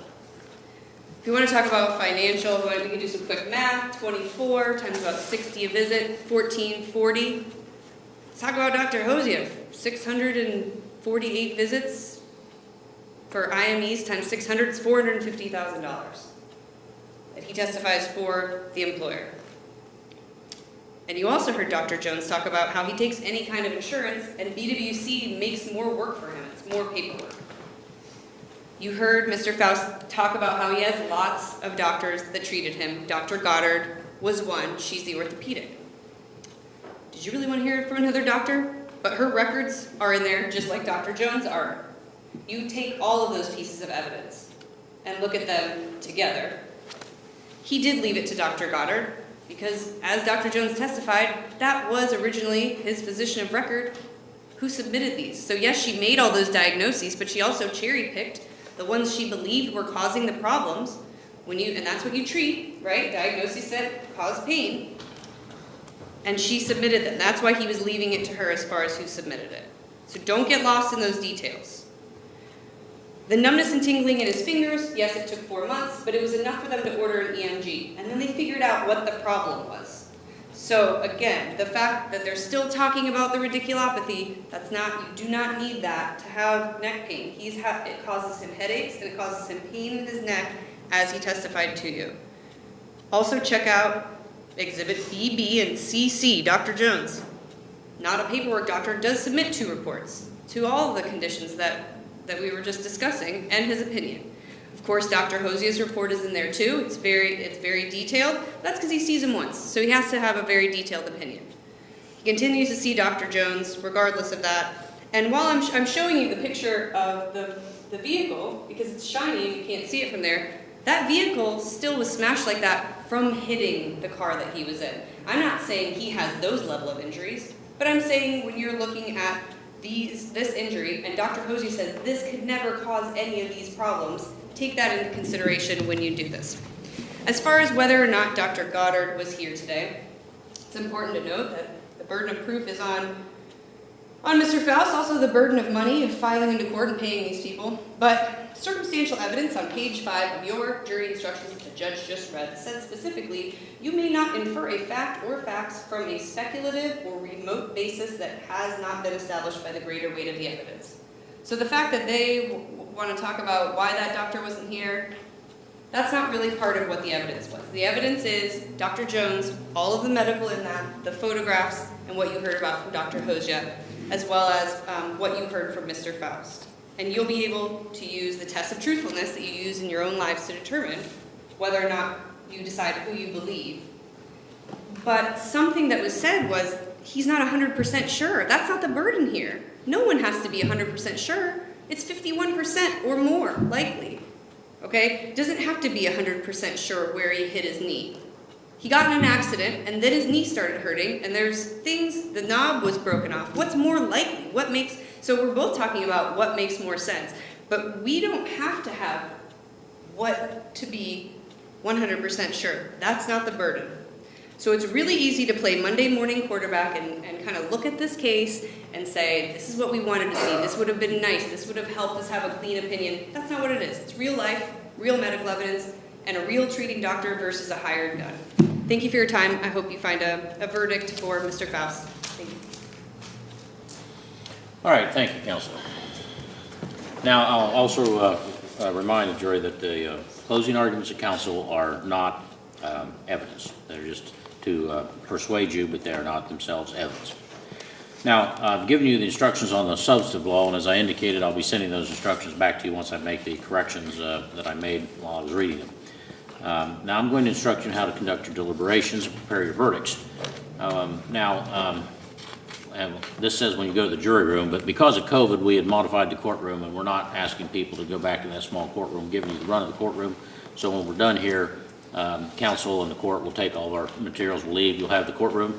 But the jury room does have the restroom, coffee, water, and also there's pads and pencils back there you can be able to use, but you can deliberate out here and use the courtroom. Your first function will be to select one of your number to serve as a foreperson. That person you select to preside over your deliberations doesn't have any greater power, nor does their vote have any more importance than any others. He or she serves the purpose of helping you to conduct your deliberations in an orderly manner and to give each of you the opportunity to express your opinion. One additional duty of the foreperson is to see that the verdict forms and the exhibits that are in this book are returned to the court after you've reached your verdicts. Now, I can't embody all the law in any single part of these instructions, so considering one portion, you must consider it in light and in harmony with all of the instructions that will be in the written copy that you receive. Now, I've instructed you in all the law that's necessary for deliberations. Whether or not certain instructions are applicable may depend upon the conclusions that you reach on the facts by preponderance of the evidence. Now, if you have an impression the court's indicated any disputed fact, how any disputed fact should be decided, you must put aside that impression, because that certainly wasn't my intent. And that is because the decision must be made by you, not me, based upon the facts that were presented to you in the courtroom. Circumstances in the case may arouse sympathy for one party or the other. Sympathy is a common human emotion. The law does not expect you to be free of such normal reactions. However, the law and your oath as jurors require you to disregard sympathy and not permit it to influence your verdict. You must not be influenced by any consideration of sympathy or prejudice. It's your duty to weigh the evidence, decide the disputed questions of fact, apply the instructions of law to your verdict, your findings, and render your verdicts accordingly. And your duty as jurors is to arrive at a fair and just verdict. Now, your initial conduct upon commencing deliberations is a matter of importance. It's not wise to express immediately a determination to insist upon a certain verdict, because having so expressed yourself, your sense of pride may be aroused, and you may hesitate to give up your position even if it's shown that it's not correct. So you should consult with one another in the jury room, deliberate with a view to reaching an agreement if you can do so without disturbing your individual judgments. But each of you must decide this case for yourself. And you should do so only after discussion of the case with the other jurors. Do not hesitate to change an opinion if you're convinced that it's wrong. However, you should not surrender your considered opinion concerning the weight of the evidence in order to be congenial or to reach a verdict solely because of the opinion of the other jurors. Now, there will be 7 verdict forms that will be included that you'll have with you. And I'm going to read the verdict form now, and it has the case number, the name of the case, and then it has verdict. And on each verdict, there's it's a description. And if you recall, there are 7 different conditions that are alleged to be grounds for participation. And so the first one I'm going to read, don't pay any, it's not any significance to this, but it says, we, the jury and panel, and this is the verdict form for the tibial chondromalacia right knee. We, the jury and panel sworn in Highland County, Ohio, being no less than 3/4 of your number, find Parker Faust is/is not, and you're to circle whichever one is your finding, entitled to participate in the Workers' Compensation Fund for the condition of tibial chondromalacia right knee. And then there's a date and there's a signature line. And as it explains at the bottom, only 6 of the 8 must agree to have a verdict. This is not a criminal case which requires a unanimous verdict. So if 6 of you agree on a verdict on any of these 7 conditions, then that's sufficient to return a verdict, and those 6 of you that agree should sign the verdict form. If 7 of you agree, all 7, or if all 8 of you agree, whatever number agree on the verdict form, you're to sign. But again, it takes 3/4 or 6 of the 8 jurors to return a verdict in favor of the plaintiff. And then each, I'm not going to read each one of these, but there's a verdict form for each condition that was given to you in the instructions.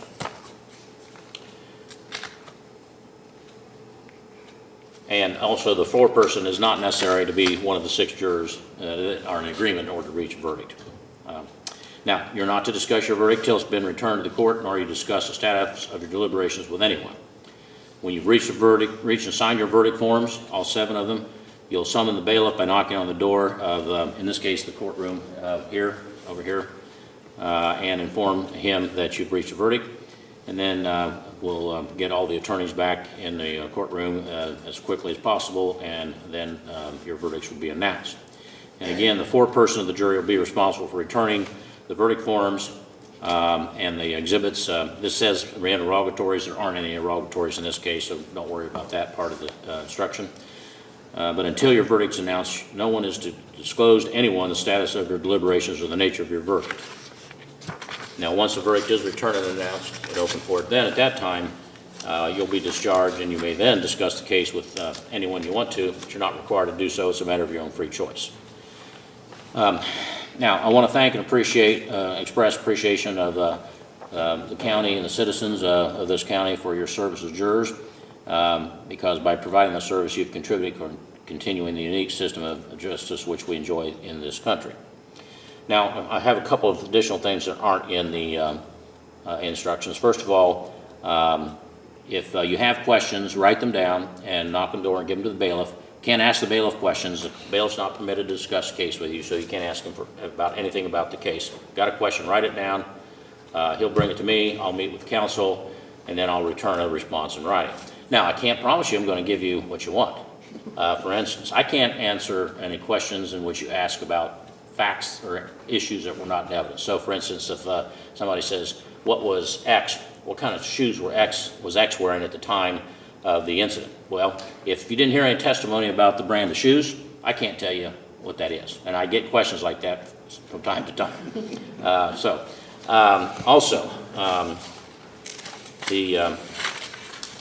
there will be no cell phones, as I indicated. If you do have a need to contact somebody, write that down and give it to the bailiff, and we'll see that that is taken care of. Trying to read my writing. I think I've got all that. Yes, okay. Now, for food, we'll let you order a meal from 24 Deli, and I'll have this to you. So probably this should be your first order of business before you leave for me. That's what I would vote for. But I've never been a juror, never will be, so I'll never have that opportunity. But I'm going to ask you to limit your orders to either salad or pizza or sandwiches. There's a bunch of other things like pasta and stuff, but it's quicker for those to. And so if you'd write you write down what you want, the size. Salads come in small and large. The larges are pretty big, so write that down if that's what you want. If you want a pizza, if you want to get a personal pizza, or for 2 or 3 of you want to go together and get maybe a medium or large, just write that down, write your names. I've got separate sheets for each. If you want a sandwich, write down the sandwich and your name. We have water back there. There'll also be coffee. If you really want to have something, soda or something, if you give the money to the bailiff, they can go downstairs. One of them will go downstairs and get that for you from the machine. Now, Mrs. Fife, I've got bad news for you. You don't get a free meal. Since you're the alternate and nothing's happened in the first 8, you're not going to participate in the deliberations. You're going to be excused but not discharged. And what that means is this: you're still under the same admonitions and instructions I gave to you to not discuss the matter with anyone or not to reveal to anyone how you would have voted or to consider that, because should something happen during this evening's deliberations that one of these folks would have to be excused, we may call you. That's why we wanted your home number, and I know you live in town, so it's not going to be too far. You can go home and eat your own cooking, but the bailiff will call you once we have a verdict or should we need you. I've actually had to do that twice in 14 years, call an alternate to come in. Both of those were criminal cases, but hopefully that won't occur. Okay, so I think that completes the instructions. I do need to change the verdict forms. This will be the exhibit book. It has all the exhibits that were admitted, and start off with, there's an index in the front. It has defendant, plaintiff's exhibits are at the end. You'll have these verdict forms. I'll have the instructions to you in about 5 minutes. I don't know. Yeah. Yeah, right. It used to be, I think it has to be, yeah, it has to go to the treasurer's office. So the payment stubs that we'll be giving you, and you'll get yours now, Ms. Fife, you'll have to come back later to redeem that at the treasurer's office, unfortunately, because they're closed. So I also want to take, before I excuse you, I want to thank the attorneys. I've pushed everybody pretty hard today. Originally, we anticipated we would stop around 5 or 5:30 and have you come back tomorrow, but with the weather conditions being what it is, it looks like we would have had to postpone that till later in the afternoon, or worst case, bring you back on Christmas Eve. And I think, I try to think what you would feel, and I would think if I were in your position, I want to get it done tonight.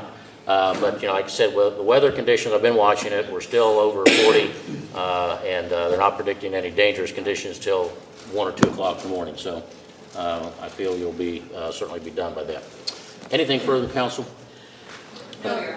Your Honor, we have a jury list I'm going to get back to you, but when you read the verdict form on the knee, was it just the tibial condition, or was it a substantial aggravation? I heard part. Just as it's in the instructions. Yeah.